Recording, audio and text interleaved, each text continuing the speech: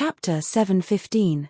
The stone egg that had rolled into the bushes with the gold shone with rings of scarlet light, brightening and dimming like it was breathing.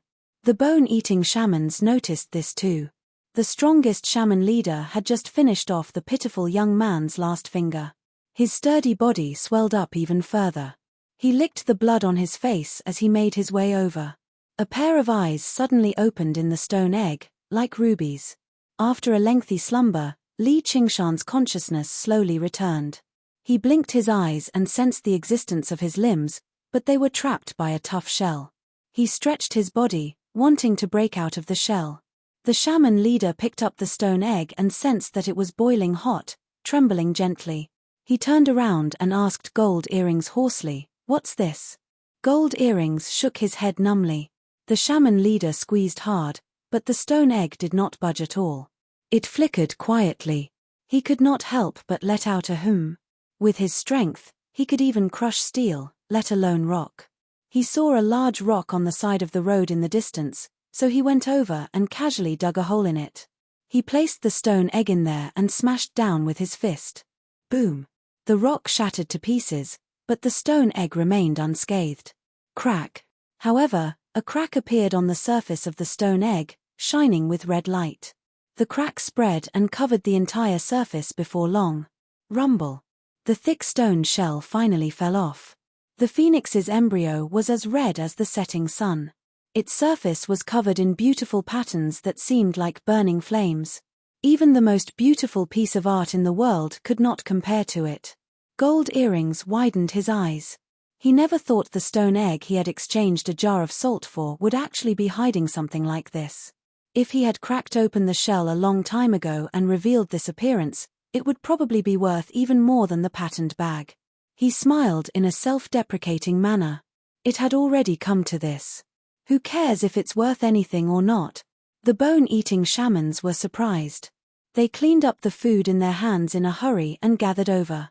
They studied the phoenix's embryo, but they were unable to see the situation inside. However, Li Qingshan saw the vicious faces through the shell. He could not help but feel rather confused. Weren't I in the volcano? Why am I here? Don't tell me the volcano erupted and washed me out. Oh no, it's the Azura field. All my belongings are in there. The leader shaman licked his fangs. Greed filled his eyes. The bone-eating tribe devoured humans to strengthen themselves, so they were extremely sensitive to life force. The life force in the egg was basically greater than 1,000 or even 10,000 people. If he ate it, he could probably directly become the chieftain when he returned to the tribe. The other bone-eating shamans obviously sensed it too. The greed in their eyes was the same. A skinny, little shaman was unable to resist the temptation, extending his hand in an attempt to touch the egg. He was sent flying by the shaman leader with a slap, landing on the ground. His fate was unknown. The shamans immediately stopped acting up, but their eyes remained glued to the phoenix's embryo. Li Qingshan could clearly see the greedy eyes in front of him. He clenched his hands and feet, but he felt that his body was unprecedentedly tender and weak. The monster Dan was still intact, but all the monster aura had been exhausted and could not be used. He couldn't even use his innate divine abilities. The so-called Nirvana rebirth was obviously not about becoming stronger in a short period of time. Instead, it required a process of growth and maturity. He also wanted to make use of this process to adjust the various powers in his body. Right now, he was in his weakest state. After so much difficulty, I managed to escape from the Dragon King of the Sea's pursuit. If I die to these pieces of trash, that would be a joke. Li Qingshan could tell the strength of these bone-eating shamans with a single glance. As humans, they could not reach the 6th layer, and as diamonds, they could not condense a demon core. Although their bodies were tough, they were at the level of iron plate corpses at most.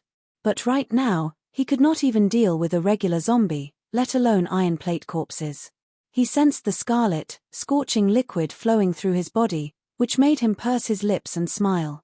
The phoenix's embryo suddenly shone brightly. The flame patterns on its surface danced like real flames. The bone-eating shamans suddenly sensed danger. As they gradually broke away from the boundaries of humans, their senses became even sharper, but the greed of humans made them hesitate. They were reluctant to leave. Boom! The phoenix's embryo shattered loudly, and violent, scarlet flames surged out violently, swallowing the bone-eating shamans and reducing them to ashes amidst their howls. The liquid in the phoenix's embryo was a tangible product that Li Qingshan had condensed from the fire of the earth, so the power it contained went without saying. It was not something a few shamans could withstand with their bodies. When all the shamans gathered around the phoenix's embryo, Gold Earrings moved silently. The bone-eating shamans did not believe he had the right to escape, so they did not restrain him. Suddenly, there was a scarlet flash. He reacted quickly, kicking off with his legs and lunging into the distance. He felt a wave of heat rush over from behind, and he slammed into a tree viciously. His vision darkened, and he almost fainted. He immediately bit the tip of his tongue and forcefully woke himself up. He felt his back burn with pain. It was all thanks to the circle of shamans blocking most of the force of the explosion, allowing him to survive.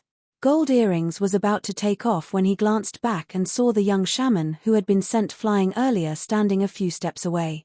He immediately stiffened up and became immobilized. This was not cowardice.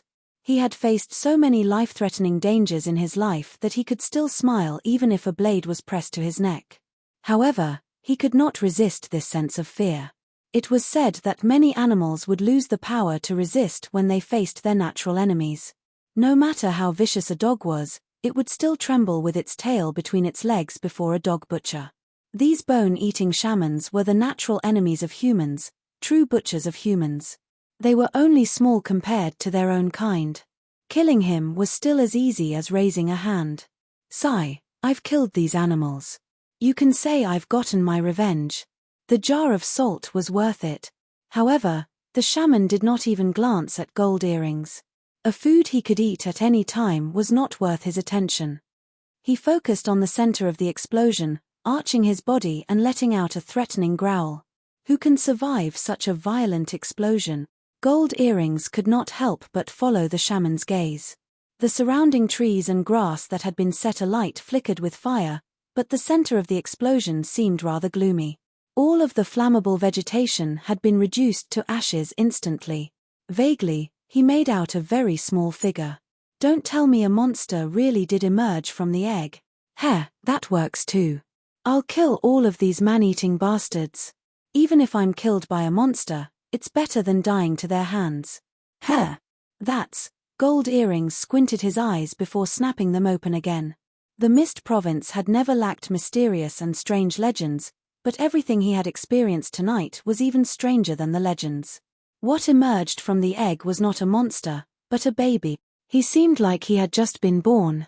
He was only around a foot tall, and his skin was white and rosy, like he was carved from jade. He seemed extremely young, but his scarlet eyes shone with a soul-stirring light. There's actually another one. How troublesome. Li Qingshan murmured. He discovered his voice was almost like an infant's murmur. With his current strength, he was still not the bone-eating shaman's opponent. The danger had not been resolved yet. However, just how many dangers had he been through and how many powerful enemies had he faced? He did not care too much about an opponent like that. Under the bone-eating shaman's threatening growl, he glanced over with his scarlet eyes indifferently. All of the bone-eating shamans had stood on end. He leapt backwards, pacing around on all fours. He was afraid to make eye contact with the scarlet eyes, but he refused to leave just like this. The heavy aura of life drew him in. Li Qingshan made his way over to the bone-eating shaman. His strides were very small, but he walked with ease and composure, without the slightest fear or hesitation. He passed through the flames in the grass, and the flames wrapped around him, coiling around him obediently. The bone-eating shaman staggered backwards. As Li Qingshan advanced, clusters of flames surged over, suddenly turning into a pair of wings of fire and lunging towards the bone-eating shaman. The flames whistled and whistled like a phoenix spreading its wings. Actually, this was just a bluff. Regular flames were unable to deal much damage to a bone-eating shaman with a tough body. The bone-eating shaman let out a wail and fled in a hurry, vanishing into the jungle in the blink of an eye. Don't tell me this infant is a fire devourer. It's said that fire devourers are born from fire, but I've never heard of them turning into eggs. And, it's said that most fire devourers live in the south. Who cares? If the fire devourer pursues the shaman, I'll flee immediately. I didn't think I'd actually make it out alive this time. That's unbelievable. Having survived a desperate situation, Gold Earrings thought happily, but he saw that the fire devourer did not pursue the fleeing bone-eating shaman. Instead, he looked at him and asked with a tender voice, "What's your name?" Gold Earrings almost fell into a state of numbness again.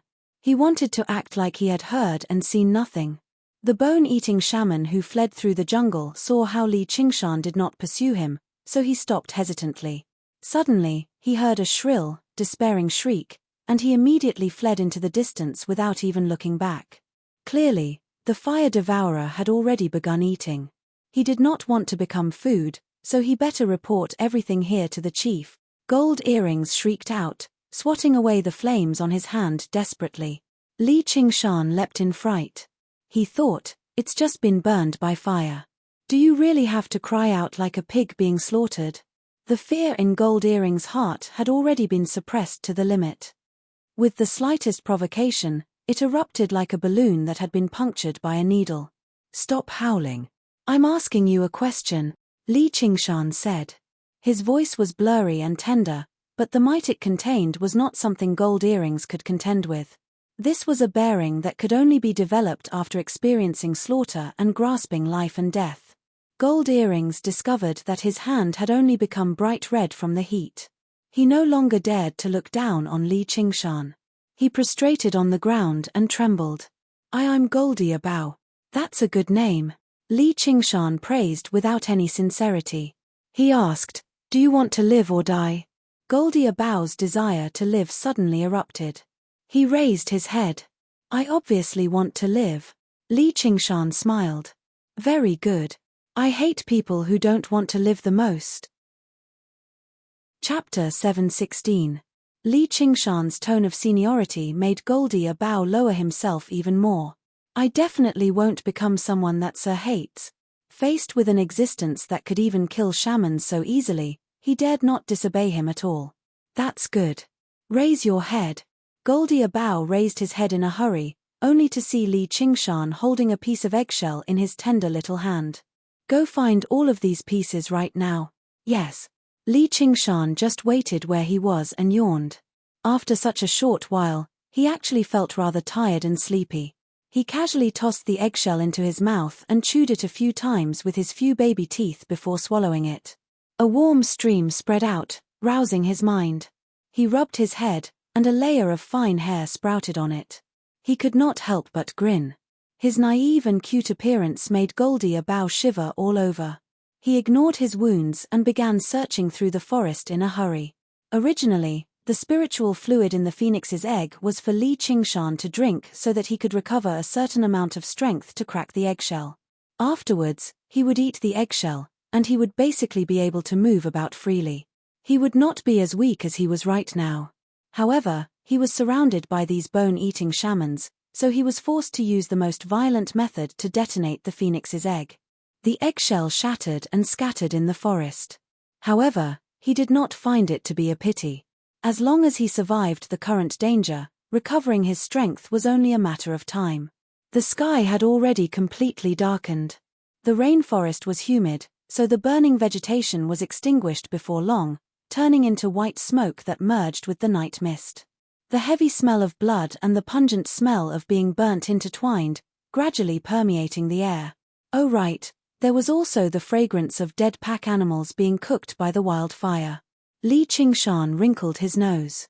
He did not have much experience living in rainforests, but he knew that many wild beasts had already begun hunting at this time of the day.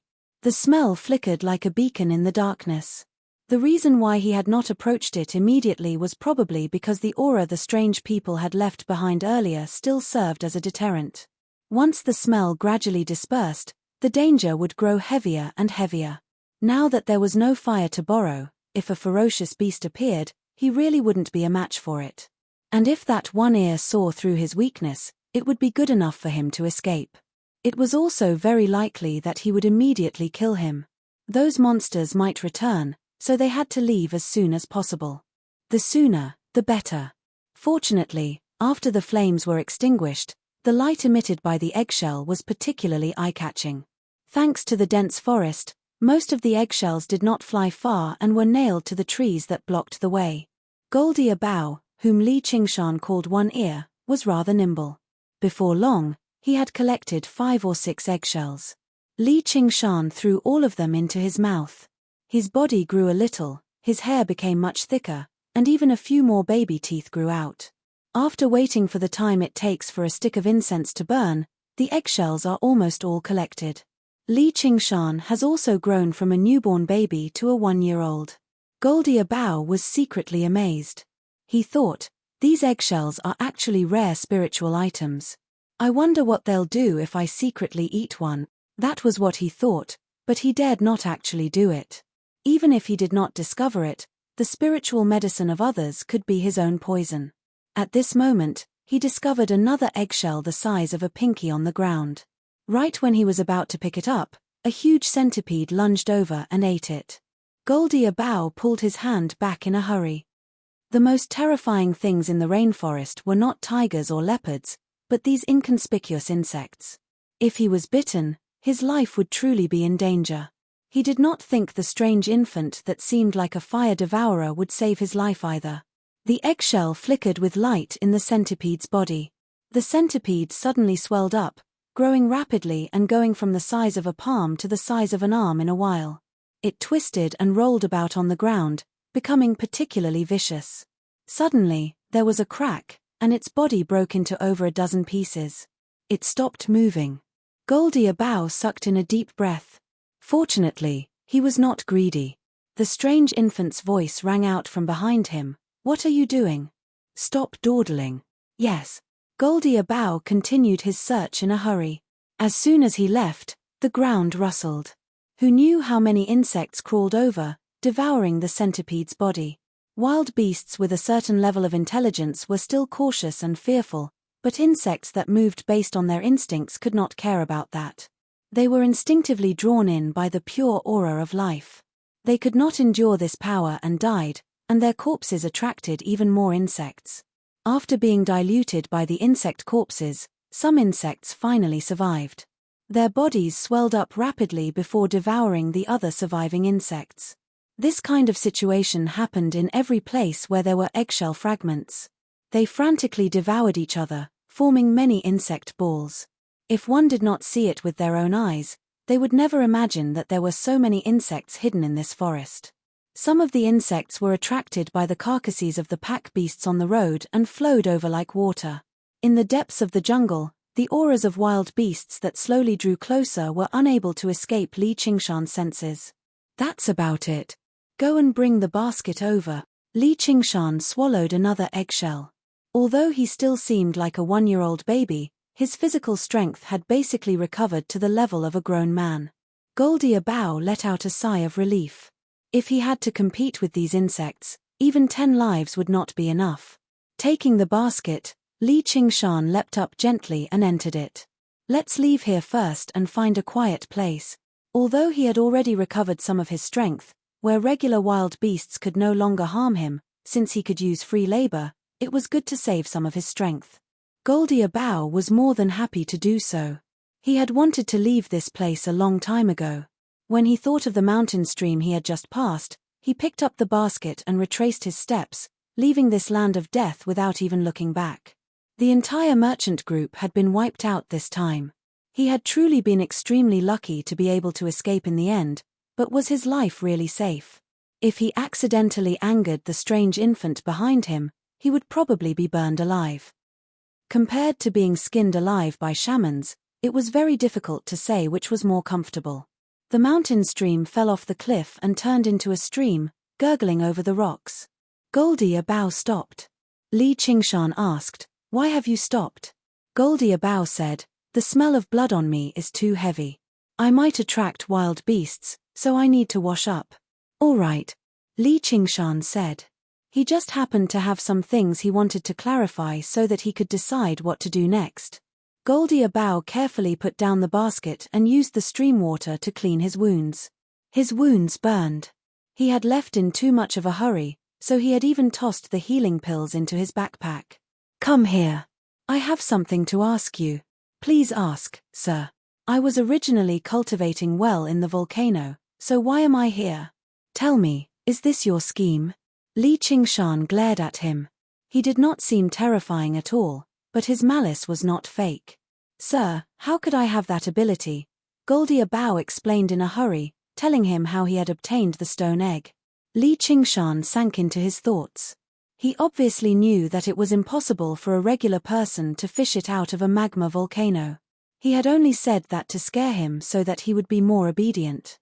As it seemed, the situation was pretty much the same as what he had guessed.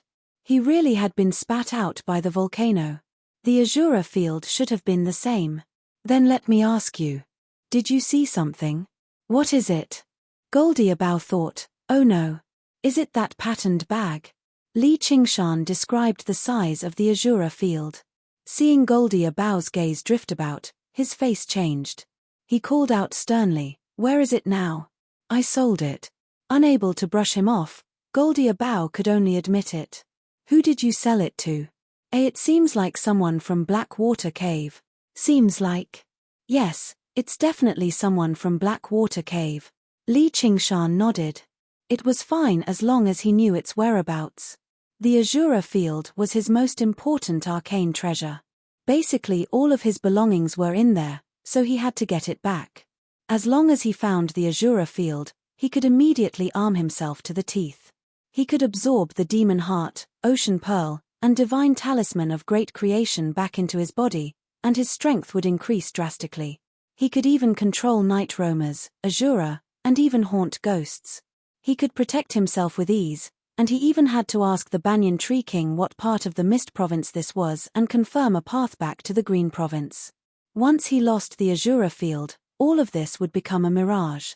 However, he was not particularly worried, as the Azura field was an arcane treasure after all. Its brilliance was concealed, so regular people would never be able to see through its functions. Even if they could tell it was extraordinary, they would struggle to refine it. Even second heavenly tribulation cultivators would struggle to achieve that. In the past, Mo Yu had spent several days refining it, but he still failed in the end.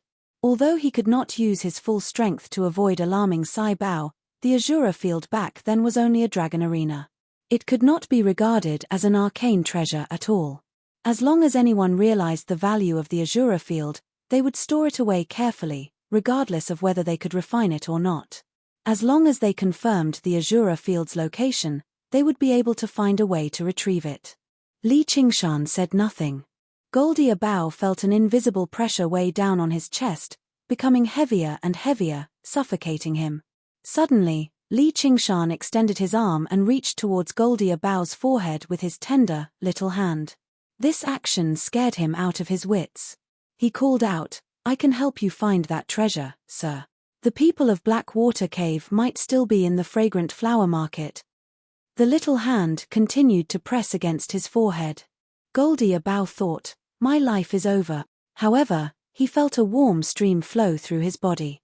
Wherever it passed by, the pain vanished, and all of his wounds healed. Even his mind became extremely vigorous. His inner force that had stagnated a long time ago actually broke through once again. Li Qingshan pulled back his hand. "I'm not someone who can't distinguish between kindness and grievances. Those who don't know can't be punished, but you sold something of mine, so you have to help me find it. We'll go to the fragrant flower market right now. If we succeed, it'll benefit you greatly. If not, I can't be bothered with killing a mortal to vent my anger. You better think about it yourself. Sir, you've saved my life. Trifling matters like this are only natural. How can I possibly ask for any benefits?" Chapter 718. Using both carrot and stick was always the only way to control his subordinates. If he blindly threatened them, it would be easy for them to retaliate. In the upcoming journey, there were still many places where this one ear would be of use. This little favor was just to keep him motivated. After undergoing Nerva rebirth, Li Qingshan gained a deeper comprehension of the Phoenix's scripture of Nerva. Healing Goldia Bao's wounds did not actually take up too much of his strength. All he did was stimulate his life force's potential in an ingenious manner, speeding up his recovery. However, this kind of stimulation could not be overdone. Otherwise, it would overdraft one's life force, and there would be great side effects.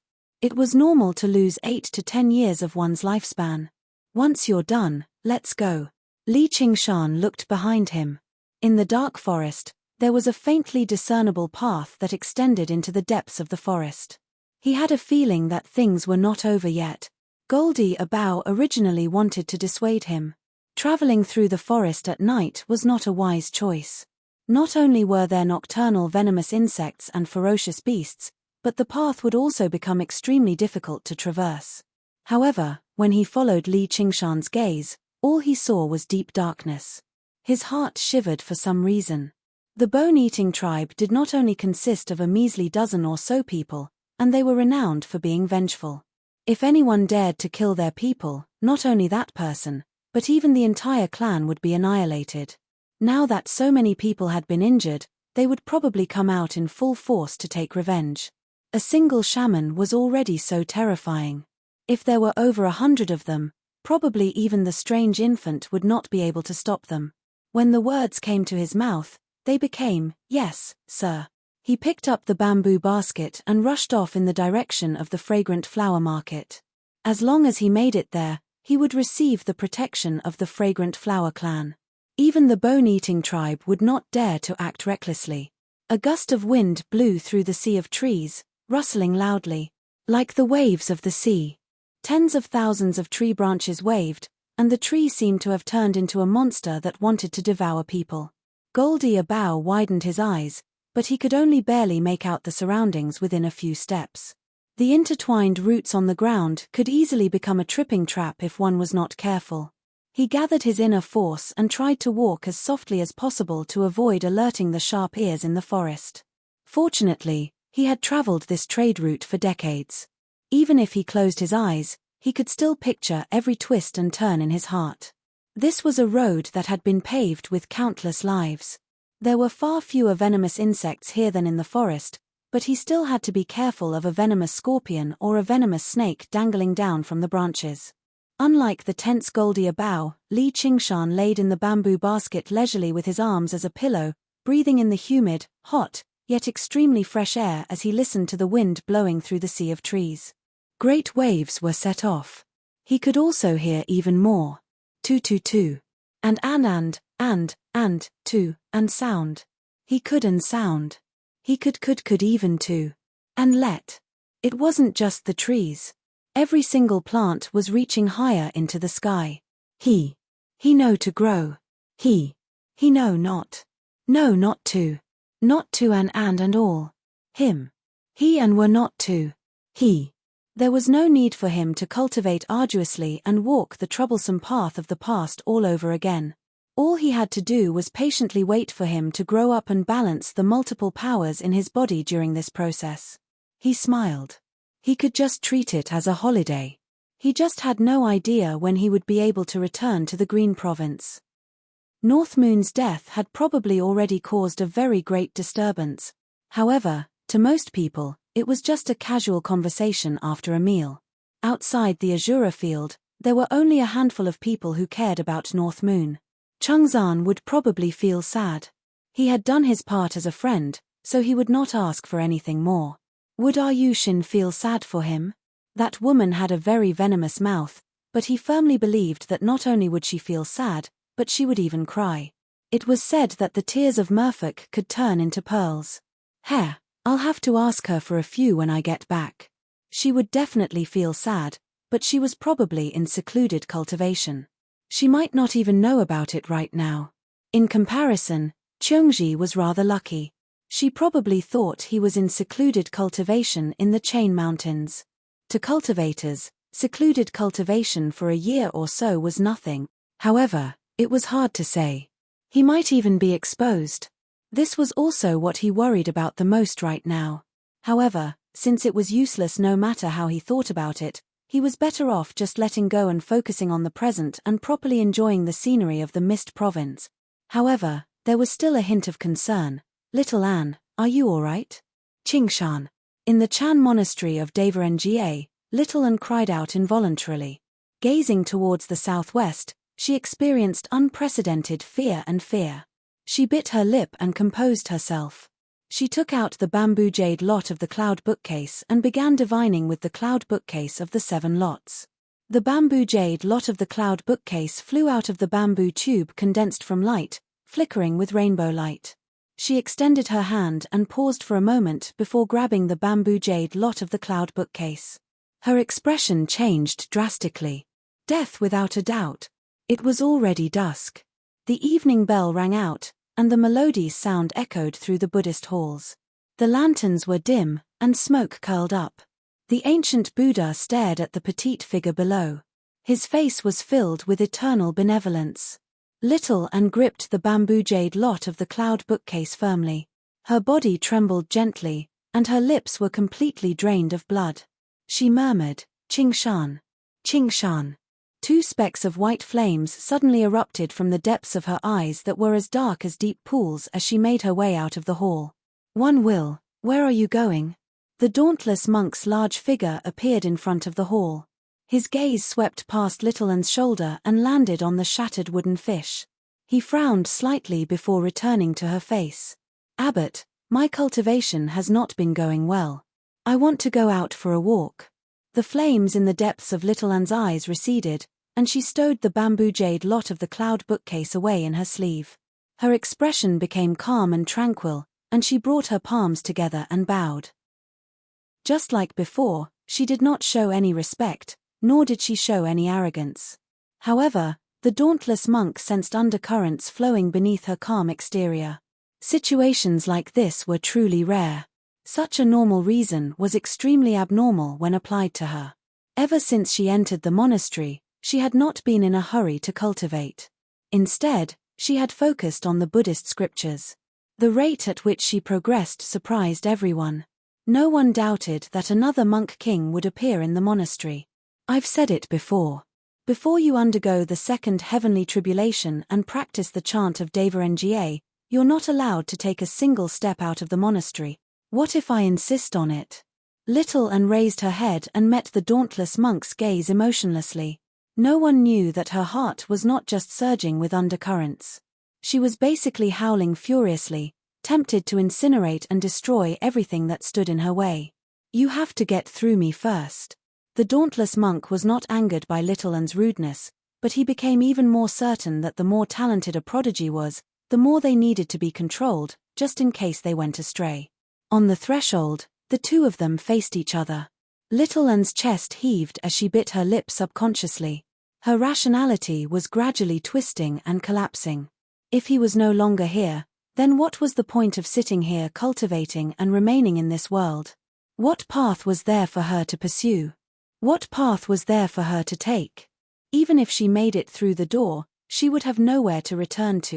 The determination in her eyes surprised the dauntless monk, but suddenly, he recovered his composure and bowed again. "Yes, Abbot." He turned around and returned to the Buddha statue. He sat down on the cushion and took out another wooden fish, continuing to strike it. The dauntless monk seemed to be in thought. He said, "Focus on the heart as precepts. From precepts comes composure, and from composure comes wisdom. Your Dharma name is Unveils, but that doesn't mean you can stubbornly do everything. You better cultivate properly." Little An raised her face and became confused. She had clearly calculated that she would definitely die, but in that moment just now, she sensed that he was still alive. This feeling was no different from the palpitation she felt just now. It was like some sort of mysterious revelation, which immediately made her calm down. Her gaze became determined. As long as there was still a sliver of hope, she would do everything she could. Perhaps he just happened to be in need of help right now. She could not do something pointless. Several days later, she finally received some information. After killing a group of demon commanders, the North Moon fought Mo Yu on Calm Wave Lake and killed him. Afterwards, the Dragon King of the Sea pursued North Moon for thousands of kilometers, killing him in the wilderness of the Mist Province. North Moon, Mist Province, Dragon King of the Sea. She muttered these 3 words to herself and waited for another half a month before entering secluded cultivation, breaking through to the second heavenly tribulation. Whoosh! Whoosh! Goldie Abow gasped for air, drenched in sweat. He had run for most of the night, so his inner chi was almost completely depleted. His footsteps gradually slowed down. Right when he was about to ask for some rest, an order rang out from the basket on his back. Stop. There's someone up ahead. Are they bone-eating shamans? Bone-eating shamans? You're talking about those strange people just now. No, they're just some mortals, Li Qingshan said. 100 paces away, there was a bonfire burning, as well as the presence of many humans. That's fantastic. Goldie Abow beamed. He had just been worrying about the issue of food and water. Li Qingshan said, Aren't you afraid they're enemies? Goldie Abow said proudly, I've been a merchant for many years, so I've made quite a name for myself in this generation. I have friends in various caves and villages, so it's perfect for me to ask for some food and water. If I'm lucky, I might even be able to borrow a mount, so I'll be able to travel faster. Not to mention, sir, you're here, so why should I be afraid of a few measly mortals? His last sentence was already a test. After running for most of the night, he slowly calmed down and recovered his usual cleverness. He felt like it was very likely that this strange infant was not as powerful as he imagined him to be, or why would he let the fleeing shaman go? And he just sat in the basket patiently like that. Li Qingshan said indifferently, Are you doubting me? How would I dare? Goldie Abow's heart leapt. He still spoke extremely politely, but his heart began to pound. Let's go. Li Qingshan could not be bothered with explaining anything. By the time his suspicions turned into actual action anyway, his strength would have already recovered to a level where he could kill him. It was normal for him to doubt him, but what he did after that would directly determine his fate. If he obeyed his orders obediently and helped him retrieve the Azura field, Li Qingshan did not mind giving him some benefits. If he wanted to use this opportunity to do something, he would just have to kill him. You choose your own path. Take care of yourself. To be continued, mobile users, please read it at M. Chapter 719. That meaningful sentence made Goldie Abow shiver inside. He slowly walked forward, silently adjusting his breathing at the same time. Suddenly, he stopped and said emotionally, Sir, please don't look down on me too much. I've lived for so long, so I still know how to repay a debt of gratitude. Not only have you saved my life, but you've even helped me take revenge. It's only natural for me to repay you with my life. Here. A childish laughter rang out from the basket. Li Qingshan smiled. I've seen quite a few people. Some are smart, some are stupid, some are cunning, some are loyal, and unknowingly, I've developed a knack for judging people. If I really want you to repay me with your life, you probably won't do it no matter what. Goldie Abow's expression stiffened. He felt rather awkward. He had indeed only said this after careful consideration. No matter what choice he made in the future, he had to obtain this strange infant's trust as much as possible. If it really was a dead end, he definitely would not take it. In this sea of trees, survival would always be the most important. Compared to revenge and repaying a debt of gratitude, it was all secondary. Li Qingshan said, Since you're a merchant, let's talk business. If this deal goes through, the benefits will be 100 times, 1,000 times better than that 100 taels of gold. I can guarantee that you won't have to do this for the rest of your life. If it doesn't work out, even if you don't want to repay me with your life, it's not up to you. Then in other words, we're partners in business. May I ask for Sir's great name? Goldie Abow laughed dryly, but he was greatly moved inside. Just call me a you. Li Qingshan considered it. Originally, he wanted to make up a fake name, but he really did not have much talent for names, so he just used his real name and covered it up slightly. Yes, Sir Ayu. Speaking of which, our fort has someone called Goldie Ayu. Goldie Abow thought, this name sure is ordinary enough. I can tell it's a fake name with a single glance. Barbarians did not have much talent for names either. They often used the name of the village as their surname, and their names would be Abow, Alan, or something like that. There were many Ayu, both male and female. What a coincidence. We're almost there.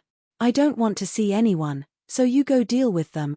Goldie Abao had already seen the flickering firelight in the forest. He felt that his strength had recovered slightly, so he strode over. "Who are you?" one of them shouted in a low voice and pulled out his saber. The people around the bonfire woke up and immediately took out their weapons. "I'm Goldie Abao. Is that Huang Liang Fei from Huang Liang Beach up ahead?" Goldie Abao was overjoyed when he heard the voice. It just so happened that he knew someone. "Is that Uncle Po from Gold Fort? Please come over. We just said that you made a fortune in the fragrant flower market. Why are you here?" Huang Liangfei stowed his blade away and invited Goldie Abao over to the campfire. He saw that his clothes were tattered and covered in blood. He was even missing an ear. He could not help but become surprised. "What's going on? Where are the others?"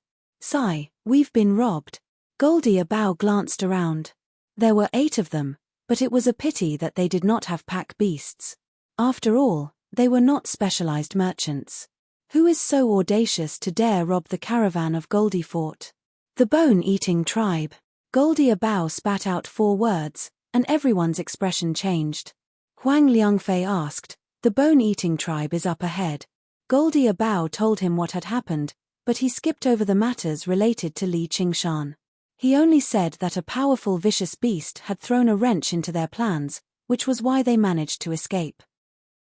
"This is the retribution of those monsters, and it's also because you've done good deeds, receiving the blessings of the Bodhisattva. Come eat something." Only then did Huang Liangfei stop worrying. He did not doubt what he said. If it were not for a coincidence like that, how could he have survived the mouths of the bone-eating shamans? He glanced at the basket on Goldie Abao's back. He refused to toss it away even as he fled, so who knew what kind of good stuff was in there? "Thank you. I'll definitely repay you when I go to Huangliang Beach in the future." "No, we should be the ones thanking you, or we'd probably run headfirst into the mouths of the bone-eating tribe." A kid suggested turning around and returning to the fragrant flower market, but Huang Liangfei immediately turned him down. Not only was traveling at night dangerous, but it also took up a lot of energy, so they could not travel too far. After all, not everyone possessed Goldie Abao's martial arts and experience, so they were better off resting properly and setting off in the morning. However, when they heard such a thrilling story, none of them felt sleepy anymore. They gathered around the campfire and discussed the chilling legends related to the bone-eating tribe one after another. The flickering firelight passed through the gaps in the basket, landing on Li Qingshan's intrigued face. He never thought the group of strange people were actually all humans. However, a tribe like this that relied on cannibalism to cultivate could only exist in this land of wilderness. If it were the Green Province, the Hawkwolf Guard would definitely destroy them. At this moment, he felt a probing gaze cast into the basket. As it turned out, it was Huang Liangfei. Afterwards, even more gazes appeared. Even though Goldie Abao sat beside the campfire, he did not put down the basket on his back. This action attracted quite a lot of attention. Huang Liangfei was still considering what to say when the kid who suggested turning around earlier asked, "Uncle Abao, what's in your basket?" "Nothing much, just some goods." Goldie Abao sensed the gazes in the surroundings begin to change slightly. He thought, "Oh no, I actually missed out on this." If he said there was nothing important in the basket right now, probably no one would believe him apart from the naive kid who had asked about it. Unless Sir Yu walked out himself for them to see, but Sir Yu clearly had no intentions of doing that. Li Qingshan sat in the basket calmly and sneered slightly. He just happened to find this laborer not strong enough. Huang Liangfei exchanged glances with his companions. He had heard that Goldie Abao had earned 100 taels of gold from selling a wondrous item in the fragrant flower market this time. Coupled with the ores, it was quite a bountiful harvest. Was it all in the basket? Only the kid failed to sense the change in the atmosphere at all. He asked about the appearance of the bone-eating people in fear and excitement. Normally, not a lot of people would target a merchant group. Even if the ambush succeeded, the revenge of Goldie Fort would be no laughing matter. Now that Goldie Abao was in such a sorry state, Huang Liangfei was confident he could kill him alone, and no one would know he had come here. The people of Goldie Fort would only think the bone-eating people had eaten him clean, He could obtain what was in the basket on his back without any risk at all. This was an extremely rare opportunity. Malice permeated the surroundings of the campfire. Goldie Abao suddenly fell silent, lowering his head and trembling all over. A sliver of contempt flashed through Huang Liangfei's eyes. He never thought an old merchant like him would actually become so frightened.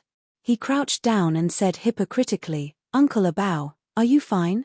Goldie Abao said nothing. It was not that he did not want to speak, but that he was unable to.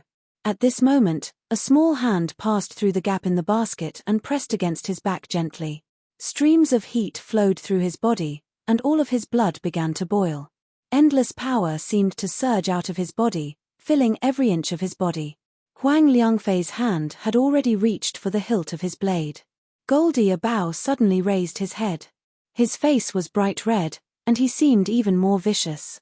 He grabbed Huang Liangfei by the neck and was about to crush it hard when a tender voice rang out from the basket, "Don't kill him." Goldie Abao struck Huang Liangfei's chest with a backhand. With a thump, Huang Liangfei's ribs cracked, and he was sent flying. Only now did he return to his senses.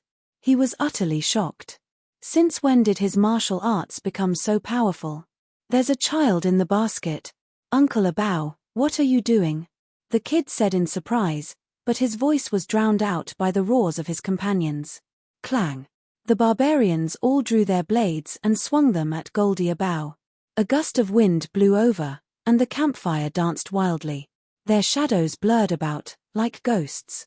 Goldie Abao punched out with both fists and sent another 2 barbarians flying, but he was unable to avoid the other blades. A few fire snakes suddenly surged out of the campfire, shooting towards the barbarians' eyes. Fire! Ah! Although the barbarians were fierce, they subconsciously covered their eyes when their vitals were suddenly injured, letting out miserable cries. How could Goldie Abao let go of an opportunity like this? He swung his fists and legs, knocking all the barbarians from Huangliang Beach to the ground. Although he did not kill them because of Li Qingshan's orders, they were all heavily injured and had their bones broken.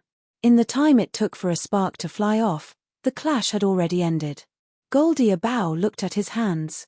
He struggled to believe that this was his own strength. He felt like he had not even used his full strength. Don't celebrate too early. Be careful of shortening your lifespan.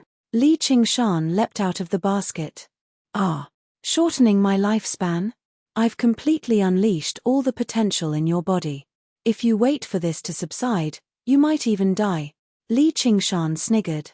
You dash Goldie Abao's face changed. His excitement immediately turned into fury, but when he met the scarlet eyes, he dropped to his knees with a plop and called out, "Please save me, Sir Yu." Since he was bold enough to say it, he was clearly not afraid of him learning about it. Li Qingshan smiled in satisfaction. If he dared to stab him with a single sentence, then he would have to consider switching laborers. He made his way over to the campfire and extended his fingers. The flames transformed into various shapes and sizes. You don't mind eating people, do you? Ah. Goldie Abao looked at the barbarians on the ground. You don't want me to kill them? Don't tell me you want me to be like the bone-eating tribe. He gritted his teeth. I don't mind. Sir Yu, do you know the shaman arts of the bone-eating tribe? As long as he could survive, he was willing to do anything. That's good. I don't know any shaman arts, but I've gained some inspiration. Pull that guy surnamed Huang over. Yes. Goldie Abao pressed Huang Liangfei before Li Qingshan. Li Qingshan pressed his hand against his forehead. Huang Liangfei, who was originally on the brink of death, began to put up a violent struggle before suddenly collapsing and becoming motionless. Li Qingshan held a bright red ball of flames in his hand.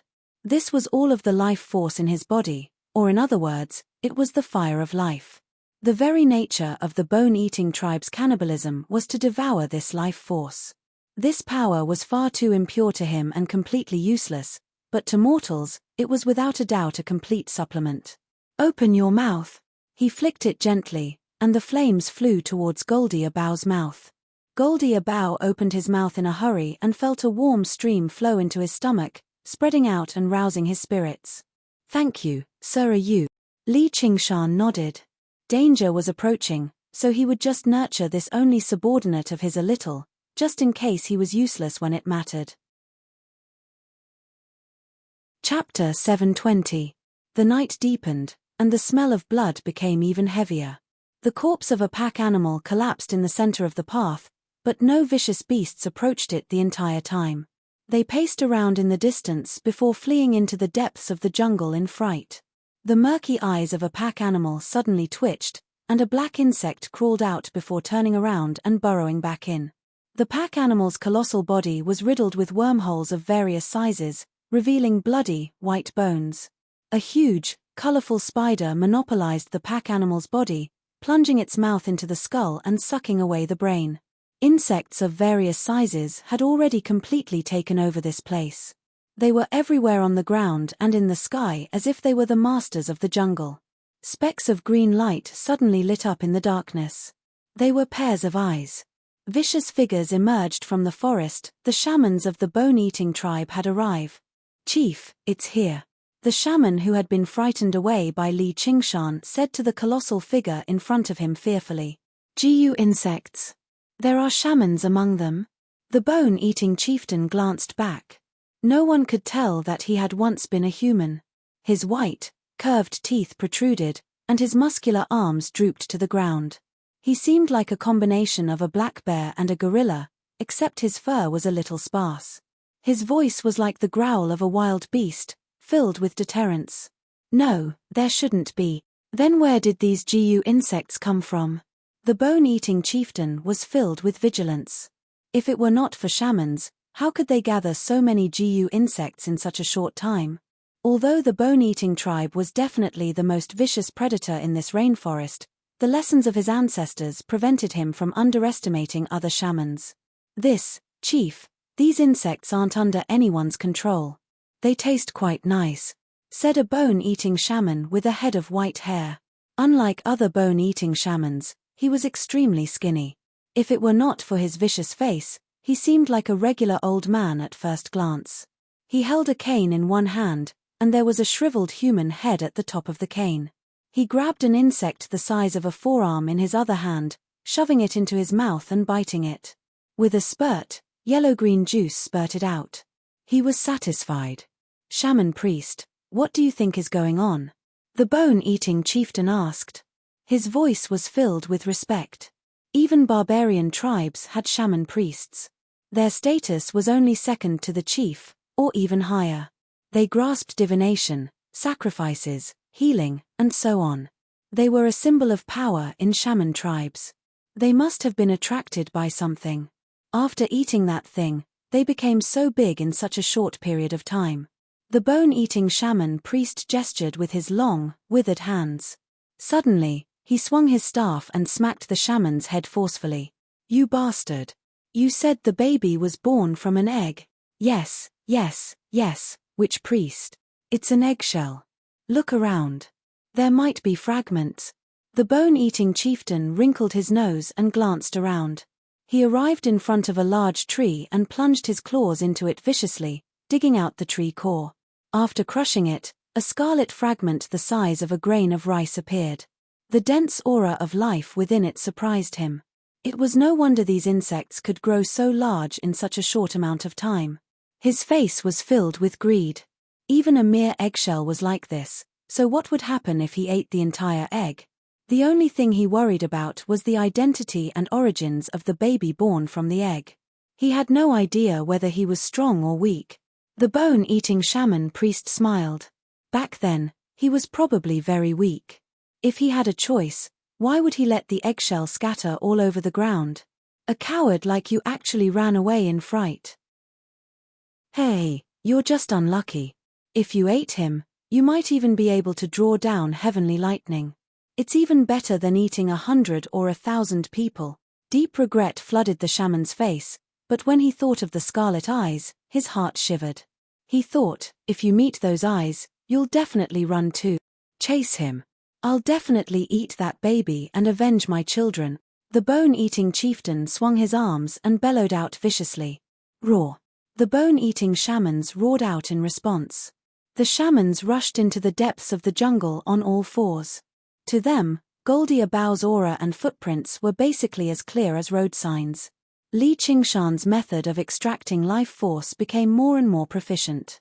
Before long, all of the howls and howls vanished, reduced to withered corpses. Only the naive kid who had no idea what was going on remained, sitting on the ground limply like he was in a nightmare. Li Qingshan did not seem to see him either, returning to his seat by the fire. "Sir, what do we do with this kid?" Goldie Abao lifted the kid up in a single stroke. As life force surged into his body, his eyes became rather bloodshot too. It was no wonder that the bone-eating shamans were so meticulous when they ate people. Nothing could compare to the pleasure. Right now, all he wanted was a little more. "It's not like they provoked you." Li Qingshan stared at the flames and extended his hands into the fire. "If we don't kill them all, Huangliang Beach will probably come for revenge," Goldie Abao said. Although the people of Huangliang Beach had tried to murder him first, there was no right or wrong in the jungle. Only the strong preyed on the weak. It was better to avoid as much trouble as possible. Is Huangliang Beach also a shaman tribe like the bone-eating tribe? Of course not. How can there be so many shaman tribes? At most, they have a shaman doctor watching over them. Then what are you afraid of revenge for? Goldie Abao suddenly returned to his senses. Before he knew it, the surroundings had become much brighter. The gloomy jungle now cleared up like it was dusk. He casually grabbed a blade from his waist and twisted it forcefully. The blade twisted, and the tough metal became like clay in his hand. He felt like he was filled with endless energy. He was so energetic that he felt like he had returned to his 20s. No, he felt even better than back then. This was the power that only shamans possess. With this power, why would he be afraid of revenge from Huangliang Beach? It was Huangliang Beach who had to worry about him venting his anger on them and destroying their Huangliang clan. And, as long as he continued to follow this AU, this power would definitely grow stronger and stronger. "Thank you, sir." Goldie Abao tossed aside the kid from Huangliang Beach and knelt on the ground, bowing his head. The gratitude on his face was definitely genuine. The people of the Mist Province's desire for power was not something people from a peaceful place like the Green Province could imagine. Just the value of this power was 100 times greater than gold. He had already made up his mind to properly cling on to this person. Even if there were some risks, it would be worth it. Riches came with risk. Looking at this person's personality, he did not have to worry about him burning the bridge after crossing it at the very least. "Prepare to set off." Li Qingshan stood up and said. Yes. Originally, Goldie Abao was utterly exhausted and planned on resting, but after absorbing the life force of 7 or 8 people, he no longer felt any exhaustion. He removed a set of clothes from the corpses and changed into them, equipping himself with a blade. He even gathered some food, water, gold, and other valuables, making ample preparations. He seemed like he was brimming with energy, completely different from his uneasy state a few hours ago. Chapter 721. Goldie Abao picked up the basket on his back and set foot on the path to the fragrant flower market. The forest rapidly receded, gradually adapting to his new power. His footsteps became faster and faster. Whether it was the deep darkness or the tangled roots, they were no longer obstructions. With a gentle step on the ground, he leapt several dozen steps away. He was delirious with joy, almost forgetting about the danger behind him. "Walk in a straight line," Li Qingshan suddenly said. Goldie Abao was taken aback. He returned to his senses. He was no longer the Goldie Abao of the past. The path through the forest was not straight, and it was restricted by the terrain and environment, twisting and turning. If the bone-eating tribe really did chase after them, they would definitely send people to the fragrant flower market and intercept them on the way. This would be much faster than traveling along the path. As a merchant who had lived in the Mist Province for most of his life, he actually needed someone to remind him, so he could not help but feel rather ashamed. In fact, he had not yet adapted to his new power. He had forgotten that there were many dangers and obstacles in the forest, and they were nothing to him. "Yes, my lord." At a turning point, he moved forward in a straight line. With a leap, he flew down the cliff. He bounced on the rock walls to slow down the speed of his fall. Finally, He landed lightly on a tree in the forest. The branches were bent, and he used the force to jump onto another tree and continued forward. You won't get lost, right? Don't worry, my lord. I won't. Be careful of snakes, Li Qingshan said casually. Goldie Abao was taken aback, confused. He leapt over a few more trees, and a thick vine suddenly flew up.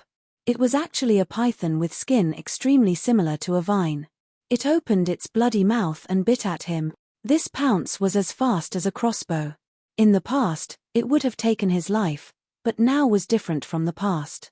He stretched out his left hand and grabbed the python's vital point. Leave it for me, don't stop, Li Qingshan said again. She stretched out her small hand and patted the python's body. The python immediately began to twitch. Goldie Abao understood and became even more excited. As he carried the python, he charged between the trees. After a while, a withered dead snake was thrown under the tree, and a blood-red flame appeared in Li Qingshan's hand. Lord Yu, can snakes be used as well? The bone-eating tribe specializes in eating humans, Goldie Abao said with some worry.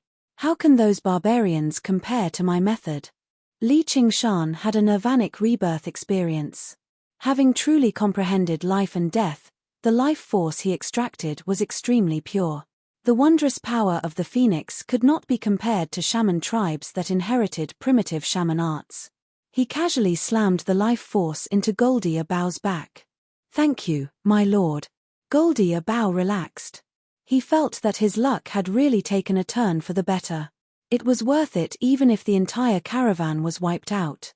It was not that he was heartless, but it was normal for people to die in this desolate rainforest. He had been a merchant for dozens of years, and had experienced such things more than once or twice. He had long gotten used to it. The only thing he could do was to become stronger. That was the most important thing. But it's not like there aren't any side effect. Li Qingshan changed the topic, which made Goldie Abao's heart leap. What side effects? If your life force is too heterogeneous, it's actually not a good thing. I think you'll only be able to survive one heavenly tribulation in your lifetime. Don't even think about going any higher. Heavenly tribulation. Goldie Abao had only heard of these two words in legends. Existences that had undergone heavenly tribulations were already existences that were close to gods. They could even look down on the bone-eating tribe. This was like saying that to a pauper. Sigh, you can only be a millionaire for the rest of your life. Don't even think about becoming a billionaire or a tycoon. That was definitely something he was willing to do. Please, sir, you have to let me endure this side effect. I'm willing to do anything for sir. Goldie Abao said from the bottom of his heart. He already understood just how powerful this person was. Doing anything for an existence like that was definitely not a humiliation, but an honor. That'll depend on your performance. If you want to do anything for me, you still don't have the right. If you were a beauty, then I might be able to ride her, but if it's someone like you, you better forget about it. Sir, if you like beauties, Fragrant Flower Market has as many as you want. I guarantee you that you'll be satisfied. Goldie Abao snickered. Li Qingshan glanced at his crotch and said in exasperation, "Shut up. Let's go." The sky lit up, and the red sun rose from the east. A figure leapt out of the sea of trees, reaching the top of an extremely tall tree in just a few steps. Goldie Abao gazed into the distance and discovered that the distance he had traveled in a single night was already equivalent to 2 or 3 days of normal travel. He did not need to rest or take any detours. This was the benefit of strength. Actually, he had still taken a slight detour. When he passed through a forest, Li Qingshan had specially made him take a detour. Goldie Abao had no idea what he was avoiding, but he knew that if he ran into it, only death would be awaiting him. The Fragrant Flower Market was already in sight. He pointed at an undulating curve at the end of the sea of trees and said, "Sir, look. The Fragrant Flower Market is right below that hill. You better look backwards." Li Qingshan rested his head on his arm and said lazily. After a night, his scarlet hair seemed much thicker, and it was no longer as soft as when he was just born. He closed his eyes slightly. There was nothing more delightful than breathing in the fresh morning air and sensing his strength grow stronger. "What's that?" Goldy Abao gazed backwards and squinted his eyes. He finally saw it clearly. The sea of trees in the distance rippled unnaturally, currently drawing closer in his direction. A sneer appeared on Li Qingshan's standard, doll-like face. Guess. The bone-eating tribe. Goldy Abao leapt off the treetops and rushed towards the fragrant flower market. He fled even faster than a mouse that had seen a cat. He had yet to recover from the fright last night. The terror of the bone-eating shamans had already been deeply engraved in his heart.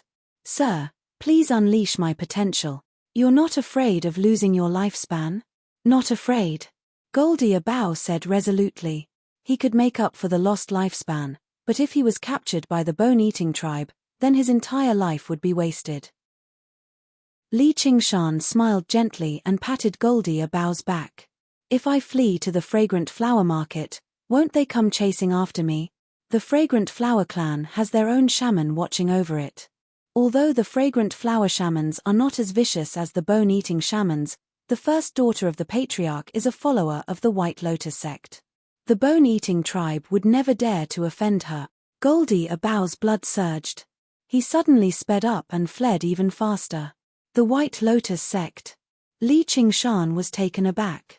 Why did it sound so familiar? Was it the White Lotus sect that Jiyu Yangying had chased out of the Green Province? What's the name of their cult master? Who knows her real name? She's known as the White Lotus Mother, and they say the White Lotus Bodhisattva has descended into the mortal world to save people from suffering and bring them back to life. There's also the Vice Cult Master, Venerable Black Lotus, who's even more benevolent. They're all like immortals.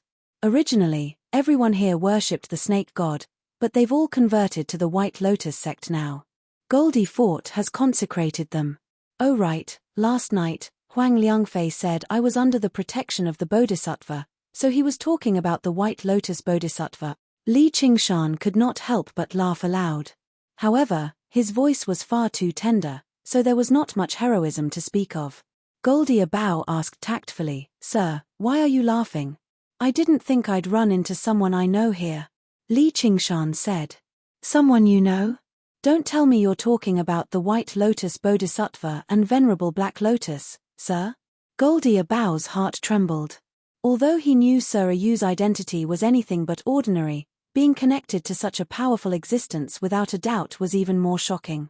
Once we reach the fragrant flower market, sir, all you need to do is mention the great name of the White Lotus sect, and those bone-eating shamans will definitely collapse without even putting up a fight. I'm not done yet. It's just a pity that I know them, but they don't know me.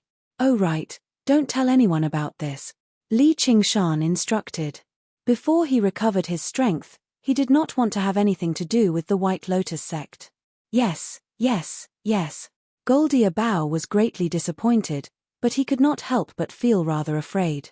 Was Sir Ayu referring to enemies? How could he be bold enough to say anything else? He could also tell that the White Lotus sect had only been around for a short period of time. Otherwise, with their ability to brainwash people, Goldy Abao would probably even consider betraying Sir Ayu if they had been around for a few more decades. Anyway, the rules of the fragrant flower market are extremely strict. Even the fiercest barbarians are afraid to fight in the fragrant flower market. These bone-eating shamans are all different from regular people, so they probably can't even enter the city. As long as we remain in the city, we'll be at ease. Li Qingshan did not answer. Instead, he sank into his thoughts. He had a very deep impression of Altar Lord Black Lotus. He was a man with an extraordinary bearing, able to break free from the encirclement of Ju Tong and the other school leaders. After so many years, it was very likely that he had already condensed a golden core. The White Lotus Mother had basically recovered from her wounds as well. She was a powerful figure who had clashed with Jiyu Yangying many times in the past. In the past, he did not understand the significance of this very well, but only now did he understand a little what kind of power this represented. The bird woman had hidden her strength extremely well. Even now, he was unable to see the full extent of it. Even if he fought against the White Lotus Mother in a playful manner, there would be no point to the game at all if the opponent was too much weaker. The first time he heard about the White Lotus sect was when the White Lotus mother massacred cities to forge an arcane treasure. Back then, he was shocked by the word massacred cities, but now, he was shocked by the word arcane treasure. That was an arcane treasure. Right now, he only possessed a single arcane treasure, and he had even taken advantage of Sai Ching. Sai Ching was a mighty prince. One of his main reasons for coming to the Rui Commandery was to forge the Dragon Arena into an Azura field, a true arcane treasure. It was not necessarily a coincidence that he had barged into the territory of the White Lotus sect this time. With the two of them working together, without the suppression of the Hawkwolf Guard and Orthodox sects, it was far too easy for them to influence a range of several thousand kilometers. When considering how sparsely populated the Mist Province was, this range might be even greater. They wanted to rebuild the White Lotus sect, so they definitely would not venture too deeply into the Mist Province. The organizations there were deeply entangled, so it would definitely be quite difficult to interfere. The Banyan Tree King's direct control spanned tens of thousands of kilometers. As for Li Qingshan's escape, he had not actually ventured too deeply into the Mist Province. This place could only be regarded as the outskirts of the Mist Province. Fragrant Flower Market was only where a disciple's home was located.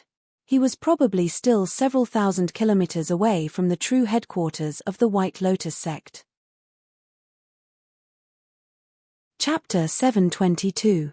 Don't worry, they'll slow down very soon, Li Qingshan said unconcernedly. He had never treated these bone-eating shamans as any sort of opponent. If they really did catch up, he could directly abandon Goldie Abao and go wherever he wanted. Just a group of shamans wanted to lock onto his aura. However, that would mean he would lose a means of transport, and it would add a lot of trouble when he searched for the Azura field.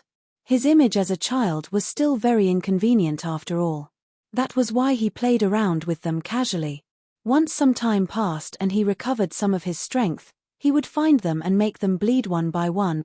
Sure enough, the bone-eating shamans stopped. They had no idea what had happened. Goldie Abao's heart skipped a beat. It's the place we circled around. A large, colorful toad currently sat by the side of the pond, blocking the path of the bone-eating shamans. It gave off faint demon chi as it stared at them firmly with its bubble-like eyes. We're finally back. Standing in front of the city gates of the Fragrant Flower Market, Goldie Abao let out a long sigh. He dared not stay any longer, entering the city quickly. A while later, the bone-eating shamans rushed over too, hiding in the jungle and gazing at the city gates from afar. They were all extremely furious. They had killed the toad monster after so much difficulty, and they even lost 2 clansmen for it. Poisonous gas invaded their bodies, melting them into a pile of mush in the blink of an eye. They could not even eat them. Chief, they've entered the city. What do we do? The bone-eating chieftain's expression was twisted. He was tempted to immediately charge in, capture the barbarian from Goldie Fort, skin him alive, and swallow the infant alive. If this were a few years ago, he definitely would have done that. The Fragrant Flower clan had some strength, but they were not bold enough to do anything to them. However, he could not do that now. The damned women of the Fragrant Flower clan have allied themselves with the White Lotus sect. We can't barge in, the bone-eating shaman priest said. He knew the bone-eating tribe could run amok in this rainforest, but compared to the White Lotus sect, they were just a bug that could be crushed at any time. When the White Lotus sect first established a branch, many shaman tribes that refused to submit were destroyed in a single night. The bone-eating tribe could remain safe not because they were powerful. It was the exact opposite, because they were too weak. They did not even have a single person who had undergone the heavenly tribulation. The White Lotus sect did not take them seriously at all. If they wanted to live long, they had to understand that there were some things that they could not provoke. The bone-eating chieftain looked back suddenly and said sternly, "Eating chieftain, don of me, of course." "Of course not. Once night falls, we'll sneak into the city, capture the person, and leave. I doubt those damned women will fall out with us over this. At most, we'll just give in to them first. As long as you eat the baby and undergo the heavenly tribulation, you'll become an altar lord of the White Lotus cult, and the Fragrant Flower Market will belong to our bone-eating tribe. The SDT. TTSTTTTT, the T said. The shan's the bone TTT and T of. All right. The bone-eating shamans roused up. However, unbeknownst to them, Li Qingshan heard everything from the basket on his back. He murmured, "They sure know how to court death." "What's wrong, sir?" Goldia Bao's ears twitched and he asked softly. Li Qingshan repeated the bone-eating shaman's conversation, and Goldia Bao paled in fright. Originally, he thought the bone-eating shamans would back off in the face of difficulty as long as they entered the fragrant flower market, but he never thought they would be willing to take such a great risk. This was not because Goldia Bao was not clever enough, but purely because his status was too low and his horizons were limited. In the world he lived in the past, no barbarian tribe was bold enough to behave atrociously in the fragrant flower market, or only death would await them. As a result, he developed the misconception that the bone-eating tribe was afraid of entering the city. And he never imagined just how great of a temptation Li Qingshan was to the bone-eating tribe. "What do we do?" "No, we need to go to the fragrant flower market and ask for protection," Goldia Bao said. The fragrant flower market was in the center of the fragrant flower market, where the fragrant flower clan resided. "What right do you have to ask for their protection? As long as the bone-eating tribe is willing to pay the price, the fragrant flower clan will probably sell you off immediately," Li Qingshan said in disdain. Goldia Bao had obtained some life force, but he had only barely surpassed the realm of mortals. Compared to the entire cultivation community, he was at the very bottom. Faced with the pressure of the bone-eating tribe, the fragrant flower clan would do everything in their power to protect him unless he was called Xianghua Bao. Goldia Bao was speechless. Then let's keep running. I can guarantee you that you won't be able to escape more than 10 kilometers. Goldia Bao paled. Originally, he thought he had escaped with his life, but he never thought he would fall into a trap of death. As soon as he thought about how the people of the bone-eating tribe were waiting outside the city and would come for his puny life once night fell, the clamor in the surroundings completely failed to give him any sense of safety. "And we still have to find the people of Blackwater Cave." "What are you running for?" "Turn left up ahead," Li Qingshan said. Goldia Bao listened to how relaxed he was and eased up slightly. He turned left. "Sir, you've come to Fragrant Flower Market before." "Yeah. Didn't I come with you once when I was still in the egg?" After undergoing Nerva rebirth, Li Qingshan's body was still very feeble, but his senses were even sharper than before. Throughout the entire Fragrant Flower Market, even the fluttering of a flying insect could not escape his ears. People flowed to and fro on the streets. The sounds of hawkers constantly rang out, and the fragrance of roasted meat constantly entered his nose. The city was not large, but it seemed very prosperous. Barbarians dressed in various strange clothes and spoke with different accents gathered here from everywhere, which made Li Qingshan feel like he was on a cultural tour. He admired the culture and scenery of the Mist province with great interest. Goldia Bao was not in such a good mood. He walked around in a hurry for a while, and a wondrous fragrance appeared. The entire street was filled with spice stores. Spices were essential resources in the Mist province. They could ward off plagues, miasma, venomous insects, and so on. The Fragrant Flower Clan was renowned for their ability to make spices. Go in and buy a few spices commonly used by barbarians. Under Li Qingshan's guidance, Goldia Bao wandered around the city, basically going through every single street. In the end, he stood in front of a hot spring with the new clothes he had bought. Fragrant Flower Market was close to the volcanoes, so it was very easy to carve out a hot spring. Goldia Bao immediately understood. He wanted him to wash off his scent before covering it with spices. No matter how sensitive the bone-eating shamans' noses were, it would be very difficult for them to find him among so many people in the city. Goldia Bao submerged his exhausted body in the scorching hot spring and immediately felt all of his pores moan in comfort. He called out, "Sir, aren't you going to wash up?" Li Qingshan stood beside the hot spring with his hands on his hips. "I'll give you 100 seconds. Once you're clean, get your ass up here. I still have things to do." "What other things?" "I've been chased for so long, so it's about time for me to teach them a lesson. How am I supposed to be the bone-eating shaman's opponent?" Goldie Abow smiled bitterly. His strength had skyrocketed, but he did not lose his head. Not now, but you'll be tonight. The corner of Li Qingshan's lips curled up. Chapter 723. 50 seconds later, Goldie Abow leapt out of the hot spring, using a new basket to carry Li Qingshan on his back. The threat of death and his desire to become stronger drove him on. Find a larger courtyard and buy as many livestock as you can from the market. You'll deal with the problem of money. Also, find out where the people of Blackwater Cave are right now. Understood. Understood. Goldie Abow began to run around the city. Borrowing a great sum of money to buy a courtyard and livestock in such a short amount of time was not an easy task, but he had been a merchant for many years. He had a wide network of contacts. He arrived at a casino and found an old friend. Using the golden name of Goldie Fort, he borrowed a great sum of money. When he expressed his eagerness, this old friend increased the interest to an insane level, doubling it every month. Goldie Abow frowned and agreed through gritted teeth. Now was not the time to get hung up on this. As long as he survived the current crisis and became a powerful shaman, he would have plenty of real money. It would be very easy for him to go back on his word. He also asked this old friend about the whereabouts of the people of Blackwater Cave.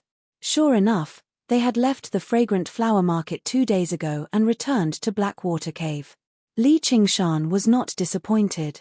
Even if he obtained the Azura field now, he would not be able to refine it and use it, so he was in no hurry to take it back. All he needed to do was know where it was. After defeating the bone-eating tribe tonight, they would retreat in the face of difficulty. By then, he planned on resting here for a while. Once he recovered some of his strength, going to Blackwater Cave to retrieve the Azura field would be as easy as pie. Afterwards, he made a beeline for the market and bought all the living creatures he could see. Of course, that was apart from people.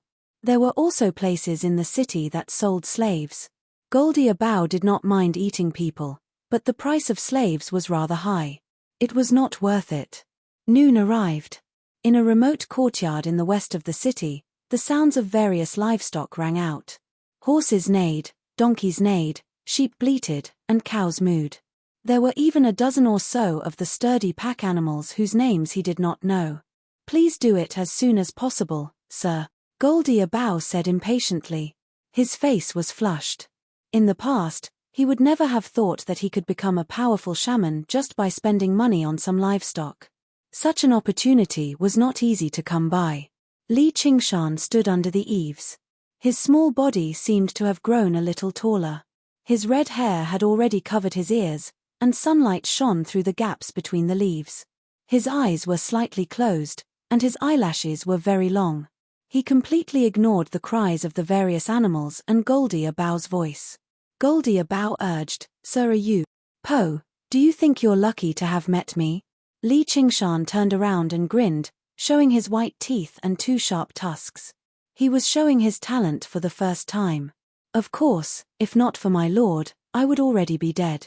I will use my life to repay my lord's kindness. There might be some danger tonight. Li Qingshan's ruber-like scarlet eyes seemed to pierce through time and see the future. I'm not afraid of danger, Goldie Abow said resolutely. It wasn't that he wasn't afraid of danger, but he knew that Lord Moon needed him now, so he wouldn't put him in too much danger.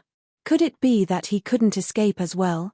Yeah, devouring the life force of a bone-eating shaman is much better than devouring these animals. It's much better than devouring these animals. Fortune comes from danger, Goldie Abow said. I'll definitely get my revenge tonight. Then let's begin. The sun gradually set in the west, and the cries of the animals in the courtyard gradually grew sparse before dying off completely in the end. At dusk, Goldie Abow stood among a pile of corpses. His face was filled with excitement. He was a head taller than before at the very least, without a single wrinkle on his face. His hair had all turned black, and his muscles swelled up like they were about to explode. He possessed explosive power in his body too. Bury the corpses and get used to your power. Prepare to face the enemy. Yes. Night fell, and the noisy fragrant flower market quietened down. Apart from a few brothels, it was all dark. The stars shone resplendently, flickering silently. There were still a few groups of guards patrolling the city walls, but they all yawned lazily. The safety of the fragrant flower market did not depend on them. Their greatest role was to discover fires in the city in time. Soon after a group of guards passed by, a few black figures leapt onto the city walls, directly leaping into the city. The high wall was practically non-existent to them. Before long, all of the bone-eating shamans had snuck in. "Chief, the entire city is filled with his aura. What do we do?" This place was not like the forest. There were far too many humans here, and their auras were mixed up. Coupled with the various spices and smells, tracking him down was very troublesome. "Split up and search. You can't wash away his original smell." The bone-eating chieftain gave an order, and the shamans dispersed to search. The fragrant flower market was not large. There were only 4 main streets, distributed in a triangular shape. With the sensitive sense of smell of the bone-eating shamans, they could search through the entire area with around 100 people. As long as they were close enough, even spices could not conceal the smell of the body. A bone-eating shaman walked through a gloomy alleyway. Suddenly, he stopped and wrinkled his nose. Within the heavy fragrance, there was a familiar smell, and he could not help but smile viciously. The smell rapidly approached him, and a gust of wind swept over his head. Goldie Abau lunged over and pressed down firmly on the bone-eating shaman. The bone-eating shaman let out a deep growl. That was the sound of a hunter discovering prey. It was so deep that it did not alarm too many people, but it was enough for the bone-eating shamans to hear clearly. They did not want to alarm the fragrant flower clan in the fragrant flower market either. All of the bone-eating shamans heard the disturbance and gathered over rapidly. They only needed a while to tear Goldie Abau to pieces. Goldie Abau was covered in cold sweat. His blood seemed to freeze and condense too. He could not help but become afraid. This was a bone-eating shaman that had eaten an entire group of merchants. Although he had become much stronger now, killing a bone-eating shaman was definitely not an easy feat. Li Qingshan stuck his head out of the basket and pressed his hand against the bone-eating shaman's head. When the bone-eating shamans arrived, all that was left on the ground was a withered corpse. After inspecting it, the bone-eating shaman priest said, "His life force has been drained dry." That's an extremely strange method. It's no wonder that barbarian from Goldie Fort is growing stronger and stronger. It's all because of that baby. At this moment, another growl rang out in the distance. Rushing over to take a look, there was another bone-eating shaman corpse on the ground. Before long, 3 bone-eating shamans had been reduced to withered corpses. As power surged into his body, Goldie Abau's fear turned into rapture. Under Li Qingshan's orders, he moved through the streets and alleyways. His blood boiled and burned. The bone-eating shamans that had once filled him with fear had now become his prey. All he had to do was wait for the next bone-eating shaman to appear before him, and he would lunge over. In the beginning, all he could do was remain in a stalemate, waiting for Li Qingshan to kill them, but now, he directly suppressed them. If it were not for the sake of devouring their life force, he could even directly kill some weaker bone-eating shamans.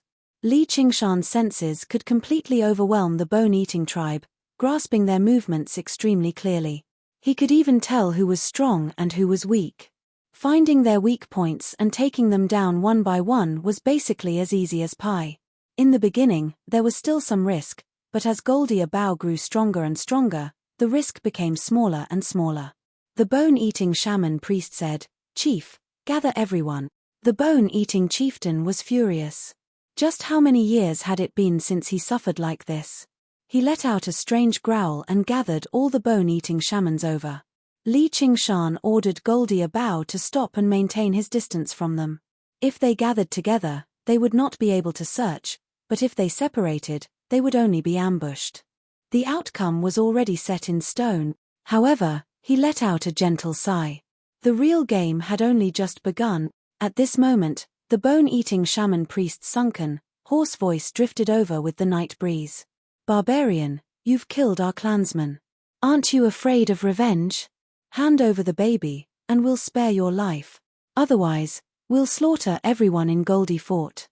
Your parents, brothers, wives, children, and clansmen will all die, and they'll all die in excruciating pain. The voice was not loud, but it was extremely clear in the quiet city.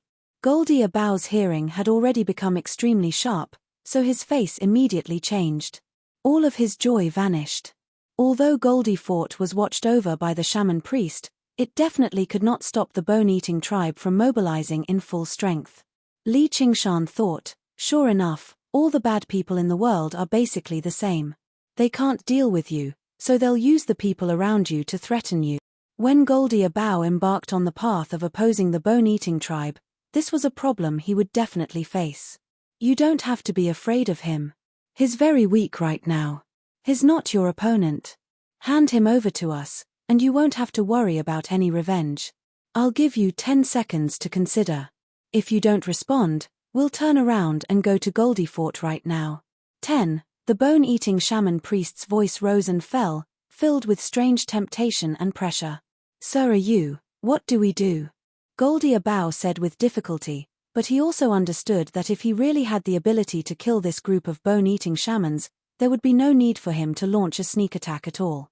Li Qingshan said calmly, there's nothing we can do right now. We still don't have the power to face them openly right now, but you better think it through. You've killed their people, so will they really spare you and your clansmen? If it weren't for you, why would I? If it weren't for me, you'd be dead already. It's not like I'm the one who wants to kill your clansmen either. Li Qingshan interrupted him and shook his head. He was still a merchant after all. If he were a warrior, he would definitely fight to the end and use threats against threats. His several decades as a merchant had made him even more shrewd than regular barbarians, making him understand how to go with the flow and avoid harm, but it had also made him lose his bravery. Sorry, I've misspoken, Li Qingshan said, there's no need to apologize. I understand your difficulties. You've chosen your own path. If you want to sell me out, I won't hate you. At this moment, the bone-eating shaman priest had already reached 5, 4, 3, 2, 1. All right, I'll hand him over to you. You're not allowed to come over, or I'll kill him, and you won't get anything. You must swear in the name of your ancestors that you will never harm me or my clansmen. Chapter 724. Sir, are you? I'm sorry. If it's just my life, it's nothing even if I give it to you. I still have my elders and children to take care of. There are over 1,000 clansmen in Goldie Fort. I can't let them all die in my hand. The stars blinked coldly, unable to illuminate the messy alleyway. Goldie Abow's eyes widened, staring at the basket on the ground. Who knew whether he was afraid of being attacked, or afraid he would escape, or perhaps both.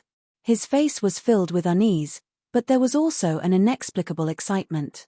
He had already carefully considered the pros and cons. He was already powerful enough right now.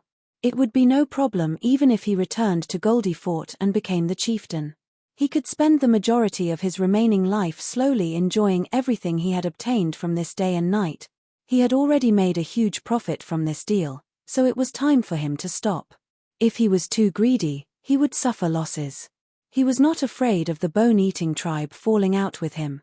The bone-eating tribe revered their ancestors very much. When shamans in the tribe were close to dying of old age, they would not be cremated or buried. Instead, they would share their flesh and blood with their clansmen. Just like that, it would be passed down from generation to generation. If they swore an oath in the name of their ancestors, they would never go against it. There's no need for you to explain any further. I've already said that I understand. Li Qingshan climbed out of the basket, straightened his body, and made his way towards a small alleyway on the side. You can't go. Goldie Abow blocked his way. This was the most important bargaining chip for him to survive from the hands of the bone-eating tribe. Li Qingshan's calm attitude made him feel deeply uneasy, but he immediately comforted himself. If he had any tricks up his sleeves, he would have used them a long time ago. He's definitely just putting on a show right now. I can't be frightened by him. That's not something you can decide. You can decide your own path, but you can't decide the path of others. Have you noticed that? They haven't responded to you. Li Qingshan turned his head and listened attentively, raising an index finger. A sliver of panic flashed across Goldie Abow's face.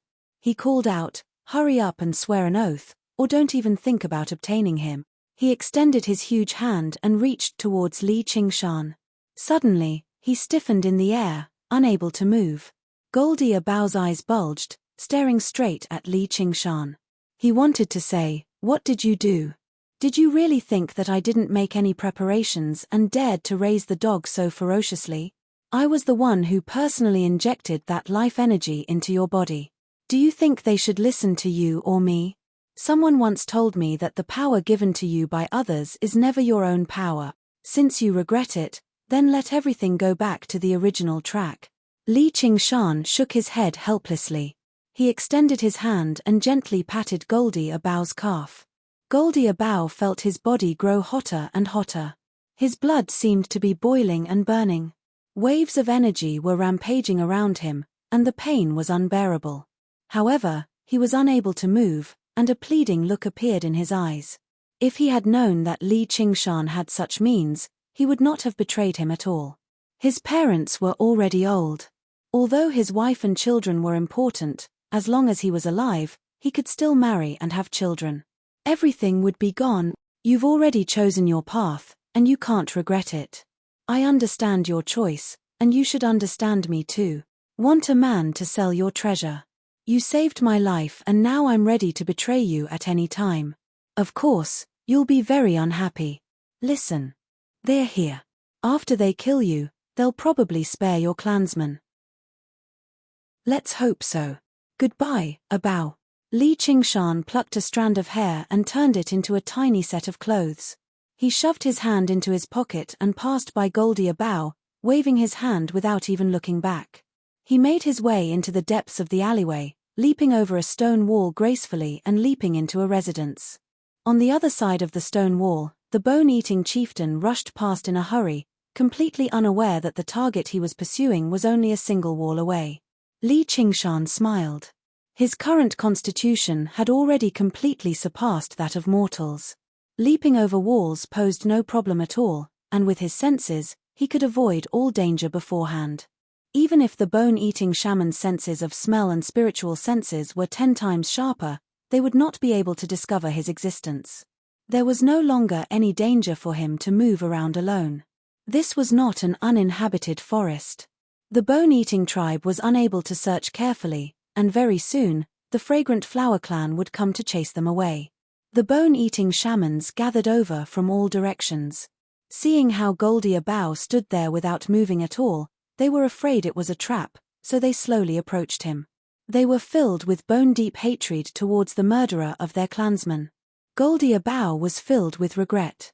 Everything he went through during the day and night was like a strange, motley dream. Now that he had woken up from the dream, he felt like he had returned to that evening yesterday. Death approached him, and he was powerless to resist. Suddenly, he understood the meaning behind Li Qingshan's words. Since you've regretted it, then let everything return to its original trajectory. According to the original trajectory, he would die in the mouths of the bone-eating tribe. No, I don't want to die. Goldie Abao roared inside. His eyes became bloodshot and scarlet red, and his consciousness gradually blurred. His heartbeat was as dense as a drum, as if it was about to burst out of his chest and leap out of his body. His bones creaked, and his skin turned scarlet red. His body swelled up, actually growing another foot taller. The color of his skin changed a few times before becoming an earthen yellow in the end, rough like the skin of a pack animal. Snake scales grew on his neck, and goat horns grew on his head. His nose became especially large, stretching out his facial features. Various animal characteristics appeared on his body, making him even stranger and more twisted than the bone-eating shamans. Chief, the basket is empty. The baby has vanished. A bone-eating shaman kicked the basket. The bone-eating chieftain frowned and asked, "Shaman priest, what's going on?" The bone-eating shaman priest studied Goldie Abao. "Looks like it's the baby's doing. What a good move. The power in his body has lost control. Oh no. Kill him." A furious roar rushed into the air, echoing through the entire fragrant flower market. Li Qingshan glanced back and said gently, "Since you like to court death so much, then go die." Afterwards, He continued on his way, crossing over wall after wall. His destination was actually the fragrant flower market. Boom! Goldie Abow swung his hand, and a bone-eating shaman flew out, smashing through 3 walls consecutively. Blood flowed from all his orifices, and his body twisted. He was no longer alive. A few bone-eating shamans lunged over, biting and tearing at him with their claws and teeth. Goldie Abow grabbed one and ripped it apart forcefully, scattering a rain of blood. The blood and pain made him even more frenzied. He swung his arms about wildly, ripping the bone-eating shamans to pieces in just a few moves. The bone-eating shaman priest's cane thumped against the ground, and the 2 empty eye sockets of the withered head at the top sprayed out with black smoke, shooting towards Goldie Abow's back. With a hiss, his flesh and blood were corroded, so deep that bones were visible. Goldie Abow's roars became even more hysterical. He completely ignored the wounds on his back and lunged towards the bone-eating shaman priest. Chapter 725. Goldie Abow grabbed the 2 bone-eating shamans and swung them around madly like weapons, constantly letting out meaningless roars and bellows. Walls shattered one after another, and residences collapsed loudly. Cries rose and fell. Just like how a single person risked his life, even 10 people would struggle to stop him. With the bone-eating shamans around him, they were like a pack of wolves surrounding a furious black bear. Their sharp teeth and claws struggled to do anything. The slightest carelessness could lead to a single insta-kill. "All of you back up. I'll stop him," the bone-eating chieftain bellowed out. His eyes basically spat fire when he realized this was the end of the chase. Clang, clang, clang, clang, clang. The urgent sound of gongs and drums rang out from the city walls. The guards called out loudly, "The bone-eating barbarians are here. The bone-eating barbarians are here."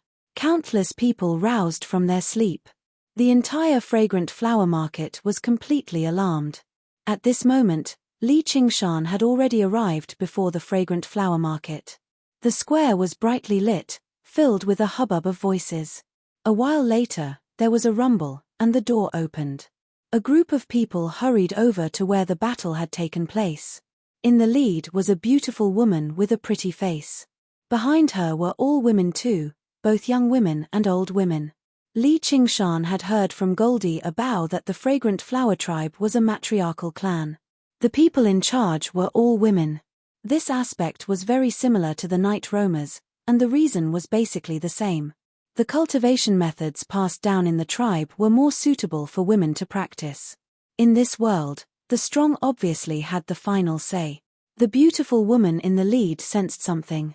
She turned her gaze, casting it into the gloomy alleyway, but she saw nothing. She could not afford to think too much about it. She became worried inside. The bone-eating tribe has actually snuck into the city at night. Are they going to declare war? Li Qingshan had already leapt over the high walls and entered the fragrant flower market. His footsteps were light and silent, and he passed through the garden swiftly. The people in the market had all been mobilized. The guards had become extremely lax. He made his way straight in and arrived in the central courtyard. There was a steaming hot spring, and there was a large fake mountain fountain in the center. An exotic fragrance drifted through the air. Those who can usually bathe here must be people with extremely great status in the Fragrant Flower clan. Perhaps it's the woman I saw earlier. However, he didn't come here to steal a woman. Even if he really wanted to, right now, he was willing, but unable. He was choosing a suitable hiding place. If the bone-eating tribe really did reach an agreement with the Fragrant Flower tribe and conduct a large-scale search of the city, they definitely would not be able to find this place. According to his perception, there was a hollow space in the rockery. He jumped into the hot spring. He swam to the bottom of the rockery and found a small cave.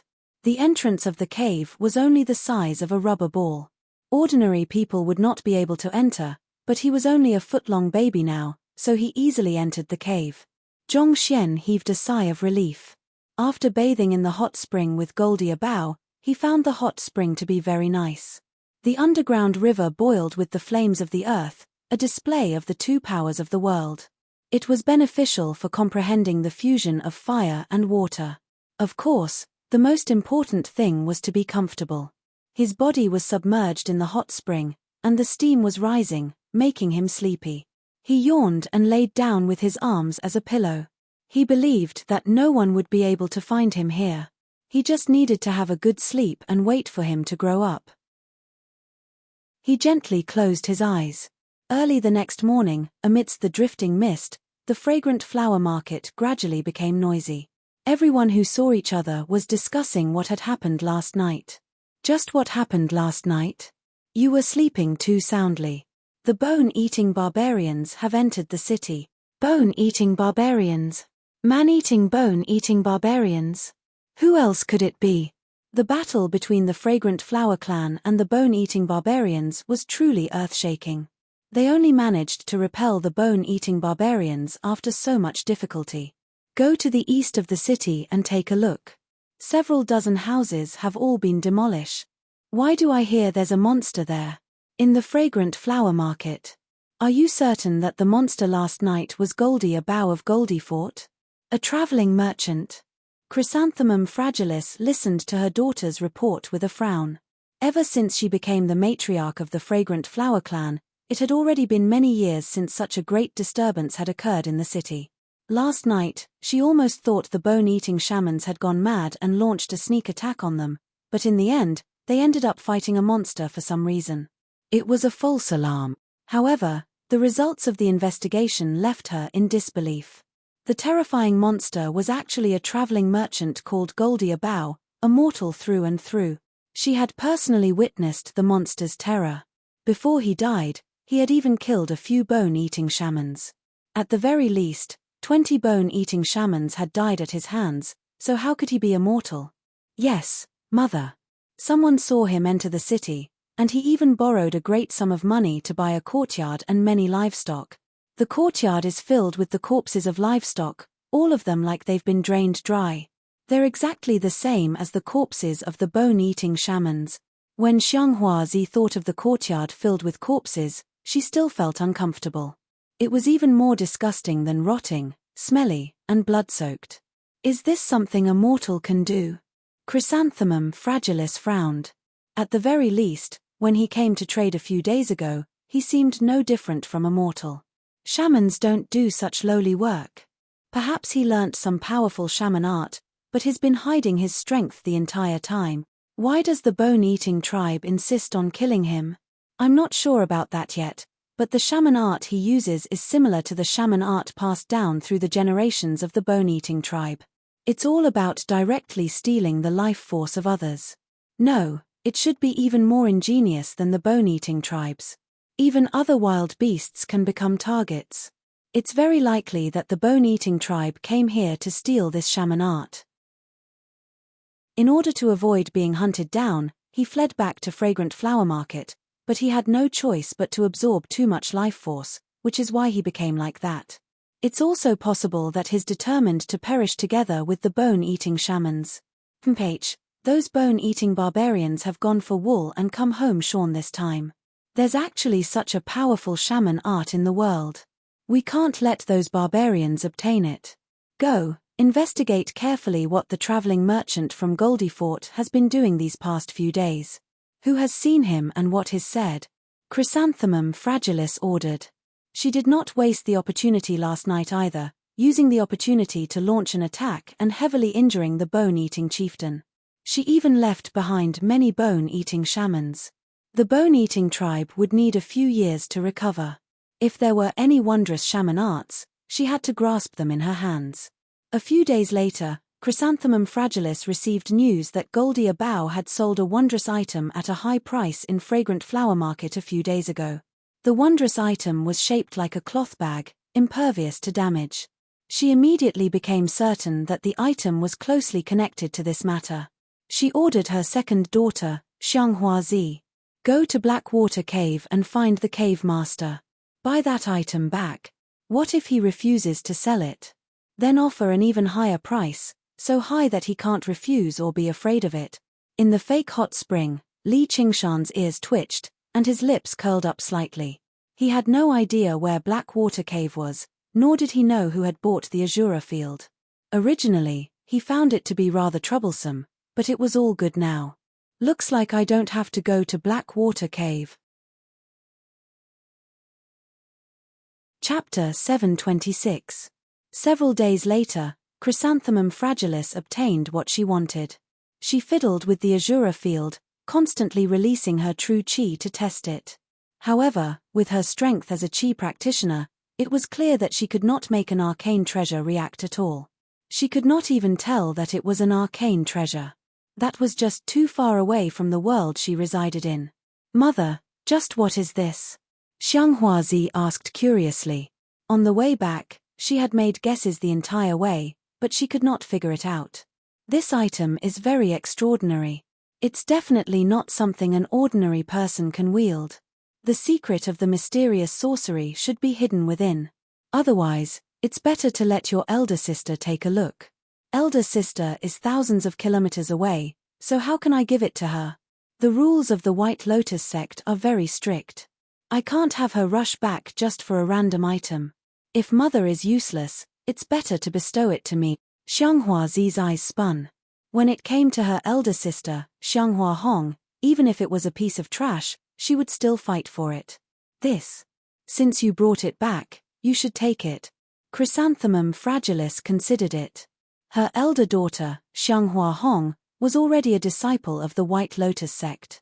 She had a great future ahead of her, so she did not lack this item.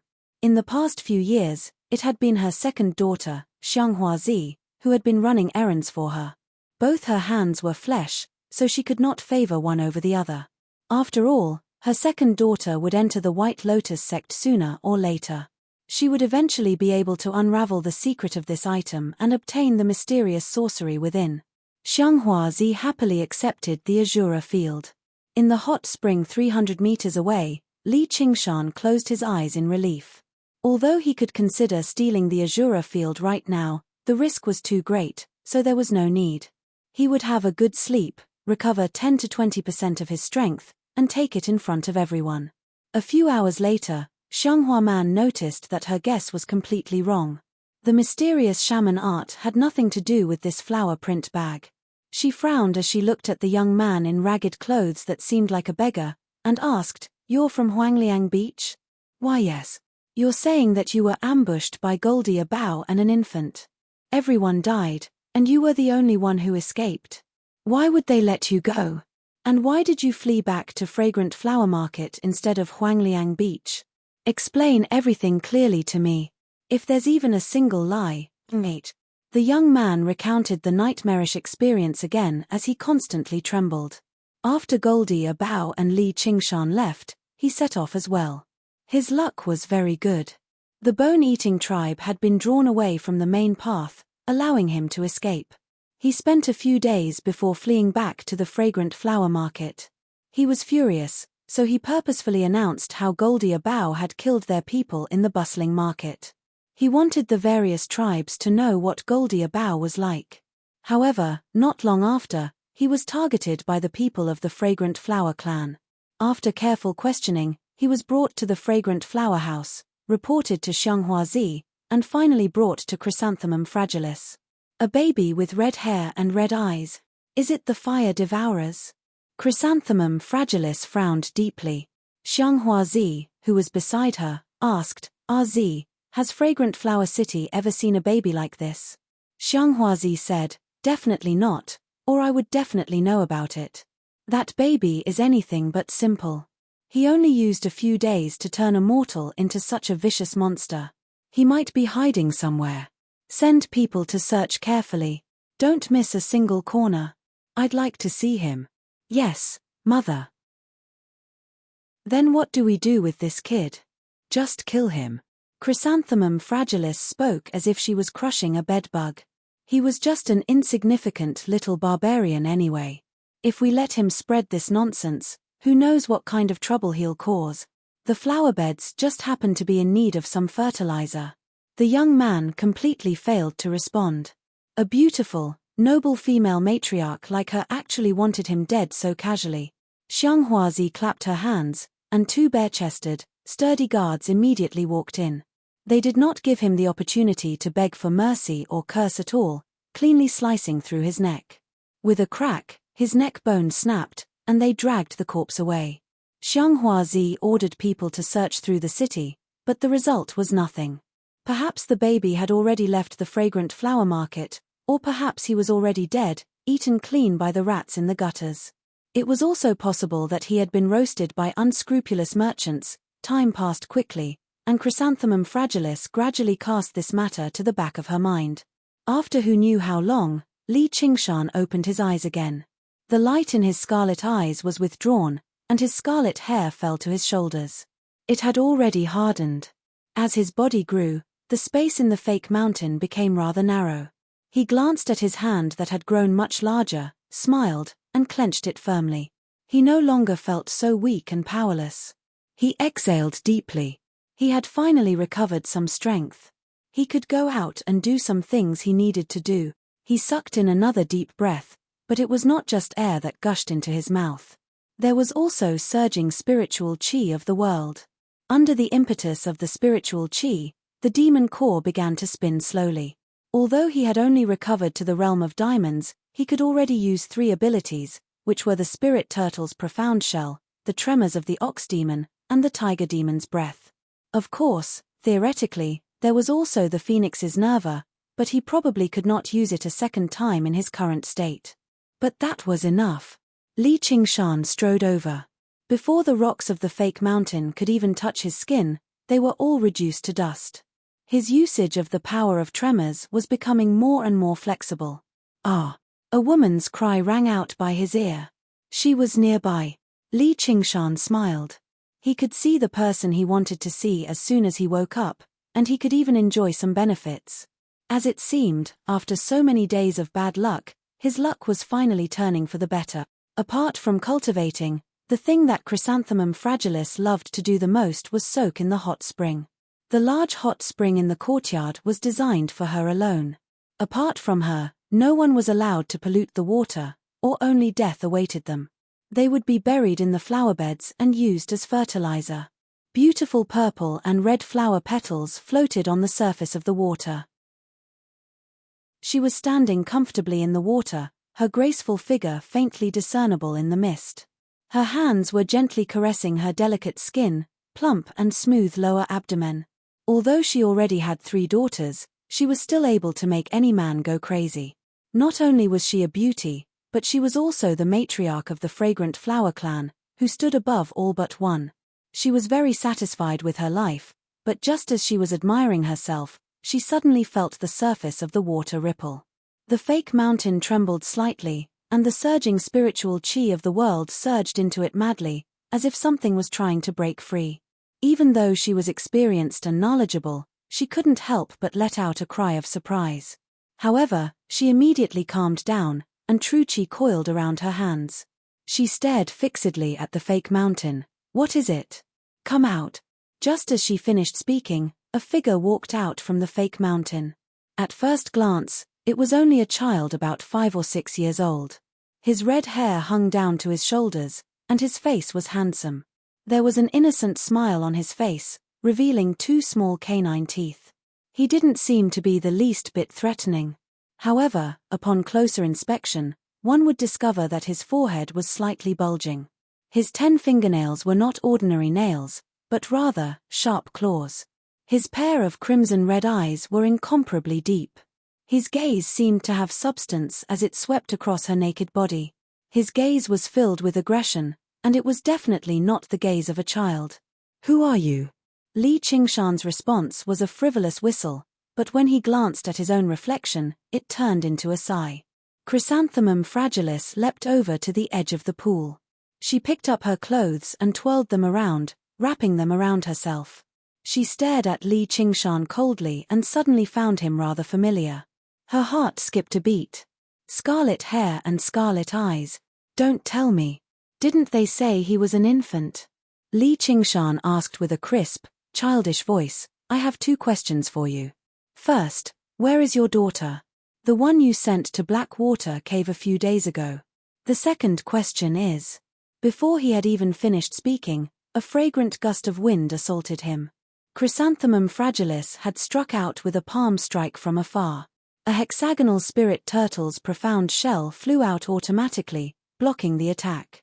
However, the fragrance permeated Li Qingshan's surroundings. He wrinkled his nose. How fragrant. Since it's fragrant, then smell some more. Chrysanthemum fragilis giggled gently and struck out with her palm strike again and again. Bang! Bang! Bang! Pillars of water rose up from the hot spring, and all the steam was swept away, all blocked by the spirit turtle's profound shell. Li Qingshan stepped over the water and made his way towards her steadily. You better stop right now, or I'll teach you a vicious lesson. Chumph, how do you want to teach me a lesson? I'll spank your bottom first.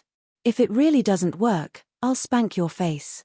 If there really isn't any other way, I'll just kill you. Really? Just because you're a brat who hasn't even grown hair yet? I'd like to have a son like you. Come, call me mother. Chrysanthemum fragilis shivered inside. She was quite powerful among shamans, but she was not as powerful as those who had undergone the heavenly tribulation. She actually could not get through the thin defense. But no matter how powerful you are, you'll be at my mercy later. The fragrance grew heavier and heavier. She had already activated the fragrant flower GU in her body. The wind from her palm strike contained many tiny specks of pollen. As long as someone came in contact with it, they would definitely become limp and powerless, completely at her mercy, let alone directly inhale it. Do you know what it means to curse someone without exposing their shortcomings? If I don't beat you up until you call me father, I'll write my name backward. With a flash, Li Qingshan appeared before Chrysanthemum fragilis and casually slapped her flat abdomen. It was not that he wanted to act like a hooligan, but he was limited by his height. Chrysanthemum fragilis did not fly away. Instead, she shuddered and directly collapsed on the ground. She felt every single bone in her body tremble, and the true qi in her dantian had been shaken to pieces. She had clearly inhaled his pollen, yet there was no response at all. She immediately understood the unimaginably great disparity between their strength. Actually, from the perspective of cultivation alone, Li Qingshan had only just condensed his demon core. If it were many years ago when he had just condensed his demon core, even if he could defeat Chrysanthemum fragilis, it would still be a bitter struggle. It would never be as easy as it was now. During the past few days of hiding in the fake mountain, he did not just sleep. Instead, he focused all of his attention on his body, balancing these four completely different powers. He had already begun to see results. Right now, he was more than 10 times stronger than when he had just become a demon. And, just a casual strike from him contained many years of battle experience. His grasp of timing and control over his strength were all extremely exquisite. How could the leader of a small tribe in the wilderness be his opponent? The second question is, where is the bone-eating tribe? Chapter 727. Chrysanthemum fragilis said, "Why are you looking for the bone-eating tribe? I'm going to invite them to tea. What's that got to do with you? Anyway, if you don't answer these two questions, I'll first kill you, then kill you. This place is so big anyway, so there's bound to be someone who knows." Xianghua Man's heart tightened. Though his threat was close to a joke, and the appearance of a child could only be called cute and not terrifying, it was precisely this kind of disrespectful attitude that caused her to recall how she normally treated those mortals. That was how she didn't take her life seriously at all. If she were to infuriate him today, she would probably really be met with a fatal disaster. He revealed an amiable smile. "Little Didi," Li Qingshan squinted his eyes. "Are you mocking me?" "And I'm not." Immediately, Chrysanthemum fragilis felt like she was suffocating. The person crouching beside her did not seem like a child, but a vicious monster. Sure enough, people like that were temperamental. "I'll teach you how to address me first. Do you still remember what I said earlier?" Li Qingshan flipped Chrysanthemum fragilis over and slapped her on the bottom. "Father." Before the slap had even landed, Chrysanthemum fragilis cried out. "You barbarians really don't have any backbone at all. Fine, you win. Now answer my question." Li Qingshan was taken aback before smacking her on the head. Chrysanthemum fragilis sucked in a deep breath and said seriously, "It's best if you don't kill me. Who's the backer of our fragrant flower clan?" "The White Lotus sect." "Since you know about the White Lotus sect, You should know about the White Lotus Mother and the Black Lotus cult leader. Both of them are important figures who have undergone the second heavenly tribulation. If you kill me, they won't spare you. If you were the White Lotus Mother, I'd leave right now, but it's a pity that you're the damned leader of a barbarian tribe. You're not even a disciple of the White Lotus sect. Li Qingshan sneered. If he had a little more time, once his strength completely recovered, he would even be able to wipe out the White Lotus sect alone without any pressure. Why would he be afraid of a threat like that? Chrysanthemum Fragilis's heart sank. He actually did not even take the White Lotus sect seriously, and he knew everything about her. He had been hiding in the fake mountain for so long, so he had probably heard all of her secrets. Let's play a game. The rule of the game is that you're not allowed to mention the words White Lotus Society. There was once a guy who used his boss to threaten me, so I told him not to mention his boss anymore. I hate being threatened. He mentioned it again, so I slapped him across the face and sent him to the next world. Oh, this guy's strength is around the White Lotus Mothers, and Lotus. Yes. Chrysanthemum Fragilis nodded in a hurry, but she did not believe him at all. Someone on the same level as the White Lotus Mother was already unimaginably powerful, so just what kind of existence would his boss be? Do you really think I've grown up scared? If you understand, then get your daughter to come over immediately. My second daughter, Aziz, has already arrived. Chrysanthemum Fragilis snorted gently. What's wrong with you? You won't let me say those 3 words. She's gone to the White Lotus sect. What's she doing? She's already become a disciple of the White Lotus sect. Chrysanthemum Fragilis responded extremely quickly. Don't tell me he's come for that wondrous item of unknown use. What? Write a letter and tell her to come back. New disciples are forbidden from contacting the outside world for 3 years. Li Qingshan kicked Chrysanthemum Fragilis. I wonder if she'll come back to attend your funeral if you die. I'm telling the truth. If you don't believe me, you're welcome to ask someone else. If I'm lying, I'm willing to die. I can tell you where she is. Li Qingshan sat down on Chrysanthemum Fragilis and leaned on his hand, sighing. And here I thought my luck had turned for the better. Whatever, I'll just treat it as switching from Black Water Cave to the White Lotus sect. Anyway, I'll have to pay a visit. A strange scene appeared next to the hot spring. A voluptuous, beautiful woman was lying on the ground. Although she was wearing a muslin dress, it was soaked by the steam and was almost naked. A 5 or 6-year-old child was sitting on top of her, sighing in distress. You should know where the bone-eating tribe is, right? Li Qingshan decided to get revenge first. He was in no hurry to find the Azura field. It was not like he could use an arcane treasure with his current cultivation anyway. I know.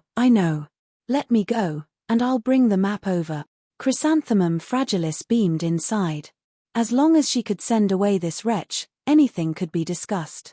Afterwards, she immediately reported this to the White Lotus sect. The best outcome would be to perish together with the bone-eating barbarians. The bone-eating tribe isn't that easy to infiltrate. If you want to die, that's up to you. Why are you looking for a map? Just bring me there. I'll take you there. No, Chrysanthemum Fragilis turned him down in a hurry, but when she met Li Qingshan's scarlet eyes, she was unable to say anything else. Right now, the enemy was powerful while she was weak, so there was no room for her to turn him down. I can take you there. Can you let me put on some clothes? No problem. Li Qingshan stood up. Chrysanthemum Fragilis arrived beside a clothes rack and took off her wet clothes first before slowly putting them back on. She racked her brains anxiously for a plan. What do I do? Run. She glanced at the child who squatted beside the hot spring and played with the water, and she immediately dismissed this thought. He was not by her side, which meant he was not afraid of her running away. Call for reinforcements to attack. She would probably be killed before reinforcements could even arrive. Hurry up. I'll give you 5 seconds. Li Qingshan held a ball of water in his left hand and a ball of fire in his right before combining them, merging the water and fire. Under his current state, the spirit turtle and phoenix were both equivalent to the first layer. This was the first time the 2 powers had truly achieved equilibrium. Water and fire supported each other, reinforcing and countering each other. He felt an unprecedented harmony. The tiger demon and ox demon had both become docile. Chrysanthemum Fragilis made her way over in a hurry and smiled. "The journey is long, sir. Why don't you eat something first before setting off? Our fragrant flower house's fragrant flower wine is renowned for its fragrance, and we have various delicacies too." Li Qingshan pursed his lips. He was rather tempted. It must have been a very long time since he had eaten. The taste in his mouth was almost bland. Although he no longer needed to eat to survive now, this was one of the great joys of life. Food and lust were part of human nature. He could not do anything about lust right now, so he could only start with food first. Since he was traveling, he obviously had to try the delicacies of various places. "Don't waste time. Once we return from destroying the bone-eating tribe, you can slowly serve me," Chrysanthemum Fragilis called out, "but if the two of us go to the bone-eating tribe, we'll be heading to our deaths. Please let me gather people. I'm willing to assist you in your crusade against the bone-eating tribe, sir. Don't worry, you won't have to do anything when the time comes. You can just watch from one side. I'm the most generous person. As long as you take me over, there'll be even more benefits for you when the time comes." Chrysanthemum Fragilis did not want this benefit, and she even wanted to turn it down. Li Qingshan said indifferently, "If you really don't want to go, I won't force you. I'll go." 2 hours later, the two of them silently left the fragrant flower market on the pack beast. In order to fool others, the pack beast was only a regular pack beast. It moved slowly, but this method was the most efficient when it came to long journeys. Li Qingshan had plenty of time right now. If he traveled for a few more days, he could recover a little more strength. He sat at the front comfortably, resting his head between two plump mounds. A fragrance lingered in the air as he admired the scenery of the Mist Province along the way. It was quite an enjoyable experience. Chrysanthemum Fragilis was not in such a good mood, and she spoke even more carefully than she did in the fragrant flower market. She trembled in fear, afraid that she would anger him with something. She did not want to die outside for no reason at all. 8 days later. "Hehe, you little pervert, you're touching me again. I don't have any breast milk for you. If you touch me, I'll touch you too." Chrysanthemum Fragilis giggled and extended her hand into Li Qingshan's clothes, feeling around until she reached below. This was not the Ichuan courtyard or the brothel. Instead, it was the Mist Province's rainforest that was rife with danger, on the back of a wooden pack beast. Chrysanthemum Fragilis fawned over him, and Li Qingshan was not a cold-blooded person either. In just 7 or 8 days, he had already gotten used to her. On the surface, he already seemed like an adulterer, but the adulterer was a little young. "Let go of me," Li Qingshan said helplessly. In the beginning, he thought she was purposefully fawning over him, but he never thought this woman would actually become addicted to him over the past few days. She would kiss and touch him whenever she had the opportunity. It was no longer clear who was taking advantage of who, but he felt like he was losing out a little, especially when his private parts had been grabbed. He's still too young. Who knows when he'll grow up a little? Chrysanthemum Fragilis giggled. She had also understood that Li Qingshan was clear-headed. He would not lose his temper over a small joke like this. Only at a time like this could she see his helplessness and let out a sigh of relief. She found it even more delightful, like touching a tiger's bottom. "I'll definitely make you taste its power in the future," Li Qingshan said viciously. "Ah, I can't wait any longer. You better grow up faster." Chrysanthemum Fragilis was rather eager. He was already so cute at such a young age. Wouldn't he be mesmerizing when he grew up? This was not because she was infatuated.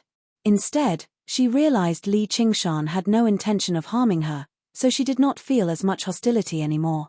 She actually began to enjoy this special, thrilling journey a little. They traveled for another day and 2 nights. Early in the morning, the forest was shrouded in mist.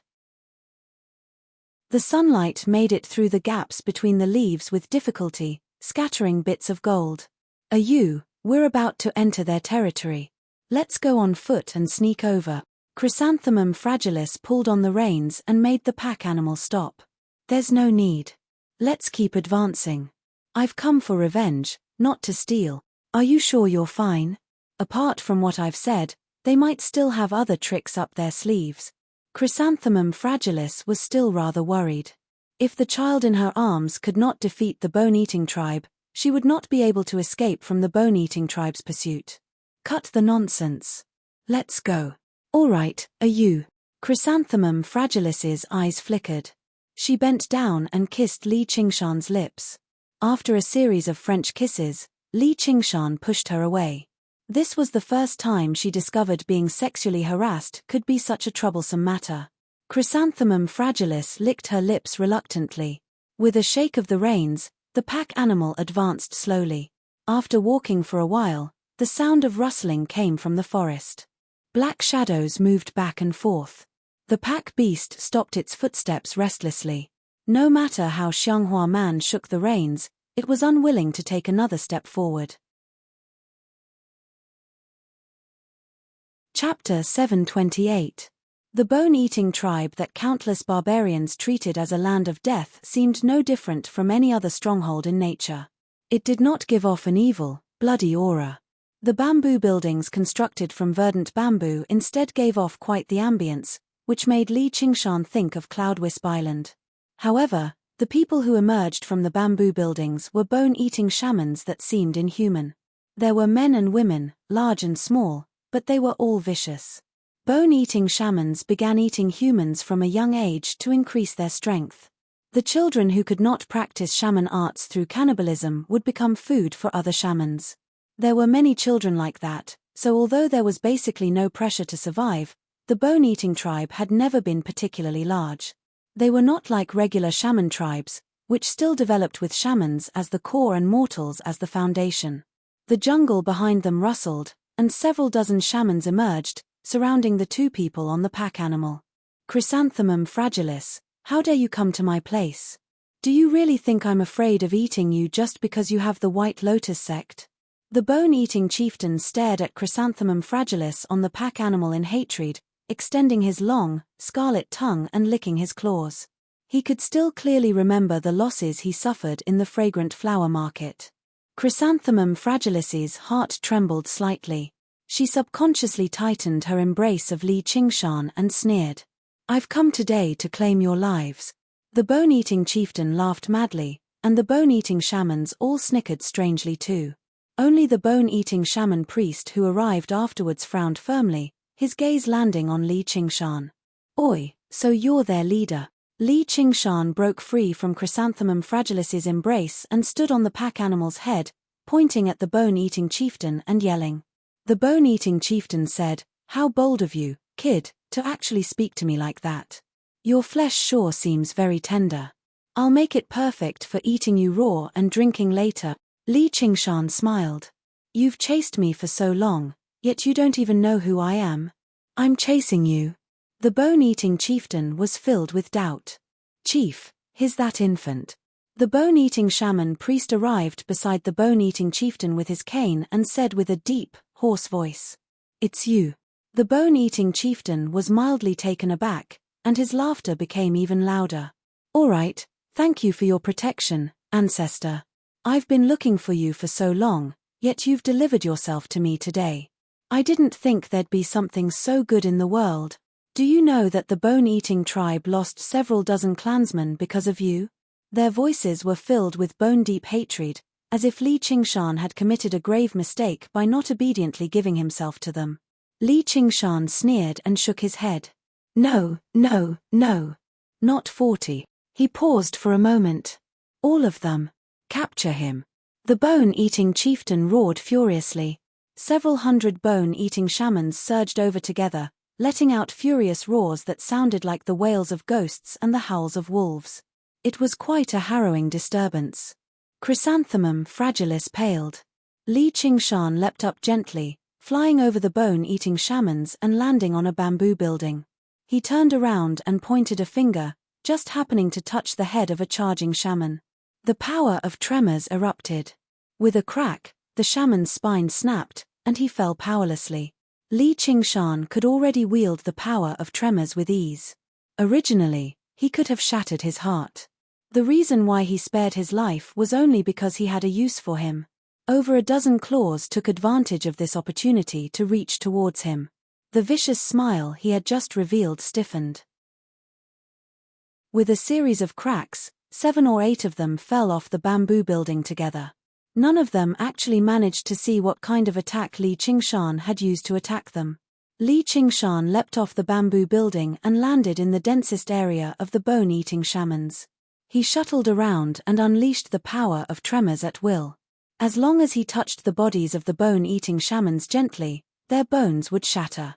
In the blink of an eye, a swathe of the bone-eating shamans collapsed. After reaching a certain level of skill, it could completely become overwhelming power. Be careful. He has demonic arts. Don't touch him. But if they did not touch him, how were they supposed to capture him? The bone-eating shamans all retreated. Although they possessed a murderous nature that did not fear death, they had no idea what to do when faced with an opponent like that. He really is strong enough. Chrysanthemum Fragilis was overjoyed. The bone-eating shamans who originally surrounded her eagerly all had their attention drawn away by him. How could she let go of an opportunity like this? With a bellow, she swung her palm and powered the fragrant flower Jiu. A fragrant breeze drifted through the air. The pack animal beneath him directly collapsed to the ground, while the shamans nearby tottered on the verge of collapse too. The bone-eating shaman priest's cane paused, and the shriveled head at the top opened its empty eye sockets. 2 wisps of black smoke twisted together, turning into the shape of a 2-headed snake that bit towards Chrysanthemum Fragilis. Chrysanthemum Fragilis slapped the snake's head away with a palm strike. She refused to continue fighting, leaping backwards. Kill him! Kill him! Don't hold back! The bone-eating chieftain bellowed out and charged towards Li Qingshan at the very front. His colossal body was like a speeding chariot. He threw a punch, and the wind whistled like a cannonball had been fired. Li Qingshan stood where he was without moving at all. The wind from the punch surged into his face, and his scarlet hair ruffled. He turned to his side with a smile and threw a punch. Die! The bone-eating chieftain ravished with joy. Their sizes differed by more than 10 times, and the fist was even larger than his head. The punch was enough to crush him to a pulp. Bang! The 2 fists collided. Li Qingshan's chubby little fist sank deeply into the bone-eating chieftain's huge, black, hairy hand. Li Qingshan's tiny body did not sway at all. Instead, the colossal bone-eating chieftain was sent flying. His arm was flung away, becoming as limp as a noodle. Even his entire right shoulder had caved in, knocking over a group of bone-eating shamans. Li Qingshan snickered. You foolish barbarian. You're looking to die if you want to compete with me in strength. He seemed tiny, but if he reverted to his original form, he would be 2 or 3 meters tall at the very least. Their proportions were completely reversed. Unfortunately, the bone-eating chieftain's body was much tougher than regular bone-eating shamans, so he failed to snap his spine in a single strike. Li Qingshan was just about to follow up with another attack when he suddenly stopped and looked back. The 2-headed snake condensed from black smoke had silently slithered over from behind, suddenly opening its mouth and biting towards him. Tiger Demon's breath. A gust of wind from Li Qingshan's breath tore the 2-headed snake to pieces. It followed the black smoke and directly pierced the bone-eating shaman priest who had launched a sneak attack. Chief, go to the altar and ask for the power of the ancestors. The bone-eating shaman priest coughed up blood and bellowed, this is a disaster that will wipe out the entire tribe. Stop him. The bone-eating chieftain ordered loudly. Clutching his crippled arm, he rushed towards the stronghold. He was filled with regret and resentment. His losses in the fragrant flower market had already made him feel extremely pained, but he never thought he would actually provoke something so terrifying. However, as long as he asked for the power of the ancestors, he would definitely be able to kill him, devour his flesh and blood, and undergo the heavenly tribulation. The bone-eating shamans charged over fearlessly, wanting to use their lives to buy time for the bone-eating chieftain. Li Qingshan stomped his right foot and leapt up. The shamans leapt up and swung their claws with him, but they missed. They all raised their heads and extended their arms, waiting for him to fall. Be careful. Chrysanthemum Fragilis cried out. Her voice was filled with concern. If it were not for the fact that she hid in the distance on a tree, ready to retreat at any time, perhaps Li Qingshan would feel a little grateful. When he looked down, he saw many ferocious faces and mouths full of fangs. Li Qingshan smiled. A pair of glorious wings suddenly unfurled on his back, and he grew several meters taller again. His scarlet eyes locked onto the bone-eating chieftain's back, leaving behind a scarlet streak of light as he swooped down like an eagle swooping down to a rabbit. He did not have the time to see what trump cards these barbarians had, or perhaps they were putting on an act and looking down on others just because he was strong enough. Even a lion would use its full strength to catch a rabbit. He only had a single objective here: annihilate the entire tribe. And, the simpler and easier it was, the better. A gust of wind swept over from behind, and the bone-eating chieftain suddenly looked back. Before he could even respond, Li Qingshan had planted a foot on his back. With a series of cracks, his spine broke inch by inch, and he collapsed on the ground, completely immobilized. He let out a howl of despair. Both the chieftain and the shaman priest had been defeated, so the morale of the bone-eating shamans plummeted. Li Qingshan did not stop at all, using the force of the stomp to fly back. With the assistance of his wings, he moved even faster, leaving behind a trail of fire. Wherever he passed by, the shamans all collapsed. I'll lend you a hand. Chrysanthemum fragilis called out and leapt down from the tree, powering the fragrant flower Jiu as hard as she could. A fragrant wind drifted through the air, which was extremely effective against regular bone-eating shamans. Li Qingshan specially targeted the stronger shamans, and they all fell in a single strike. A while later, not a single bone-eating shaman remained standing. None of them managed to escape.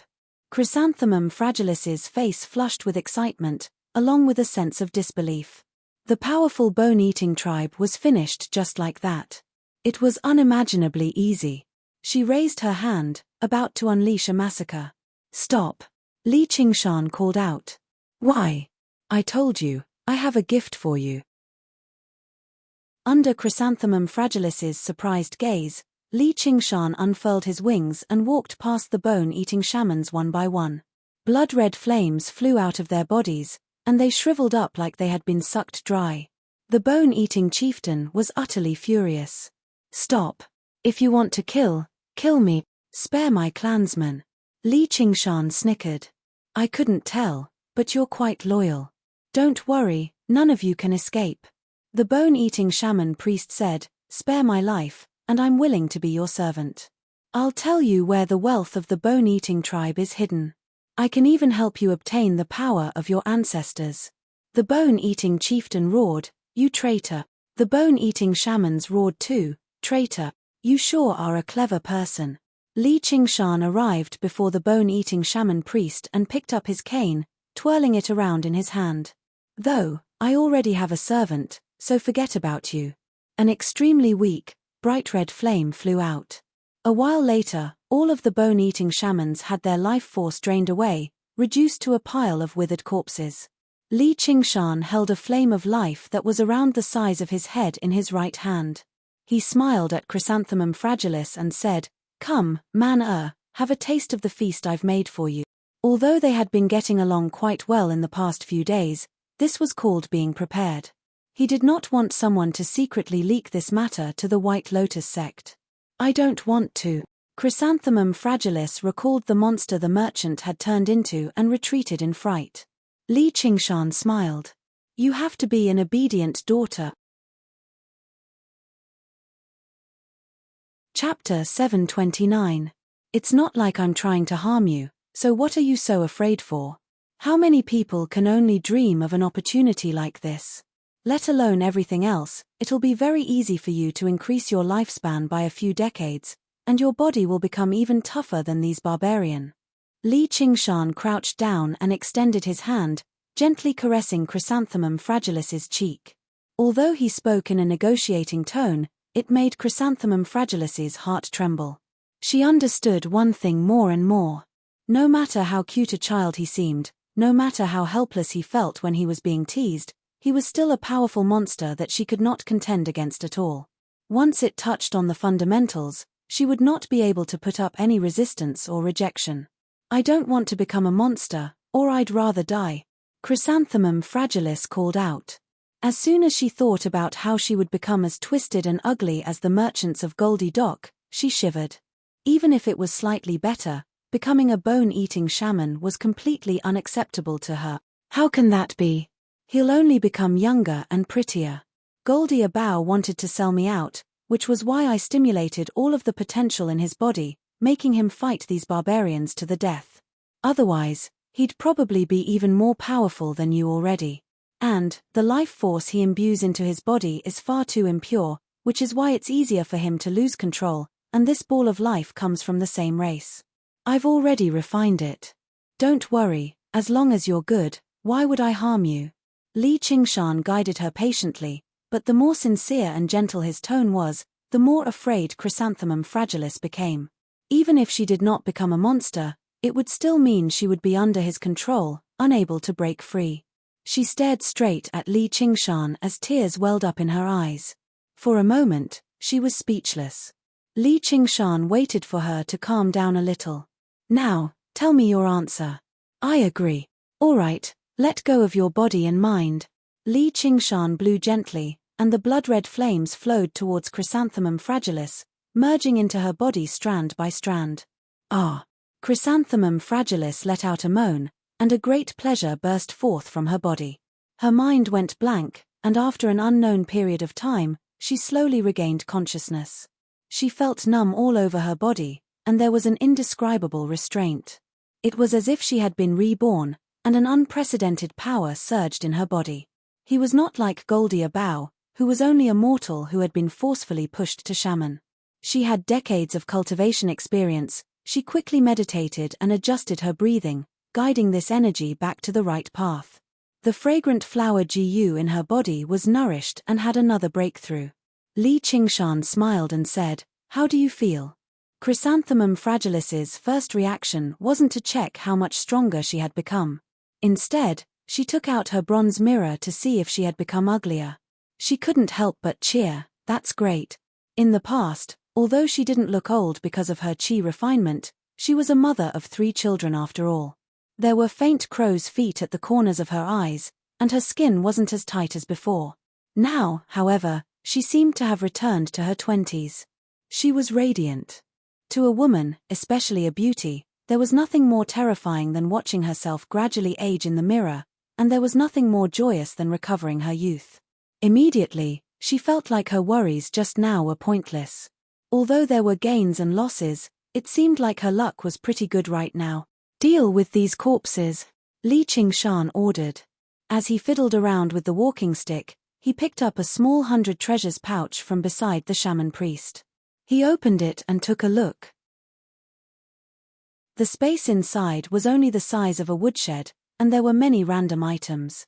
He had no idea what they were for, so he hung them on his waist casually. How are we supposed to deal with so many of them? Why don't we just leave them here? They'll rot in less than 10 days. Chrysanthemum Fragilis widened her eyes. There were several hundred corpses here. Just how large of a hole would they have to dig to bury them all? Be good. If you don't, you'll turn into a monster, Li Qingshan said unconcernedly, making his way into the depths of the stronghold. Originally, he had only mentioned it casually, but since he had said it, it became an order. He had gone to great lengths to extract life force for her to recover her youth and increase her strength drastically. Was this supposed to be the support of love? Yes. Chrysanthemum Fragilis immediately nodded. Li Qingshan arrived at the end of the stronghold and raised his head. An ancient totem was painted on the wall. It was just a few strokes, but it fully displayed its charm. It was lifelike, shaped like a tiger, but it was even more vicious. There was a pair of wings on its back, which did resemble the tiger demon slightly. However, the tiger demon was purely battle and killing intent, while the totem possessed deep malice. It opened its mouth as if it was about to swallow someone whole. If he had guessed correctly, this was the location of the bone-eating tribe's altar. It gave off a faint, frightening power. That was the result of countless years of worship from the bone-eating tribe. Li Qingshan pressed his hand against the wall gently. Immediately, the totem on the wall sprang to life, staring at him viciously. It let out a roar and lunged off the wall. The spirit turtle's profound shell. Li Qingshan bellowed out, and the totemic beast slammed against the spirit turtle's profound shell viciously. Bang! Cracks appeared on the spirit turtle's profound shell. What great strength! This must be the bone-eating tribe's strongest trump card. They actually have something similar to a guardian beast. Its strength has already approached Demon General. Fortunately, they didn't activate it, or it really would be rather troublesome. Clang! The spirit turtle's profound shell shattered. Li Qingshan unfurled his wings and took to the sky. The totemic beast also flapped its wings and took off, pursuing him closely. However, when it reached an altitude of several hundred meters, it was unable to advance any further. Clearly, it was unable to stray too far from the altar. Li Qingshan studied the monster closely. Sure enough, it seemed like a vicious black tiger, constantly swiping its claws past him. The totemic beast roared for a while before returning to the wall. Li Qingshan exhaled gently, and a gust of wind slammed against it viciously. The totemic beast turned around and lunged over, brandishing its claws and teeth. It obviously still failed to reach Li Qingshan. Whenever the totemic beast attempted to return to the altar, Li Qingshan would harass it. This went on for over 2 hours. The totemic beast gradually thinned out, finally vanishing from the surroundings. Li Qingshan arrived before the altar and threw a punch at the wall. The wall shattered loudly, and pieces of rock fell off. There was a gleam of light, and Li Qingshan extended his hand and caught it. It was a translucent skull that seemed to be both human and beast, shining under the sunlight. He had sensed something was hidden in the altar a long time ago, which was why he went to the trouble of dealing with the totemic beast. He looked back and asked, "What's this?" "This is the skull of the ancestor of the bone-eating tribe." Chrysanthemum Fragilis happened to make her way over. "Don't they say they eat their ancestors? This is a bone-eating shaman that has undergone the heavenly tribulation. It's probably just too tough, such that no one can bite through it. Are there other bone-eating tribes?" Li Qingshan brought the skull to the tip of his nose and sniffed it gently, sinking into his thoughts. Of course. Bone-eating barbarians are everywhere in the Mist province. There are tribes of various sizes. This can only be regarded as average. It's said that large bone-eating tribes have several thousand bone-eating barbarians. Chapter 730. The vicious aura in the crystal skull was similar to the tiger demon's. It was definitely not as simple as the skull of a powerful bone-eating shaman. It was probably related to the totemic vicious beast they worshipped. Apart from the second, third, and fourth layers of the phoenix transformation, Li Qingshan had to practice next, as well as the fifth layer of the tiger demon. Once he harmonized the various powers in his body and completed these 2 targets, even if he ran into the Dragon King of the Sea again, he would be able to advance and retreat with ease. As a result, even if it was even slightly related to his cultivation, he would place great importance on it. "What's the name of the totemic beast they worship?" Chrysanthemum Fragilis said, "Cheongchi. It's a vicious beast that likes to eat humans. All of the bone-eating tribes worship it. Legend has it that in ancient times, a tribe discovered a dead Cheongchi. After eating its flesh and blood, it became a powerful shaman of immense strength. It specialized in feeding on its own kind, producing countless bone-eating tribes." Cheongchi. Li Qingshan's gaze shifted in thought, landing on Chrysanthemum Fragilis. "Have you done what I told you to do? There are so many corpses. There's no need to deal with them at all. Spare me, you." Chrysanthemum Fragilis had already been the matriarch for many years, so why would she be willing to do such menial work?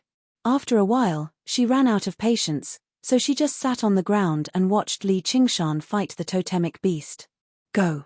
"I don't want to," Chrysanthemum Fragilis said in a spoiled manner.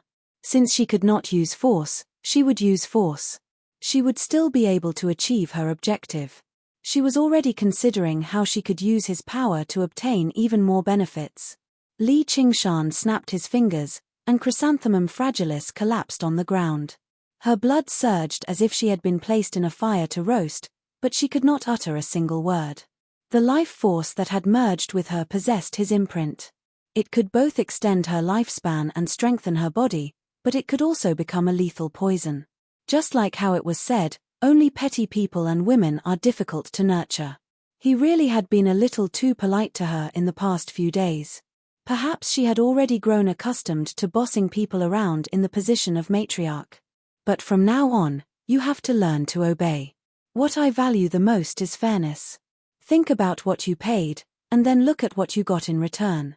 Do you think it's fair? I won't stay here forever. It won't take me more than 2 years. And then you'll never see me again for the rest of your life. Hopefully, in this short period of time. If you can cooperate with me, at least you will be worthy of my reward. If you can't stand being bossed around, I can put everything back on track. What do you think? I won't dare to do it again. Chrysanthemum Fragilis felt her whole body relax. She was drenched in sweat and fear was written all over her face. I have faith in you. Under Li Qingshan's patient guidance, Chrysanthemum Fragilis quickly completed her task. She mounted the beast of burden and set off on her journey back, leaving behind an empty stockade in the middle of the forest. It would not take long before it was swallowed up by new plants. The sun set and rose. Time flew by. Li Qingshan grew up quickly. His scarlet hair gradually fell to his shoulders. The power that originally belonged to him returned to his body bit by bit. He was even stronger than before. It was time to take back what belonged to him. He suddenly opened his eyes and felt an aura coming to the side of the hot spring, but it was not Chrysanthemum Fragilis's. He couldn't help but feel a little strange. Because he didn't want outsiders to know of his existence, he specifically asked Chrysanthemum Fragilis to set up a large area of the fragrant flower workshop as a restricted area. Here, he could enjoy delicious food and wine from all over the world. There was also a beauty. Although he couldn't really do anything, other than that, he could do whatever he wanted. Who is so bold as to barge in? Aren't they afraid of Chrysanthemum Fragilis's punishment? Through the rippling water, a young woman stood beside the hot spring. She was dressed in green clothes made of extraordinary material. She should have possessed an extremely noble status in the fragrant flower market. Her delicate appearance did bear some resemblance to Chrysanthemum Fragilis. Li Qingshan immediately guessed her name. She was Chrysanthemum Fragilis's youngest daughter, Xianghua Lu. Mother Shaw is stingy. She has the unaging spring of youth, yet she's not even willing to share it with her own daughter, Xianghua Lu muttered, looking around like a thief. She only said that to cover up her guilt. Over a year ago, Chrysanthemum Fragilis's strength suddenly increased drastically. She recovered her youth and announced that she had already destroyed the bone-eating tribe. She also gathered the leaders of the various tribes and held a meeting, establishing the Fragrant Flower Clan as the leader. It was also at that time that she set up a restricted area in the Fragrant Flower Workshop. As a result, there were rumors that the unaging spring of youth gushed out from the spring in the Fragrant Flower Workshop. Regular people still doubted it, but the young woman believed it to be true. Mother is currently receiving an envoy from the White Lotus sect, so she definitely won't discover me. Even if she does, I'll be going to the White Lotus sect very soon. She can't do anything to me. If I don't try now, I won't have another chance. The young woman comforted herself inside and quickly undressed, revealing her graceful figure. She tested the water temperature with the tip of her foot first before slipping into the water like a fish. Didn't you say you're only 13? You sure have developed quite well. Li Qingshan evaluated in admiration. The women of the Mist province developed early. Many of them married at this age, but they aged especially quickly too. If they were mortals who did not practice internal martial arts or qi practitioners, they would age rapidly once they reached 30 or 40. By the time they reached 40 or 50, they would be like old women. I'm going to be traveling with her very soon. The arrival of the envoy from the White Lotus sect was actually because he had urged Chrysanthemum Fragilis to request the White Lotus sect to recruit a group of followers from the fragrant flower market. He planned on using this opportunity to infiltrate the White Lotus sect and take back the Azura field. Although he could take it back openly once his strength completely recovered, he really did not want to wait any longer. He did not want the news that North Moon was still alive to reach the Dragon King of the Sea's ears. Xianghua Lu lay comfortably in the hot spring as if the water really did have the miraculous effect of restoring youth. She immediately cast all of her worries to the back of her head and gradually became spirited. She dove into the water and began swimming. Suddenly, she discovered a pair of scarlet eyes staring straight at her. Gurgle. Xianghua Lu let out a cry of surprise and turned into a bubble. She swung her slender legs and quickly retreated to the edge of the hot spring. She covered her chest with one hand and shouted, "Who are you? Come out." A moment later, a small figure rose up from the water. His black eyes were clear and spirited, and his wet black hair hung down to his shoulders. It was Li Qingshan who had concealed his demonic characteristics. Whether it was his sharp teeth, claws, or the sharp horns on his head, they were all gone. He looked like a child of 11 or 12 years old. What a beautiful child! Xianghua Lu exclaimed in her heart and relaxed her guard. "Who are you? Are you my mother's lover?" As she spoke, she began to laugh. How could it be, he was still so young? Lover. Li Qingshan thought, she really is precocious. However, in the Fragrant Flower clan, it was really common for powerful women to find a few lovers. The little girl did not even try to hide it. "Have you also come to steal the Fountain of Youth? How dare you?" Xianghua Lu could not recall that there was such a child in the clan. Otherwise, she would definitely remember him very clearly. Thus, she guessed that his goal was the same as hers. She flipped her palm and wanted to restrain him, but then she thought of something else. If I capture him and give him to my mother, wouldn't I also be exposed? Xianghua Lu, you can't be so stupid. If such a beautiful child becomes fertilizer, that would be too much of a pity. I'll do a good deed and let her live. Little brother, hurry up and leave. If my mother finds out, you're dead for sure. Little brother? If your mother dared to call me that, I would definitely beat her until she called me father. This little girl actually has some kindness. Didn't you also come to steal the Fountain of Youth? Why are you letting me go? This is my family's Fountain of Youth. How can it be called stealing? You thief, you dare to say that to me. How dare you? Xianghua Lu's face was bright red. Her hands danced excitedly, and she came over to grab Li Qingshan. The unbloomed buds were close at hand, trembling slightly. Although they were not plump, they still had a certain charm. The two pink cherries were even more alluring. What are you looking at? Believe it or not, I'll dig out your eyes. Forget it, you brat, don't you know anything? Hurry up and get out. Xianghua Lu did not try to hide anymore. She grabbed Li Qingshan's wrist and pulled him to the side of the hot spring, but he did not budge at all. Her two hands forcefully pulled him back. I couldn't tell, but you're pretty strong. Her face was bright red. Suddenly, her hands slipped, and she fell backward. She immediately flipped over and stood up, only to see him smiling. Xianghua Lu was even more annoyed. She changed from pushing to pulling, but it was obviously still useless. Li Qingshan smiled, and said, I said I won't leave, so I won't leave. Who cares whose family it is? If you can throw me out, then I'm useless. Alright, if I don't throw you out today, little brat, then I'm useless. Xianghua Lu spread her slender arms, and hugged him tightly in her embrace. She pulled him up forcefully. As long as his feet did not touch the ground, he naturally would not be able to borrow any strength. This made Li Qingshan very happy. The soft and fragrant body was in his embrace, and the bud that had just developed was pressed against his face. It revealed a malicious smile, and he opened his mouth to take a light bite. Ah, let go. Shut up, I'm not your mother. Xianghua Lu cried out in shock, and wanted to push him away. How could Li Qingshan let her go? He wrapped his arms around her slender waist that was like a weak willow, his hands lightly caressing her delicate body.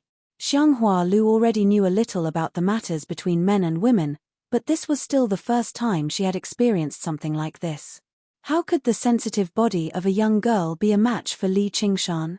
A strange feeling of numbness and itchiness arose in her heart, and her struggles gradually became powerless. Alu, what are you guys doing? An explosive shout startled Xianghua Lu back to reality. Turning around, she saw Chrysanthemum Fragilis standing at the edge of the hot spring, her face filled with shock and anger. "Mother, this little bastard came to steal the unaging spring of youth. I'm not his match, quickly restrain him." Li Qingshan took the opportunity to let go of Xianghua Lu, and winked at Chrysanthemum Fragilis. Chrysanthemum Fragilis said, "You make the first move." Xianghua Lu kicked Li Qingshan hatefully, grabbed her clothes, and ran out as if escaping. Li Qingshan spread his hands. "Since we're traveling together, let's get to know each other first. When can we set off?" "Probably in less than 10 days, we can set off." "Good, you'll get what you want very soon, and you won't have to listen to my orders anymore." "You're not coming back," Chrysanthemum Fragilis said in shock. She had not thought that he would let her go so easily. "Of course, is this place very fun?" Li Qingshan stood on the surface of the water, and with a thought, the surface of the water became as smooth as a mirror. Under Chrysanthemum Fragilis's shocked gaze, another tiny north moon leaped out of the water. The long-awaited moon in the mirror. Chapter 731. Gusts of wind surged, turning into a pair of semi-transparent wings on Li Qingshan's back. The wings of wind that he had not seen in a very long time. The fierce wind kicked up a huge wave in the hot spring. With a sudden flap of the wings, he rushed into the air and dove into the depths of the clouds in the blink of an eye. The fragrant flower house was as small as a mustard seed, blurry in the endless sea of trees. He cast his gaze towards the north again and whistled off. Although he was unable to borrow the atmospheric winds because his strength had yet to fully recover, he still maintained a straight line and constantly flapped his wings, moving faster and faster, leaving behind a spiral stream of air. With this innate ability, even a distance of 5,000 kilometers was nothing. It would take him a day or two at most to reach the border between the Mist Province and the Green Province. Afterwards, he would confirm his bearings and fly off in the direction of the Rui Commandery. Li Qingshan gazed at the sky and diverted a sliver of his attention to his mirror clone. He lowered his head and said, "A man, how do you plan on explaining my identity?" Only then did Chrysanthemum Fragilis return to her senses. "What was that just then?" "It's just a clone." Chrysanthemum Fragilis was shocked.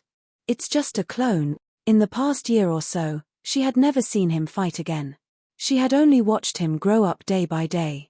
Although she knew he was constantly growing stronger, she had no idea just how strong he was. Just now, with that fleeting glimpse, she understood just how powerful this child before her was. In the past, he had promised to give her freedom after using her for 2 years at most. She was still rather doubtful. If she were a man, she would never let go of a beautiful matriarch like her who could do whatever she wanted as a servant so easily. Now, she no longer had any doubts. To him, she was completely insignificant. Instead, she felt some slight reluctance and resentment inside. Li Qingshan said, "I'm asking you a question. What are you standing there for?" "I'll just say you're my man."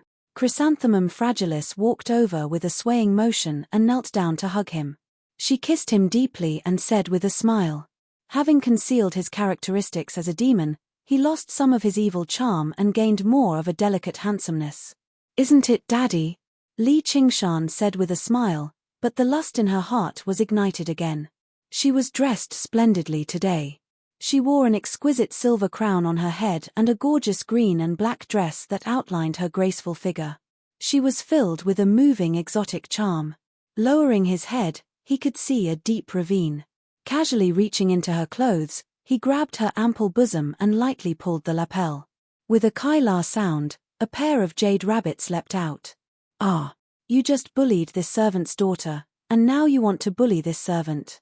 "Ien, the White Lotus sect will openly recruit disciples in the fragrant flower market.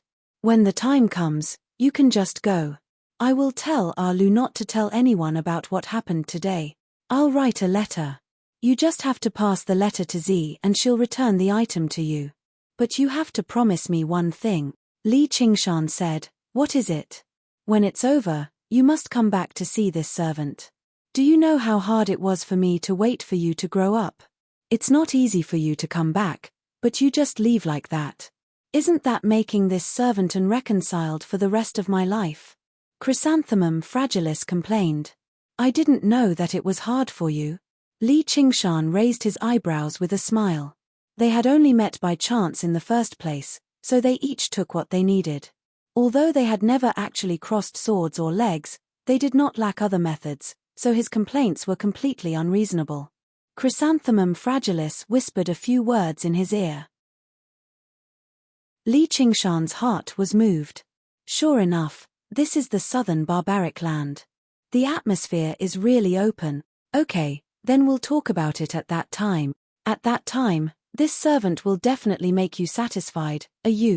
Chrysanthemum Fragilis pursed her lips and smiled. If the Fragrant Flower clan could get close to this backer, it would be more reliable than the White Lotus sect. The White Lotus sect had too many followers, and their resources were limited. Meanwhile, just a little bit of benefit from this person would be enough for her to enjoy endlessly. A few days later, Li Qingshan ended his comfortable, or rather boring, days in the Fragrant Flower house. The envoy of the White Lotus sect started a ritual in the Fragrant Flower market. White lotuses bloomed one after another, as large as a round table. A fragrance filled the air, dazzling people. Afterwards, he began to recruit disciples. He only accepted children below the age of 15, as well as adult shamans with a foundation. Before this, the news had already spread. The bustling Fragrant Flower market became even more overcrowded. Who did not want their child to become a shaman? Joining the White Lotus sect was a shortcut to success. In the bustling market, children lined up and ascended the platform to have their talent tested. However, less than 1 in 10 people truly possessed the talent for cultivation, and the White Lotus sect was extremely strict when it came to accepting disciples. If their talent was too poor, they would not accept them either. Basically, only 1 in 100 would be accepted. In this place where there were no 100 schools of thought, where there were no large sects fighting over resources, the sole White Lotus sect did indeed have the right. Below the platform, under a pergola, Chrysanthemum Fragilis smiled. Envoy, you're far too meticulous. This is the foundation and legacy of the White Lotus sect. Holy Mother above, how could I dare to slack off? The emissary of the school of White Lotus was a benevolent old man with white hair and a white beard. He spoke slowly, and his voice was gentle and magnetic. Even for those children who did not have the aptitude, he comforted them with gentle words without a trace of impatience. It was impossible for others to associate him with an evil cult. At this moment, a child ascended the platform. Immediately, all of the lotus flowers bloomed, leading to a series of cries. The White Lotus envoy immediately put down the teacup in his hand. This was a sign of top-notch talent, and he had never expected to run into one in such a small place. When the child got closer, his eyes lit up. What a handsome child. What's your name? Which tribe do you belong to? I'm Goldie, are you? My tribe was destroyed by the bone-eating tribe. It was the matriarch of the Fragrant Flower clan who saved my life.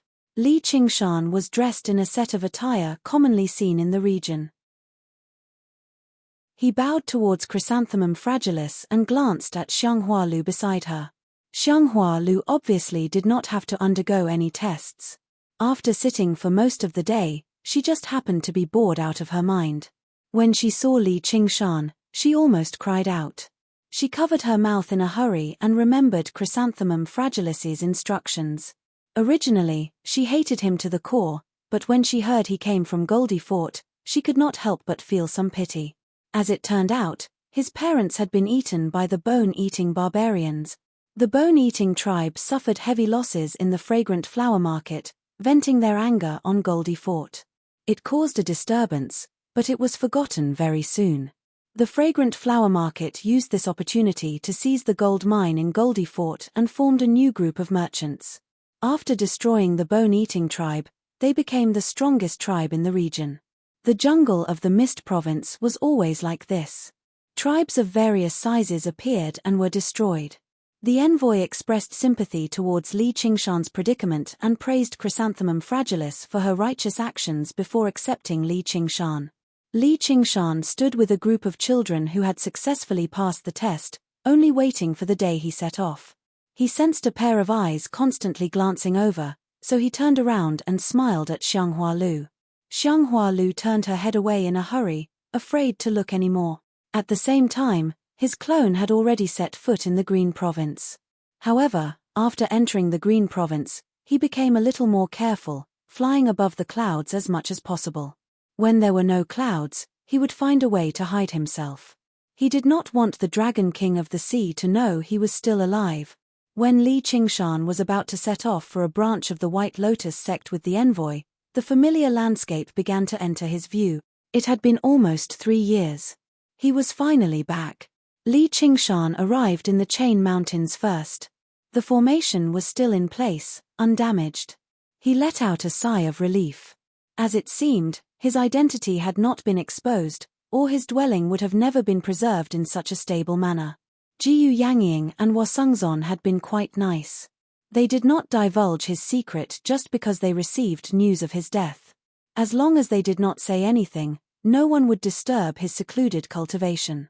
Even Han Chongji would not. To cultivators, cultivation was the most important. Secluded cultivation without emerging meant they had reached a critical juncture. Cultivation itself was extremely time-consuming. The higher one's cultivation, the more so it was. Entering secluded cultivation for 2 or 3 years was nothing strange. There were also quite a few people who lamented that the lifespans of cultivators were long, far greater than mortals, but the amount of time they truly enjoyed life in the world might not even be as long as mortals. However, the people who said that would never be willing to become mortals. Is little and still not back? Has he undergone the heavenly tribulation, or is he currently learning the chant of Devarenjie? Li Qingshan then turned around to Yushin's dwelling. The stone door was firmly shut. He called out a few times, but there was no response. Right when he was about to leave, he suddenly glanced below his feet and could not help but be surprised. The ground outside the dwelling was actually covered in moss, which also meant she was either in secluded cultivation, isolated from the outside world, or she had not returned to the dwelling for a very long time. People came and went in Clear River City. It was just as bustling as before. The entrance to the Hawkwolf Guard was just as deserted as before. In a room at the top of the building, Hua Chenglu leaned on her hand as she listened to the reports of a Scarlet Wolf Guard quietly. She had used a few years to consolidate her various comprehensions from the wisdom imbuement, adapting to the status and identity of a Foundation establishment cultivator. She seemed to possess the bearing of a superior. However, from outside the window, Li Qingshan could not help but find her slightly unfamiliar. Compared to her, Chrysanthemum Fragilis, who he did not have any feelings for, seemed closer and more familiar. After all, it had been a few years. There was a reason why the cultivation community was apathetic towards human relationships. If it were not for the fact that cultivators all had impressive memories, there would probably be cases where they would forget the names of their friends and family after emerging from secluded cultivation. This was not an exaggeration. 3 years of secluded cultivation was not as simple as 3 years of separation from mortals. Every time they entered secluded cultivation, they would cast aside all external matters and delve into the profound world of cultivation. It was said that there were cultivators who would go into secluded cultivation for a decade and come out forgetting their names. Others would tell them who they were, but they would find the name very unfamiliar, so they would give themselves a new name. Being too close would harm one's self-will and affect cultivation, which was why it was better to forget each other than to help each other in difficult times. From a certain perspective, the reason why Li Qingshan could remain so close to Little Anne was because Little Anne did not have any pursuits of her own. She treated following him as the objective of cultivation, using his path as her own path. Hua Chenglu sensed something and gazed out the window, but there was no one there. Chapter 732. Hua Chenglu suddenly looked back, but she saw nothing. A stream of wind circled around behind her, and she shivered inside. What speed! The opponent was not weak, but he had not launched an attack. He did not seem to have any ill intentions. Thus, she stood still and quietly used her divine sense to ask, "Who are you?" "I'm an old friend of your brother's." Li Qingshan used the spirit turtle's profound shell to block Shi Chenglu's soul sense. "I know all of my brother's friends." Hua Chenglu suddenly turned around, and flowing wind flew behind her again. I don't have a sneaky friend like you. It seems that there are also people I don't know. Men have a lot of secrets. In short, I want to meet him and ask him some things. My brother is meditating in the soaring Dawn Mountain. Hua Chenglu thought about it and still decided to tell the truth. No matter what the other party's intentions were, the soaring Afterglow Mountain was enveloped in formations. Even golden core cultivators could not get through it. Leaving it to Hua Sungzon was better than leaving her in a disadvantageous situation. Soaring Dawn Mountain? Alright, thanks a lot. By the way, please keep this matter a secret. I believe this is also what your brother wants. Li Qingshan had once possessed a mental map of the Green Province. Afterwards, he gradually refined all the water in the Rui Commandery, so he understood the geography of the mountains and rivers. He immediately remembered where Soaring Afterglow Mountain was.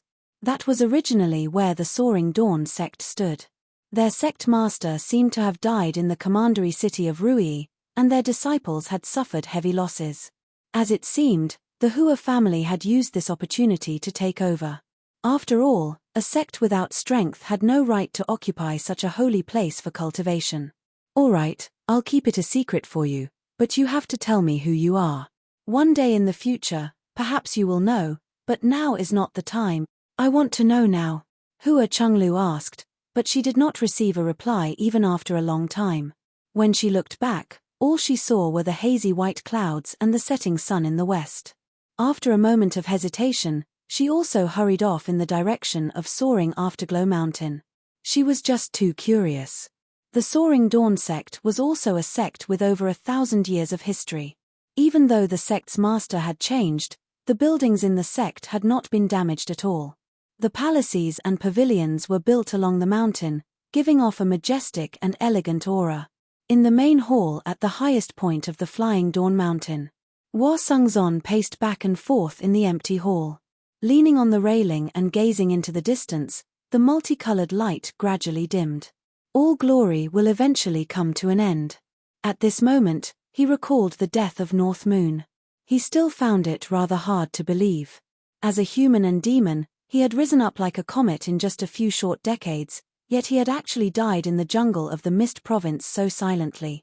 But if one were to use reason to speculate, there was no way he could have survived the pursuit of one of the 10 demon kings, the Dragon King of the Sea. What should Cheongji do? Haitang probably knew nothing either. Although he was tight-lipped, he often harbored worries in his heart. This made him even more determined to cultivate. Right now, the world was in a state of chaos, and power was indispensable. At this moment, he felt the outer formation being touched. A voice shouted, "Wedge! Open the door!" Hua Sungzon looked into the distance and saw a child with red hair and red eyes smiling at him. He was stunned for a moment before realizing that this smile was very familiar. He said in disbelief, "Qingshan." Activating the layers of formations, Li Qingshan flapped his wings and flew over, landing on the railing gracefully. He smiled. Your cultivation sure has advanced at an amazing rate in the past few years. Hua Sungzon's aura was calm. The fragrance of flowers lingered. He had already reached mid-foundation establishment firmly, close to breaking through to late foundation establishment. Clearly, he had begun to demonstrate his extraordinary talent after breaking free from his emotional entanglements. You're still alive. That's fantastic, but I heard. Don't worry. A single old dragon can't kill me. There will be a day when I go dragon slaying in the Ink Sea. Li Qingshan pointed towards the east. The clouds dimmed, and the stars began to twinkle. I don't have to worry then, said Hua Sungzon. Li Qingshan asked Hua Sungzon about everyone's situation and learnt that nothing had changed. Everyone was cultivating quietly, going into secluded cultivation for a year or so from time to time. The human and demon organizations of the Rui Commandery had all suffered heavy losses from their own people, so the situation was instead the most stable. There was also Jiyu Yangying, a commander who excelled in both sides, acting as a mediator, so there were basically no major battles. The other commanderies were not as peaceful. Although it was not full-blown war, the demon commanders and demon generals had already ignored the Treaty of Kings. They moved about on the surface, frequently engaging in conflict and fighting. The demon slayer organized by the Sword Collection Palace had already established a reputation in the north of the Green Province. Li Qingshan nodded. Suddenly, he realized that Hua had even mentioned Liu Chuanfeng and Sun Fubai. He had even explained the development of the Cloud Wisp Association in detail, but he did not mention Yushin. He asked, "Do you know where Yushin is?" Hua asked in surprise, "You haven't seen her? Why would I see her?" Li Qingshan asked. "She went to the Mist Province to find you." "When did that happen?" "Soon after the news of your death arrived, she publicly announced that she was going into secluded cultivation. I knew it wouldn't be that simple, so I went to find her," she said. Hua paused. Li Qingshan pressed down on his shoulder. "What did she say?" She said with a smile, "I refuse to believe that bastard's death would be so laughable. He killed her son, so she hunted him down until he died.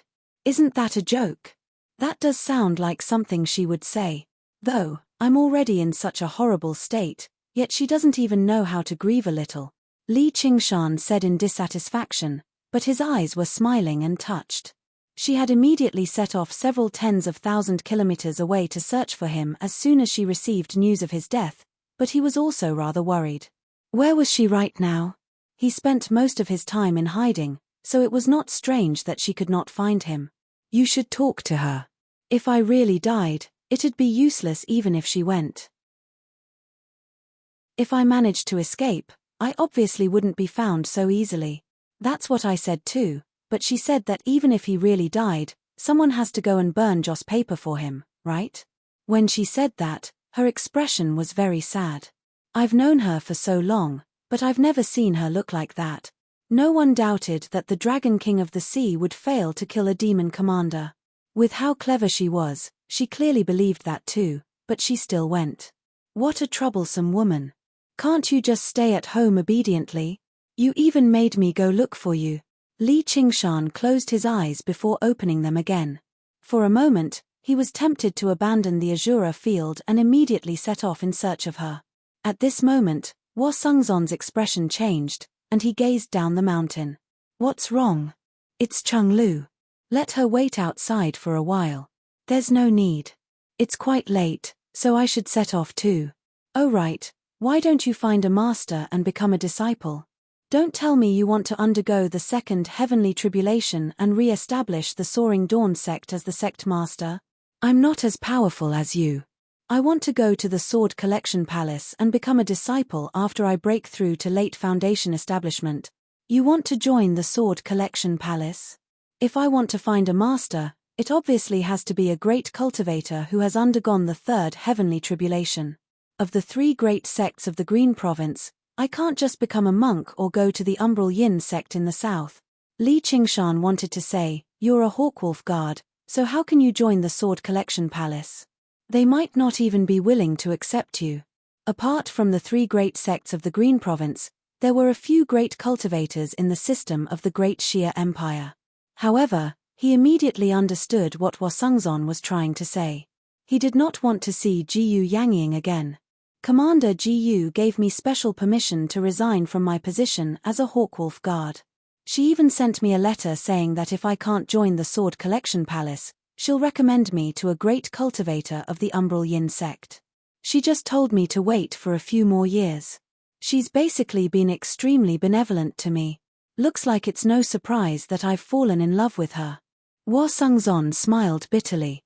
This was something that most people could only dream of, but it filled him with very mixed feelings. "What do you mean by extremely benevolent? She should know that you won't accept her at all," Li Qingshan said disapprovingly. That wretched woman had always been flawless, such that no one could find fault with her. She was not so slick that it was annoying, but she gave off a faint sense of alienation. She might even know that the Sword Collection Palace won't accept me, so she purposefully spread the news. In order to prevent me from joining the Umbral Yin sect, the Sword Collection Palace might be a little more confident. "You really are hopeless. Take care of yourself. I'm leaving." Just when Hua Chenglu was about to lose her patience, The entrance finally opened. She arrived before Wo Sungzon and asked in surprise, "Is that really your friend?" "Just who is he?" Wo Sungzon said, "I'll introduce him to you in the future." Before long, Li Qingshan arrived at the dwelling of the wretched woman, the waterside pavilion of Listening Wind. He knew that she possessed an ink dragon talisman and that she had a close relationship with the Dragon King of the Sea, but he still came. He clearly knew that there was no deep friendship between them, yet he could still gain her trust. This could be regarded as a form of ability. He took a step forward and stepped from the chilly autumn night into the sunny, early summer. The lotus flowers rose and fell endlessly. The fragrance of the flowers permeated the surroundings, and the aura was fleeting. When he flew over the sea of flowers, he saw the waterside pavilion of Listening Wind in the distance. Jiyu Yangying's white clothes were even more beautiful than the snow. She smiled. "Looks like I was wrong, absolutely wrong." Li Qingshan landed on the waterside pavilion of Listening Wind. "What do you think? You didn't expect this, did you?" "Indeed I didn't. I didn't think that your shrunken form would be so interesting." Jiyu Yangying smiled. The moment she saw Li Qingshan, she was indeed shocked. The Dragon King of the Sea wouldn't lie, but she was indeed alive. Her methods were truly unfathomable. "Interesting my ass. If you had told me that Mo Yu Brat had such methods, I wouldn't have fallen for his trick," Li Qingshan said. "You're not my man, hey, nor my son. I tried to advise you, but you didn't listen. How can you blame me? I'm not here to joke with you. I need spirit stones and elixirs of a certain attribute." Cultivating the second stage of the Phoenix Nirvana Sutra wasn't as easy as cultivating the first stage. It required a large amount of resources, and he was currently penniless. All his assets were placed in the Azura field. Even with the Azura field in hand, such a large amount of resources couldn't be bought easily. He needed her help. "Aren't you afraid that I'll sell you out to the Dragon King?" "No." "Do you have the money to pay now?" "No." Chapter 733. Outside the fragrant flower market, Chrysanthemum Fragilis and a group of clansmen watched as the envoy left with a long group. A third of them were shamans with a certain level of strength, while the remaining 2/3 were children below the age of 15. Li Qingshan was among them. Perhaps it was for a test or training, but they all walked. The envoy walked at the very front, his sleeves fluttering in the wind. He seemed rather graceful, like an immortal. "Sir Envoy, you truly are extraordinarily graceful. No wonder the Holy Mother has sent you here for such an important job," someone praised. Chrysanthemum Fragilis sneered slightly. "This job is important. He clearly has no future, which is why he's been sent here to waste time." "What bullshit, Envoy. He's just a lustful old man. In the past few days, he's found plenty of women in the clan to keep him company, yet he's still interested in her. Why doesn't he look at how many years he has left?" Her only worry was a Lu, but a Hong and a Z had both joined the White Lotus sect now, while a Hong had already arrived at the headquarters of the White Lotus sect and become a formal disciple. Even an old coot like him would not dare to go too far. Not to mention, he was here too. The envoy glanced back from afar and waved his hand at Chrysanthemum Fragilis gracefully. He also sneered inside. "A mere matriarch is actually turning down my request. Does she really think she's some chaste woman? Xianghua Zi, that bitch, is bold enough to look down on an old man like me after she hooked up with the altar lord." He could not help but glance at Xianghua Lu. He had to make up for all the vexation he had suffered from the mother and daughter pair with this little girl. It would be easy to coax a little girl who had yet to experience the world into bed. As long as he did not use force, even if her two sisters found out, they would not be able to do anything to him. Xianghua Lu was completely unaware of all of this. She currently stared at Li Qingshan cautiously and with hostility. Li Qingshan did not look away as he walked forward slowly. "Are there flowers on my face?" "There's shit," Xianghua Lu said with a huff. He had clearly acted so boldly and rashly towards her in the hot spring, yet he actually acted as if it was only natural. He was practically detestable to the extreme, and her mother just had to say that she had to discuss everything with him. He really could not tell right from wrong. Who here did not treat her better than him? As the youngest daughter of Chrysanthemum Fragilis, Xianghua Lu was born beautiful and adorable, so she was the center of attention in the team. All the barbarians, big and small, treated her with great respect. Some of the bolder ones even sang love songs and gave her all kinds of gifts. She felt that the outside world was not as dangerous as her mother had described it to be, except for this bastard with shit on his face. Li Qingshan turned around and smiled. Then you're a dog. How dare you call me a dog? Xianghua Lu was taken aback before tugging at his ear furiously, but Li Qingshan grabbed her casually. Xianghua Lu struggled a few times, but she was unable to break free, so she just allowed him to drag her away. She only muttered and cursed. Her face was slightly red, but she did not seem angry at all. Li Qingshan only treated it as a gentle breeze. Actually, in the past few days, because he was worried about Ayushin, he did not really go out of his way to provoke Xianghua Lu.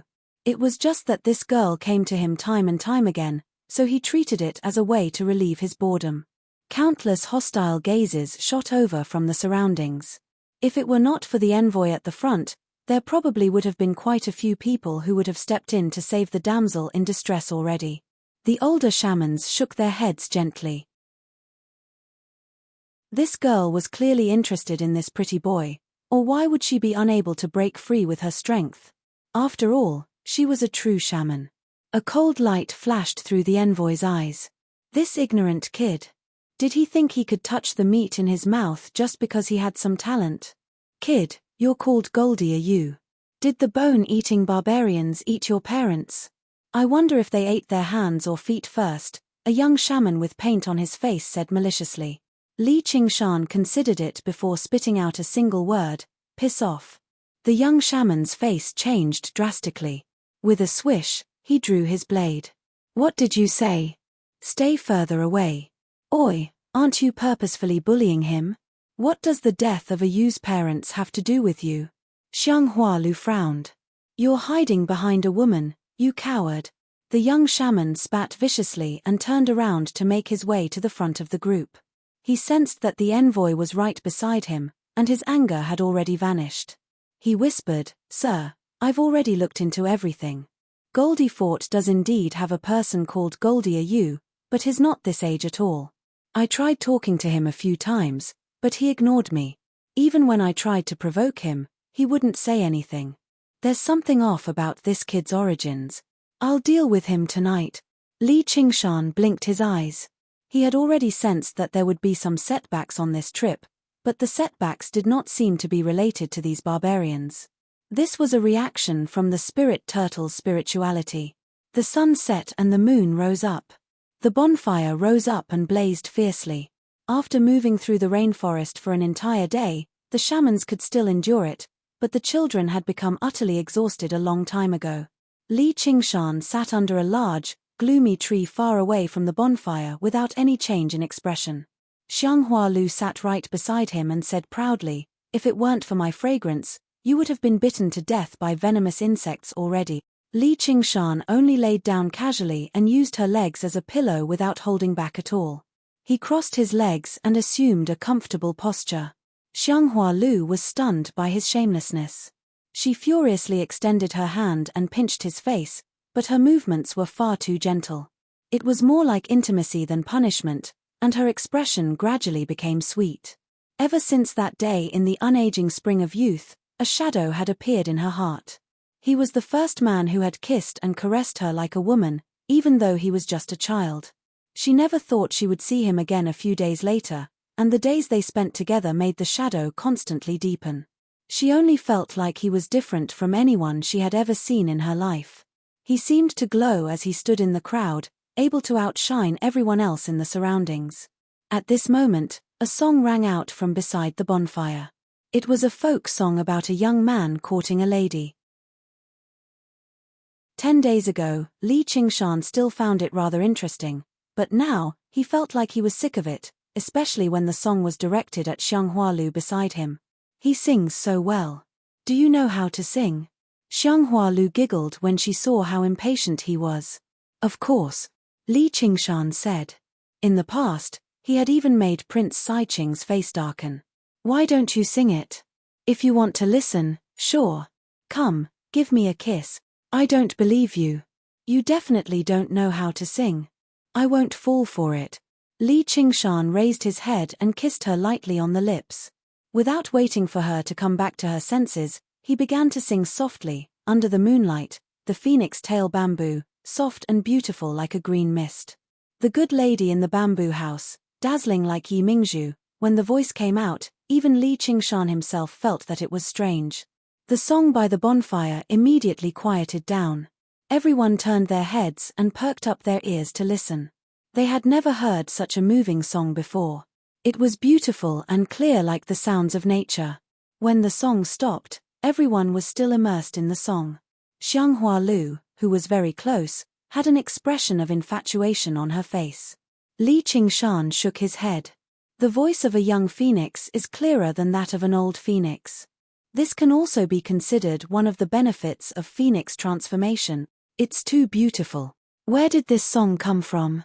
Why have I never heard it before? Xianghua Lu came back to her senses and said excitedly. She had completely forgotten her anger from being forcefully kissed. There's a lot you haven't heard before. Li Qingshan yawned. Suddenly, the tip of his ears twitched as if he was listening to something.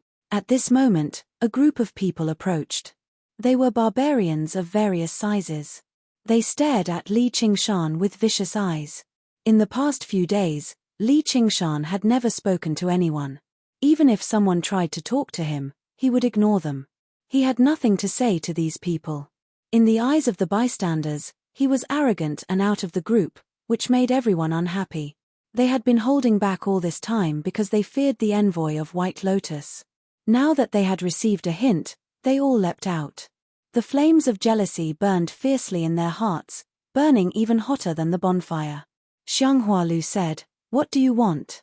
"Goldie, we want to challenge you." "Alu, this has nothing to do with you. Go away." Li Qingshan laid down leisurely on Xianghua Lu's legs and said indifferently, "I can see that you're all filled with death, so let's just forget about it tonight." His gaze landed on the white-bearded, white-haired envoy of White Lotus beside the bonfire. His face also seemed eerie. He was afraid to directly use force against Xianghua Lu, who had a background, but that did not mean he was afraid to lay his hands on a kid who was plotting to infiltrate the White Lotus sect. "You're about to die, yet you're still so stubborn. Cut him down." The barbarians drew their blades with a swish and swung them down, using the method they were best at to deal with the problem. Xianghua Lu was shocked. She had no idea why this group of people who were usually so friendly would suddenly become so vicious, trying to kill a Yu. She was about to strike. The young shaman Li Qingshan had scolded away had already made his way over silently, planning to seize this opportunity to stop her. Blades flashed and blood sprayed. Suddenly, there were miserable cries. For some reason, the barbarians who had tried to slash at Li Qingshan had all landed their blades on themselves. They rolled around on the ground in pain, and two of them had even directly cut themselves to death. With that, everyone was stunned. Xianghua Lu had no idea what had happened, while the young shaman was even more confused. The people around the bonfire were even more confused. Only the envoy's expression changed drastically. In that instant, he seemed to see a mirror. The water mirror's image had the effect of reflecting the enemy's attacks. Li Qingshan shook his head. Using it on these barbarians was basically overkill. "What did you do?" The young shaman bellowed at Li Qingshan in a threatening manner. The envoy stood up as well and said righteously, "Brat, how dare you harm the foundation of our White Lotus sect? I won't let you off today. Everyone, take him down." The young shaman was about to take action when a gust of foul wind swept over with a powerful suction force, sucking him into the darkness behind the tree. A huge python covered in patterns of money, radiating with demon chi, extended its head out from behind the tree. Its neck wriggled and it swallowed the shaman. "There's a demonic beast." The barbarians cried out.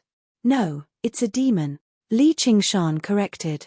The snake demon suddenly turned its head and stared at Li Qingshan and Xianghua Lu with its cold eyes. Its forked tongue flickered as it approached them. Xianghua Lu felt all the blood in her body freeze.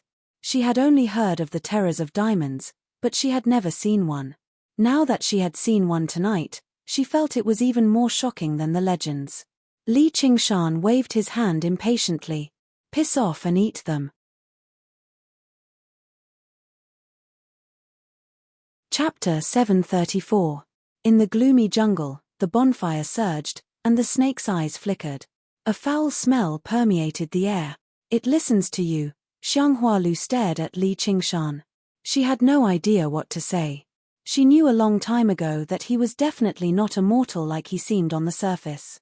Just his monstrous strength alone was enough for shamans to surpass him, but she never thought he could actually order around a snake demon. Li Qingshan leapt to his feet and lifted her chin. Aren't you the same? Prepare to set off. Don't be afraid, everyone. Kill the remaining wretched demon of the snake god cult. The altar lord, no, the Holy Mother will reward you heavily. The envoy of the White Lotus race ordered loudly and attacked first. He powered a spiritual artifact that resembled a fang and shot it towards the snake demon. The shamans roused their viciousness as well. They drew their weapons and used shaman arts, charging towards the snake demon as they bellowed out. The snake demon swung its tail and knocked away the spiritual artifact. It suddenly opened its gaping mouth and sprayed out mist. Ah, my eyes. It's poisonous mist. Retreat. Among the howls, a shaman called out, "Die, wretched demon." Suddenly, he charged out of the poisonous mist. He wielded a gleaming steel blade and swung it at the snake demon's weak spot. The snake demon's colossal body that was over 30 meters long coiled up rapidly, wrapping around the shaman. With a spurt, he was ground to pieces, and blood sprayed several meters into the air. The steel blade spun and stabbed into the ground. What a bunch of stupid barbarians. That's a demon with an innate ability.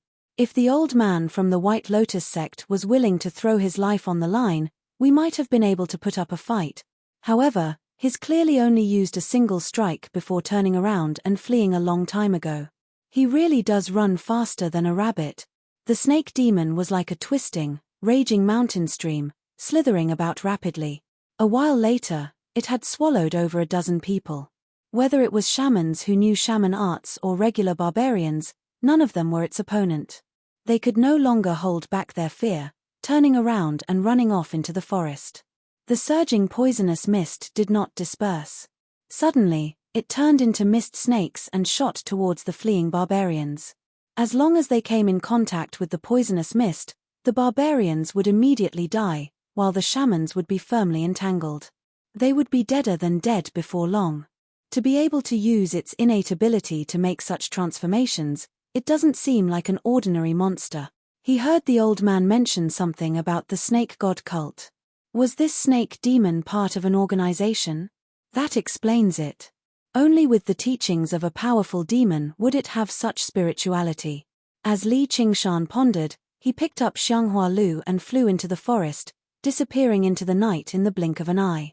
The snake demon raised its head and looked in the direction where he disappeared for a while before lowering its head, looking relaxed.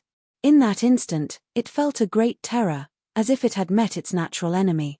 This was not an opponent it could defeat. Not bad, big fish. The people of the White Lotus sect deserve to die. These tribesmen actually abandoned the serpent deity and sought refuge with the White Lotus sect. They deserve to die. Not long after, a pale, thin man walked out of the forest. He looked around and nodded in satisfaction. The snake demon known as Big Stripe intimately leaned over and rubbed its head against the man, making hissing sounds as if it was saying something. What? 3 of them escaped. There's one of them from the White Lotus sect. Let's chase after him. However, the snake demon paced around, refusing to advance. It only hissed constantly. One of them is an extremely terrifying child, just as terrifying as your mother. Marum Gold Thread is a mighty demon general. Alright, we need to hurry back and report this to the Marum so she can make a decision. The man frowned in some disbelief. If that child was a member of the White Lotus sect, Big Stripe would have died already. The envoy of the White Lotus sect fled madly, and the forest around him receded. With his familiarity with the terrain and the barbarians as bait, he had actually managed to escape. His face no longer showed any kindness at all. He cursed viciously. Screw him. You all stay in the Z Lotus altar and enjoy yourselves, leaving me to take the risk. It must be that bitch, Chrysanthemum Fragilis, who's colluding with the remnants of the snake god cult. That kid is clearly a traitor. Once I report this to the altar lord, I'll slaughter your fragrant flower clan to the last. Oi, what are you blabbering about? What are you saying? The envoy of the White Lotus sect suddenly turned around. Before he knew it, the child called Goldia Yu had run alongside him with a smile on his face. Meanwhile, Xianghua Lu stared at him in disbelief. She struggled to believe that such an amiable old man would actually say something so vicious. His heart suddenly tightened. No, I'm definitely not this little bastard's opponent. What do I do? Watch out ahead. Li Qingshan pointed forward. What? A black shadow rushed over. With a great thump, the envoy slammed heavily into a tree before falling heavily to the ground. Leaves rustled and fell to the ground. Although he was protected by his true qi and did not suffer any major injuries, he still felt dizzy. His body was covered in fallen leaves and mud. He was in an extremely sorry state. Li Qingshan stepped on his head. Please continue leading the way. Take us to the Z Lotus altar. The envoy prostrated himself on the ground. I'm willing to join the sacred cult and become Sir Snake God's most loyal servant. The White Lotus sect really is regressing as time goes on. Li Qingshan pursed his lips. He remembered that the White Lotus sect had a technique that could control people's minds derived from the wisdom imbuement technique. It seemed to be called the heart-cleansing technique of clear ripple. Once affected by the technique, unless it was someone as twisted as Qian Rongji, no one would not be affected and remain loyal to the White Lotus sect. Clearly, this old man was not qualified to be affected by the technique. He casually picked up the 100 treasures pouch and opened it to take a look. The space inside was also very small, containing some food, water, and pills. There was also a map made from the skin of some unknown animal. Although it was not a high-grade item like a mental map, it was drawn in great detail. He casually passed the map to Xianghua Lu. Can you understand it? Xianghua Lu glanced at it and nodded. I can. Before she had even finished, there was a thump. Li Qingshan crushed the head under his foot. Then let's go. To where? Xianghua Lu's heart suddenly skipped a beat. Of course, to the White Lotus sect's Z Lotus altar. I want to go home, Xianghua Lu said with a long face. The outside world was too scary. When we reach the Z Lotus altar, I'll send you home. Don't worry, there won't be any danger if you follow me. Let's find a place to rest for the night and set off tomorrow. Li Qingshan saw that she looked like she was about to cry, and felt a sense of tenderness for the fairer sex. He rubbed her head and spoke in a surprisingly gentle manner. Xianghua Lu nodded with tears in her eyes. Li Qingshan carried her in his arms, unfurled his wings, and flew away. His plan to sneak into the White Lotus sect had not changed. Otherwise, he would have to attack the Z Lotus altar head-on. Killing a Z Lotus altar lord was not a difficult matter, but he did not want to attract the attention of the entire White Lotus sect. As long as he said that they had been attacked by a large snake and that they had escaped, with Xianghua Lu as a witness, it would not be difficult to sneak in. Chapter 735. The mist was so heavy that one could not even see their own fingers. Looking down from above, it seemed like the boundless sea of trees was covered in a thick blanket, or like a sea of clouds had descended from the sky. A mountain pierced through the sea of mist like a lone, drifting island. The wind whistled on the top of the mountain, and flags with white lotuses fluttered in the wind. Xianghuazi stood on the top of the mountain and cast her gaze at the sea of mist. She frowned slightly. Looking at the time, Alu should have arrived yesterday. Why is she still nowhere to be seen? Has something happened? Only after joining the White Lotus sect did she realize that the seemingly powerful White Lotus sect was not without opponents. It was just that she had not realized this when she was at her level. Although the snake god cult had been defeated, their remaining strength was still terrifying. Destroying a shaman tribe like the Xianghua clan was basically as easy as crushing an insect. A man and a woman have arrived at the bottom of the mountain. One of them claims to be your younger sister. Just the two of them? Yes. Xianghua arrived at the bottom of the mountain. A few disciples of the White Lotus sect had already gathered there. She dispersed some of the mist and saw Xianghua Lu and Li Qingshan through the formation. She asked in surprise, Lu, where are the others? Sister, we ran into a huge snake. The others are all dead. We only managed to escape after so much difficulty. Xianghua Lu's eyes brimmed with tears as she constantly glanced behind her nervously, as if a huge snake would lunge out from the mist at any time. Li Qingshan was filled with admiration. No wonder people said women were natural actors. He could not tell that despite her young age, her acting skills were actually so good despite her innocent appearance. Of course, this was also the result of his training as a director and scriptwriter. I can't lose to her either.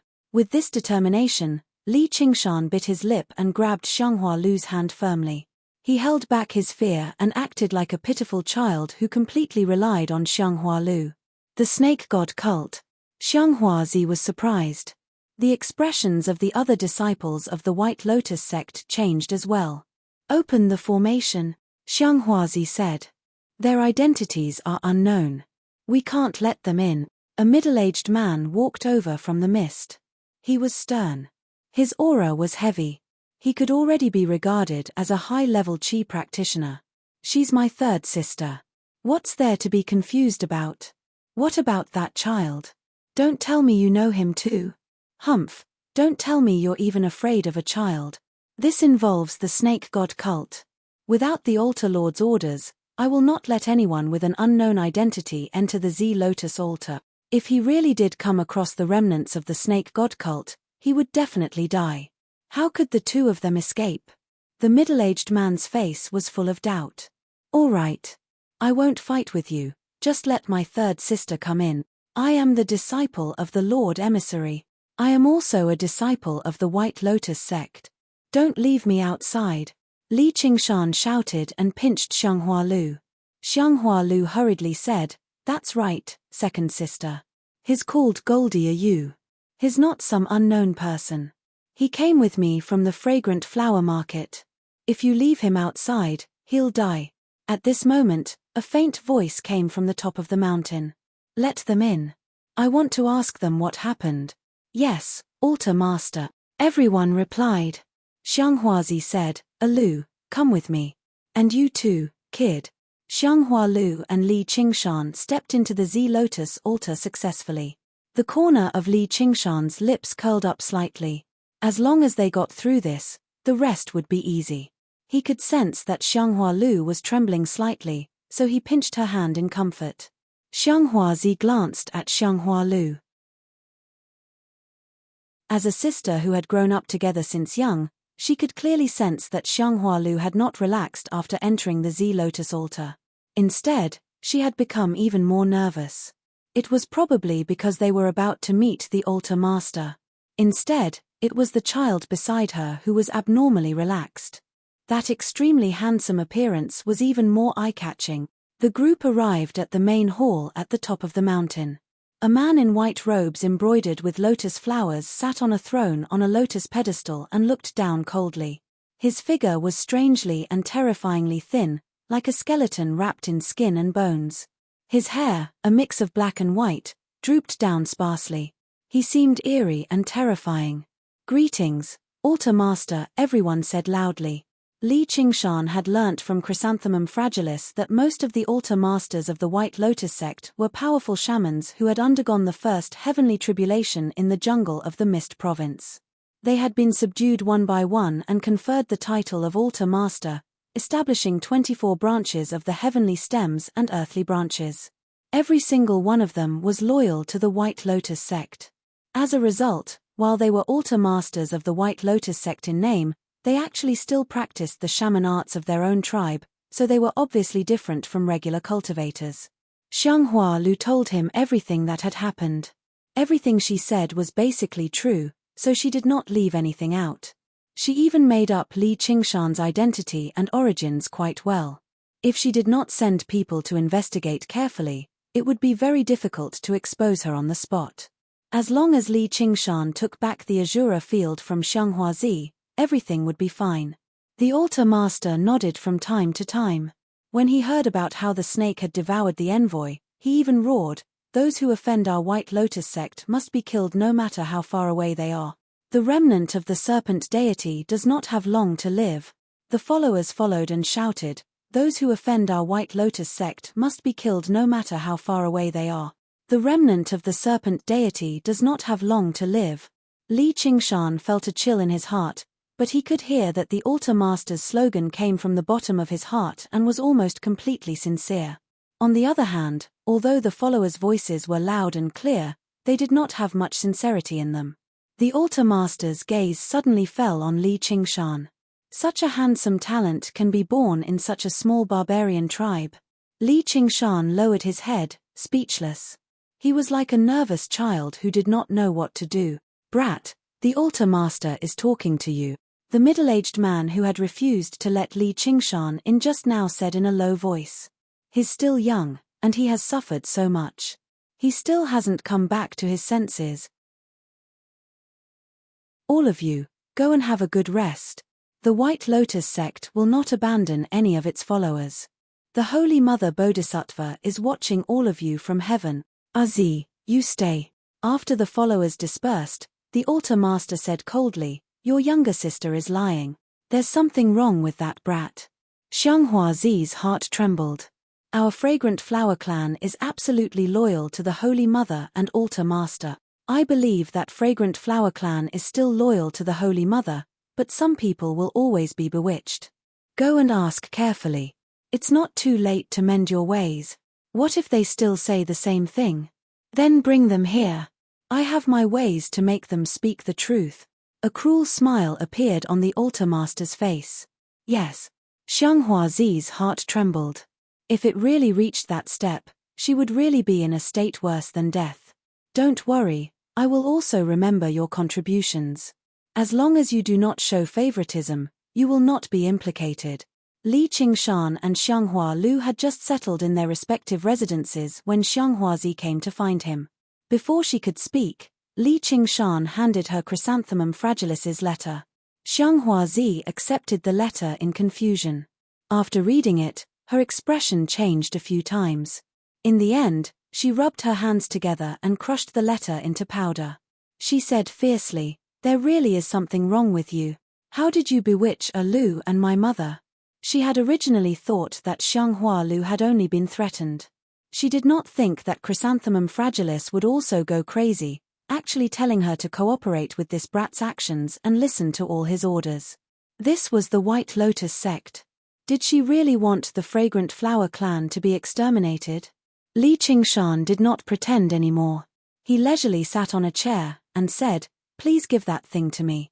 You don't seem to have it on you. Let's go get it quickly. I have already offered the item you spoke of to the altar master. If you want it, then come with me," Xianghuazi said calmly. Between the White Lotus sect and a brat of unknown origins, there was no need to choose. Right now, she was only considering how to cleanse the fragrant flower clan of their crimes.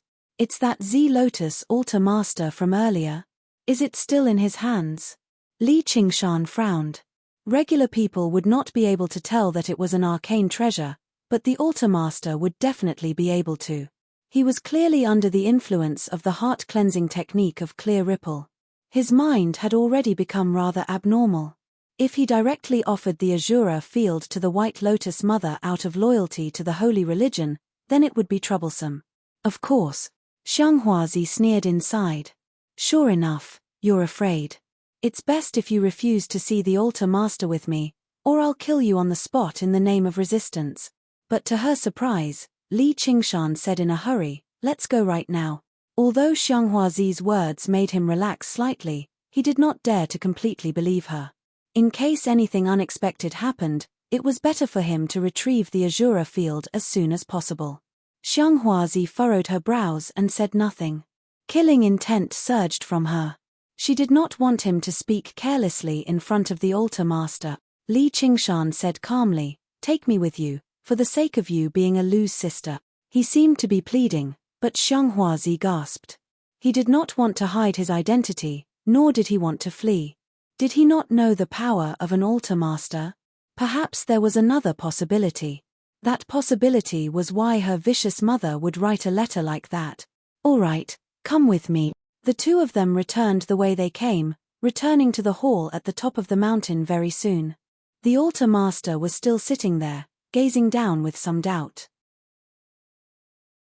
He'd gotten an outcome from the interrogation so quickly. Before Xianghuazi could say anything, Li Qingshan took a step forward and gestured with his hands. "Have you ever seen something this size that seems like it's made out of cloth?" Two specks of cold light exploded in the altar master's eyes.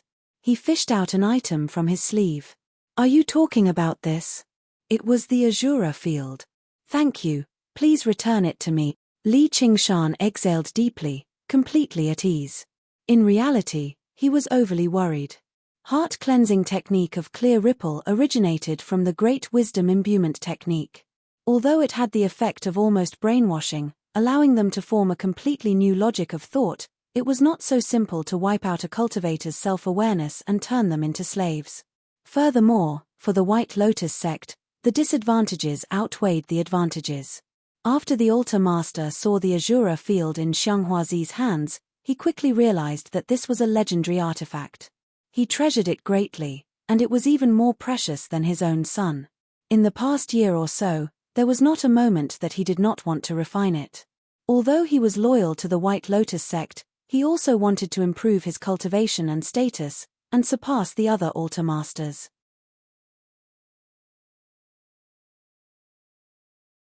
Chapter 736. In the hall, before Xianghuazi could even respond, she was sent flying by a shockwave. She widened her eyes in the air, only to see the altar lord's strangely thin body rapidly swell on the lotus pedestal. In the blink of an eye, he turned into a muscular, sturdy man. His glossy, black hair draped down, filled with exuberant life force. His presence rapidly rose, filling the entire hall. "It's the hidden aura Gu. This ignorant kid is dead for sure today. Don't get dragged down by him again." The hidden aura Gu normally hid all of its aura and spiritual qi within its body. Although it would make people seem haggard, it could extend their lifespan and hide their auras. Once it erupted at a crucial moment, it would unleash great power. The shaman arts of the south were often referred to as the arts of shaman Gu, which only demonstrated just how important this Gu was. Many shamans cultivated by nurturing Gu, which was divided into internal nurturing and external nurturing. Internal nurturing was nurturing the Gu in the body, becoming one with the Gu and unleashing various powers. It was similar to the demon cores of diamonds. External nurturing was refining various Gu insects and controlling them to fight. There were many insects, but shamans made use of their low intelligence, creating a myriad of shaman Gu arts. They could attack, defend, curse, or poison. They could do anything. However, this was abandoned by the orthodox cultivation community. After all, no one liked having an insect in their body, and as time went on, even their temperaments would be affected. They would become almost as cruel and cold as insects. The altar lord was furious. He drew his blade with a clang and swung down from several meters away. Golden light surged, turning into a blade aura that was several meters long. The blade is only a spiritual artifact. Looks like shamans really aren't particularly skilled at forging artifacts, but it does seem quite powerful.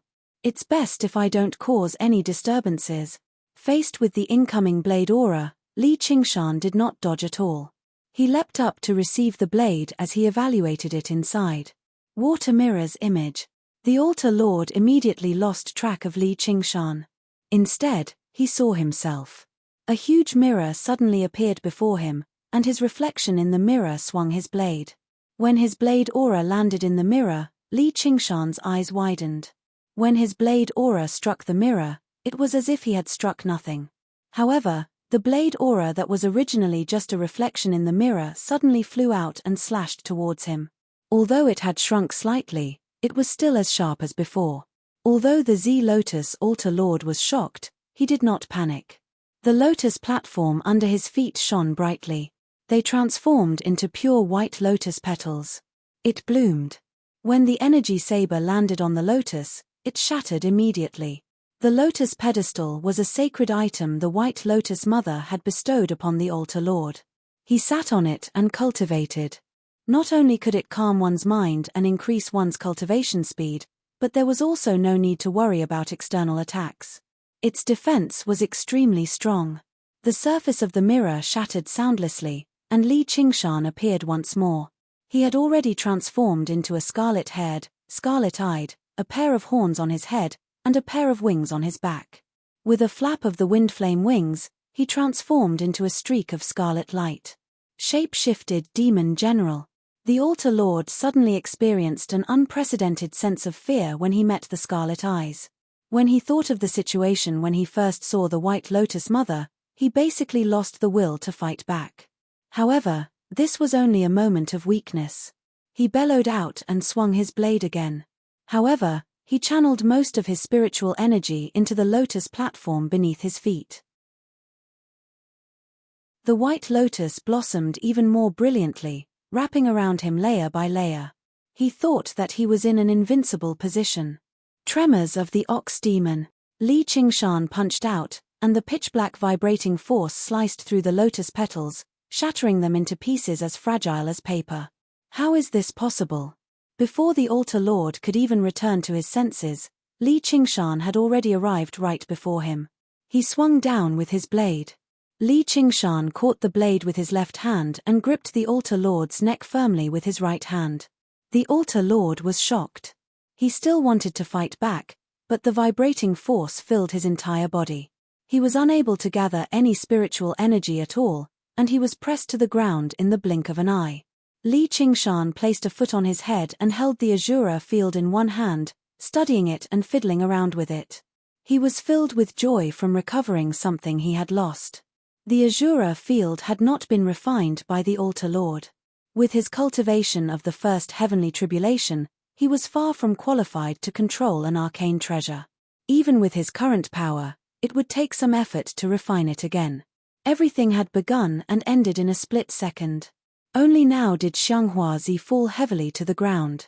She stared at this scene in disbelief. The powerful altar lord had actually been defeated and captured in a single moment. She could not help but rejoice that she had acted rashly. Just who was this child? No, he was not human. He was a demon. At the very least, he was a demon general that had taken on a human form, and the scarlet hair and scarlet eyes were strangely familiar to her.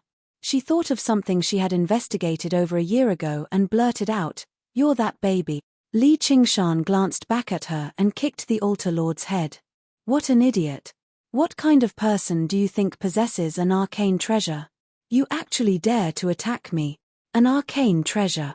That wondrous item is actually a legendary arcane treasure. I actually possessed an arcane treasure before. Xianghuazi was even more surprised.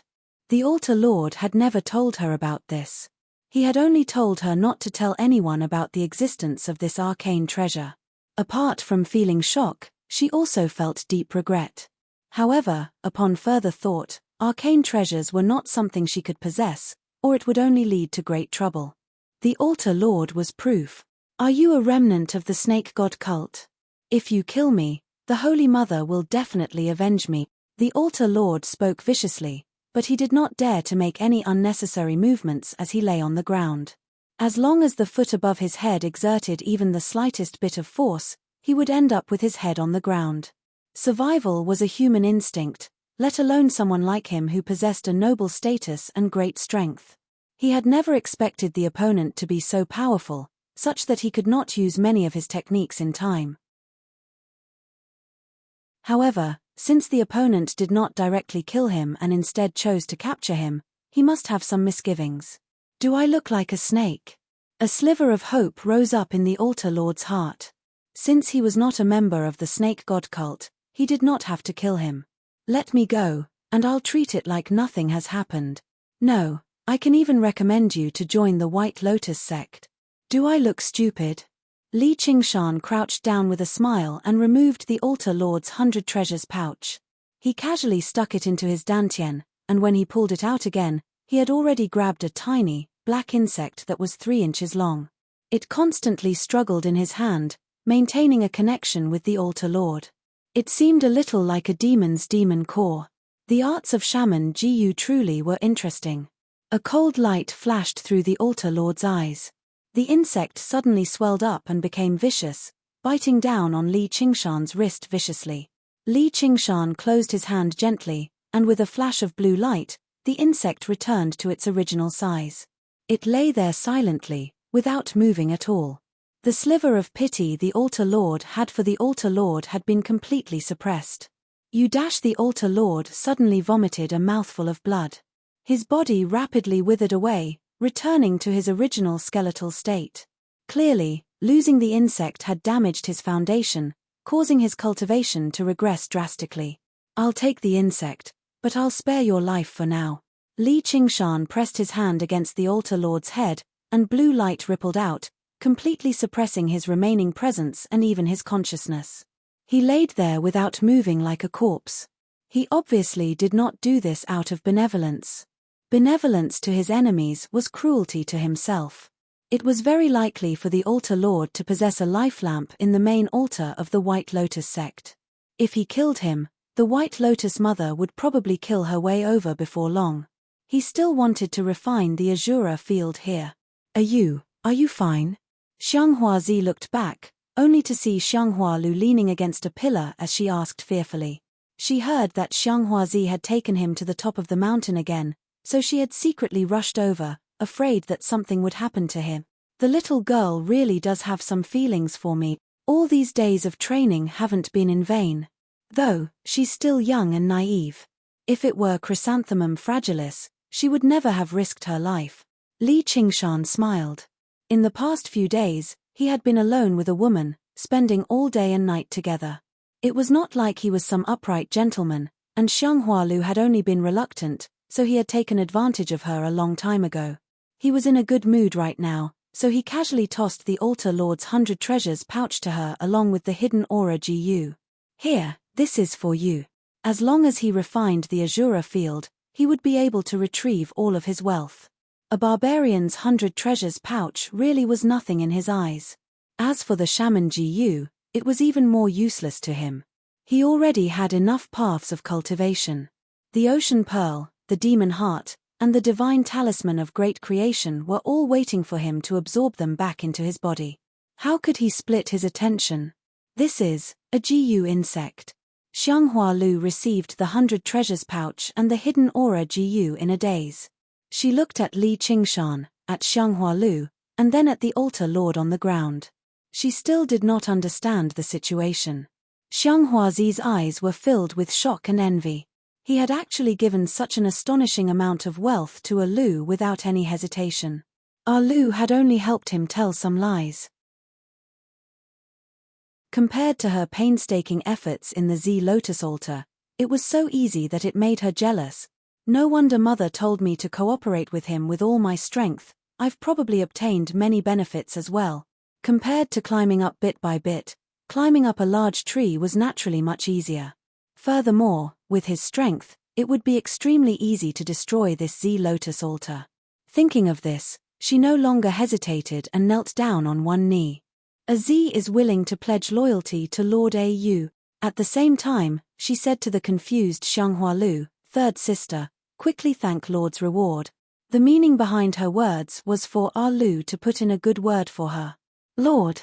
Xiang Hualu found it very hard to associate this bad boy who bullied her whenever he was free with this word. Li Qingshan said, "Get up. The guy outside, hurry up and get in here. A Zhong is also willing to pledge loyalty to Lord Au. All these years, the matters of the Z Lotus altar have been handled by this lowly one. As long as Lord is willing, no one will know what happened here. I can guarantee it with my head." A man scrambled into the hall from outside the door. It was the middle-aged man who had tried to stop Li Qingshan from entering the Z Lotus altar, his face filled with flattery. When he heard that Xiang Huazi had returned and brought that beautiful child into the hall, he became curious and guessed that there was most likely a problem with that child. Xiang Hualu had been able to pass through the many obstructions and smoothly enter the hall because he had secretly used his strength. He wanted to implicate Xiang Hualu in this matter to deal a blow to Xiang Huazi, who was vying for power with him. But he had not expected the great Z Lotus Altar Lord to be defeated so quickly. When a shout reached his ears, he did not dare to hesitate and immediately came in to pledge loyalty, only asking for a way out.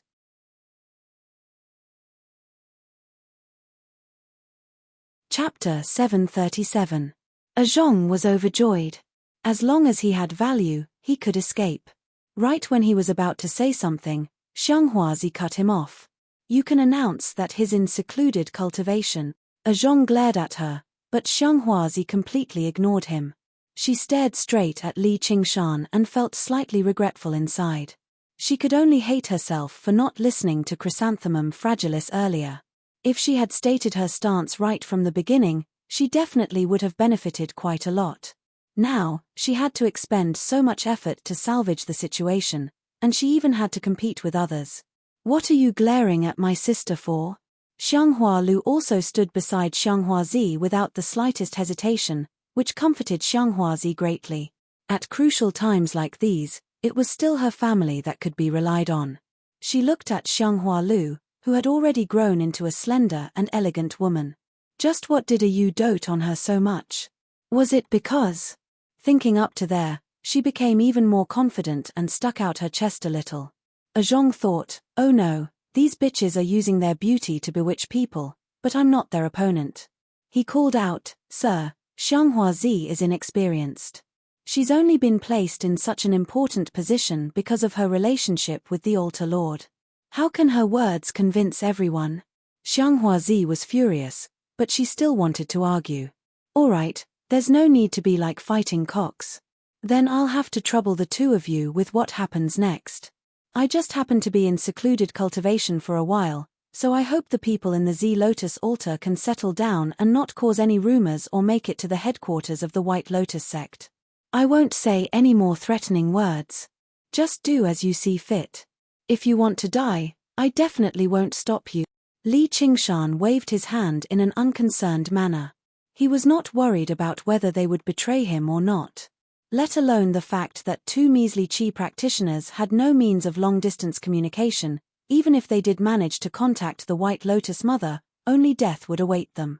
They would never do something as stupid as that unless they had been brainwashed by the heart-cleansing technique of Clear Ripple. Zhong and Xianghuazi clasped their hands and accepted the order, backing out of the hall. They left behind Xianghua Lu, who was still rather confused. What, you can't bear to leave me? Li Qingshan wrapped his arm around her soft waist with a smile, stroking it gently. You, don't. Xianghua Lu's body immediately softened, and she powerlessly pushed him away. Her soft voice was more like a temptation than a refusal. Over the past few days, not a single part of her body had been able to escape his caresses, and she had even tasted lust for the first time.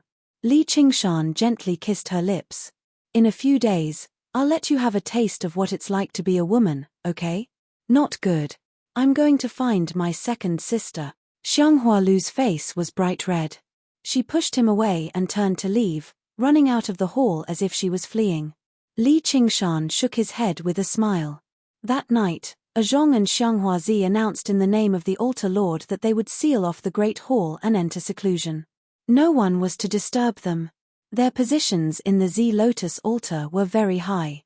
Furthermore, the fact that the altar master had been silently captured was too unbelievable. No one suspected anything. In the spacious hall, Li Qingshan sat on the lotus pedestal and began refining the Azura field again. Actually, with his current cultivation, it was impossible for him to refine an arcane treasure. However, he had the experience of refining one in the past, and his imprint still lingered in the Azura field, which gave him a certain chance. Red and blue light constantly flowed through his hand, entangling with one another and seeping into the Azura field strand by strand. The blood-red inscriptions on it sprang to life, flickering with light. His heart was calm, and his soul sense began to penetrate the Azura field. Before he completely entered a state of selflessness, he thought of Ayushin. He wondered where she was right now and how she was doing. With the senses of the spirit turtle, he could vaguely sense that she was still alive. She was not in life-threatening danger. However, his strength had yet to fully recover, so it was impossible for him to accurately sense where she was.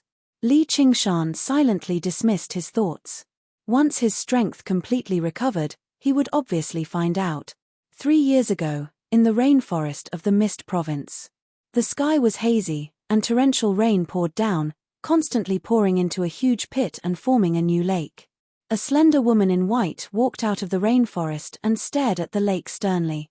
The surface of the lake was shrouded in mist, constantly rippling like her mind. It was said that the Dragon King of the Sea had slain the North Moon once. Some kind of terrifying aura still lingered in it, preventing wild beasts from approaching it. Don't tell me he's actually already. Ayushin's heart ached, and she was momentarily at a loss. She had spent almost 2 months, crossing almost 15,000 kilometers from the Green Province to the Mist Province to find his traces.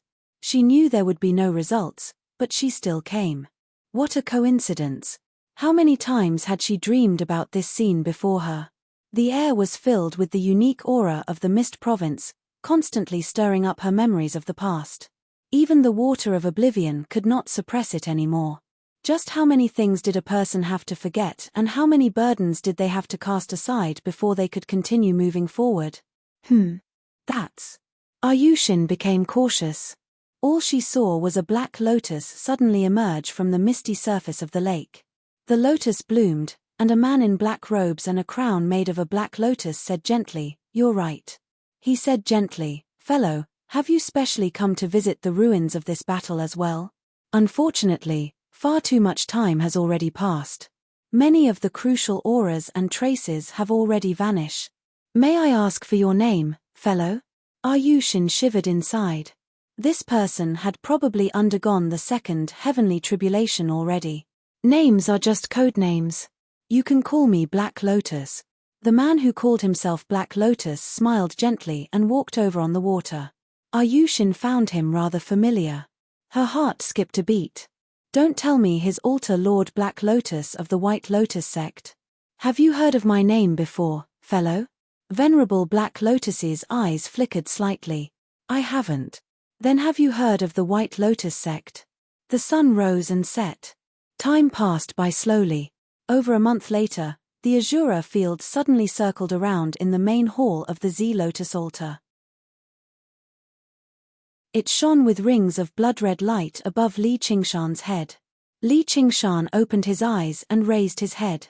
He smiled faintly. "I'm finally done." Sending his soul sense into the Azura field, a familiar sight unfolded before him. A great banyan tree stood between the sky and the earth. The night roamers lived right under the tree. The Azura field fought for itself on the ground, honing their martial arts. The haunts wandered through the wilderness. However, within a range of several hundred kilometers, there were many more lakes and rivers. He could still remember that this was the result of him channeling tremendous amounts of water spiritual chi into the Azura field. "You're still alive." A thought emerged from the great banyan tree, filled with faint surprise. Even with his intelligence, he never thought he would actually be able to escape alive after being hunted down by the Dragon King of the Sea. Li Qingshan sniggered. "How can I be killed so easily? You better not tell anyone. Trees don't speak carelessly."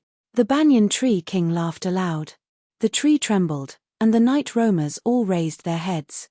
They had no idea what had happened to make the banyan tree king so happy. "This is yours. Take it." The 100 treasures pouch returned to Li Qingshan's hands once again, along with 3 other items. A deep blue bead that possessed the vast aura of the ocean. A blood-red crystal, condensed from endless malice and killing intent.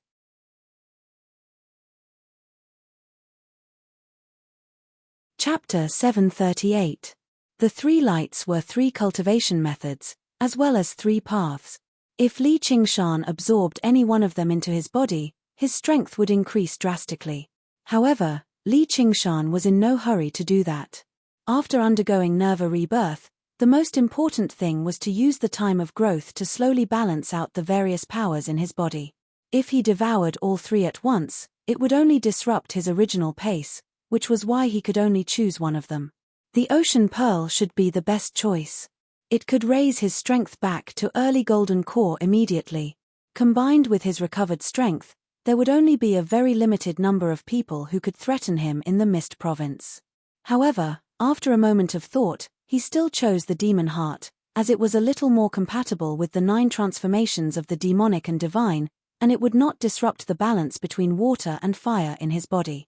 And, speaking of which, who knew how much more powerful the demon suppression statuary was compared to the arts of the boundless ocean?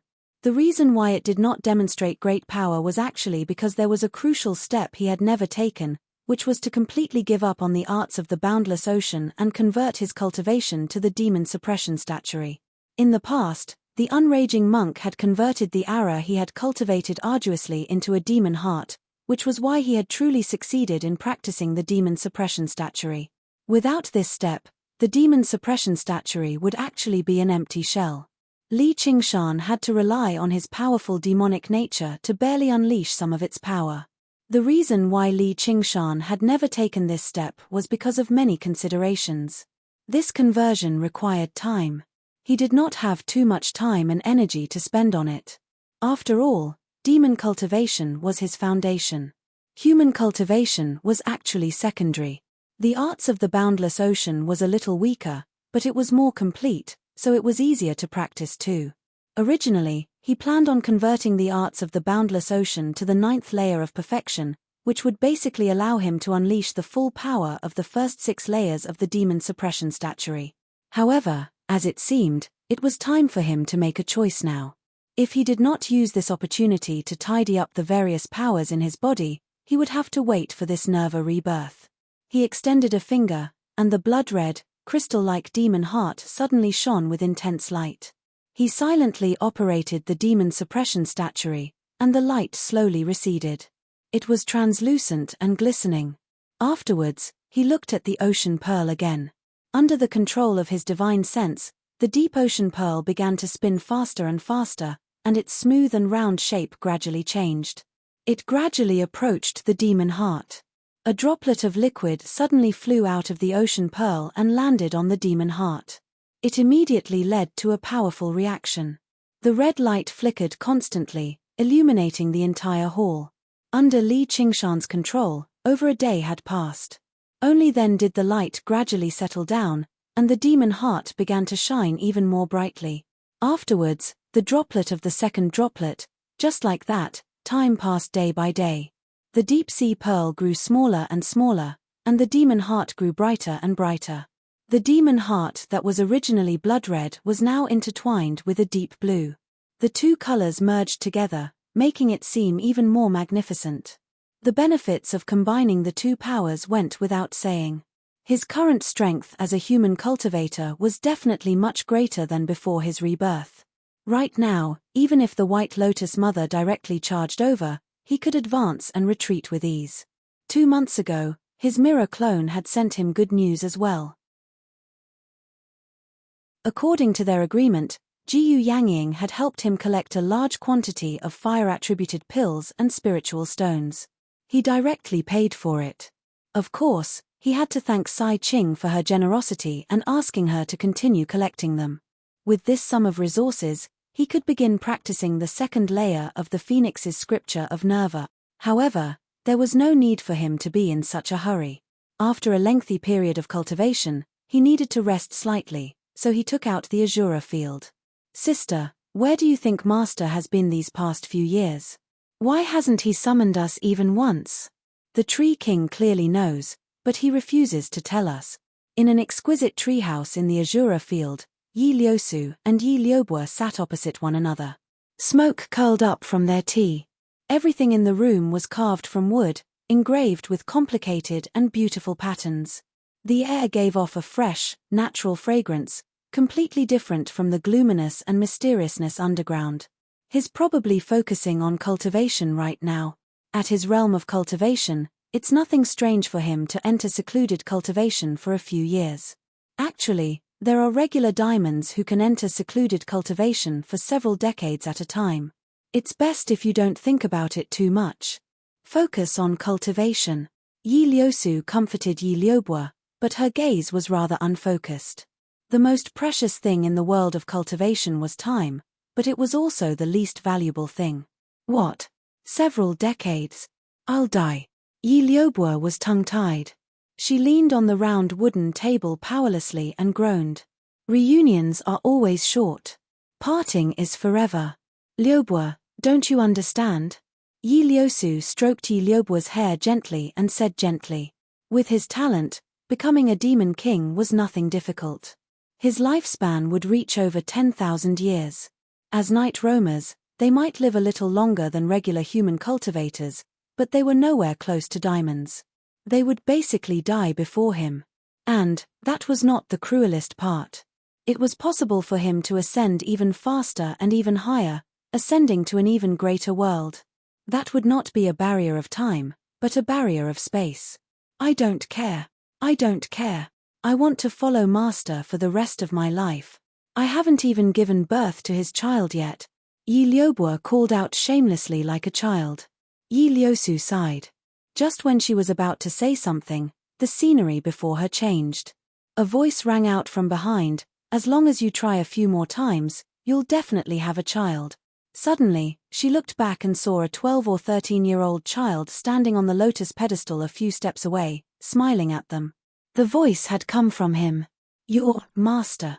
Yi Liubo recognized the familiar scarlet hair and eyes with a single glance. Who else could it be? Before Li Qingshan had even finished speaking, Yi Liubo lunged over and hugged him firmly. She murmured, Master, you've become so small.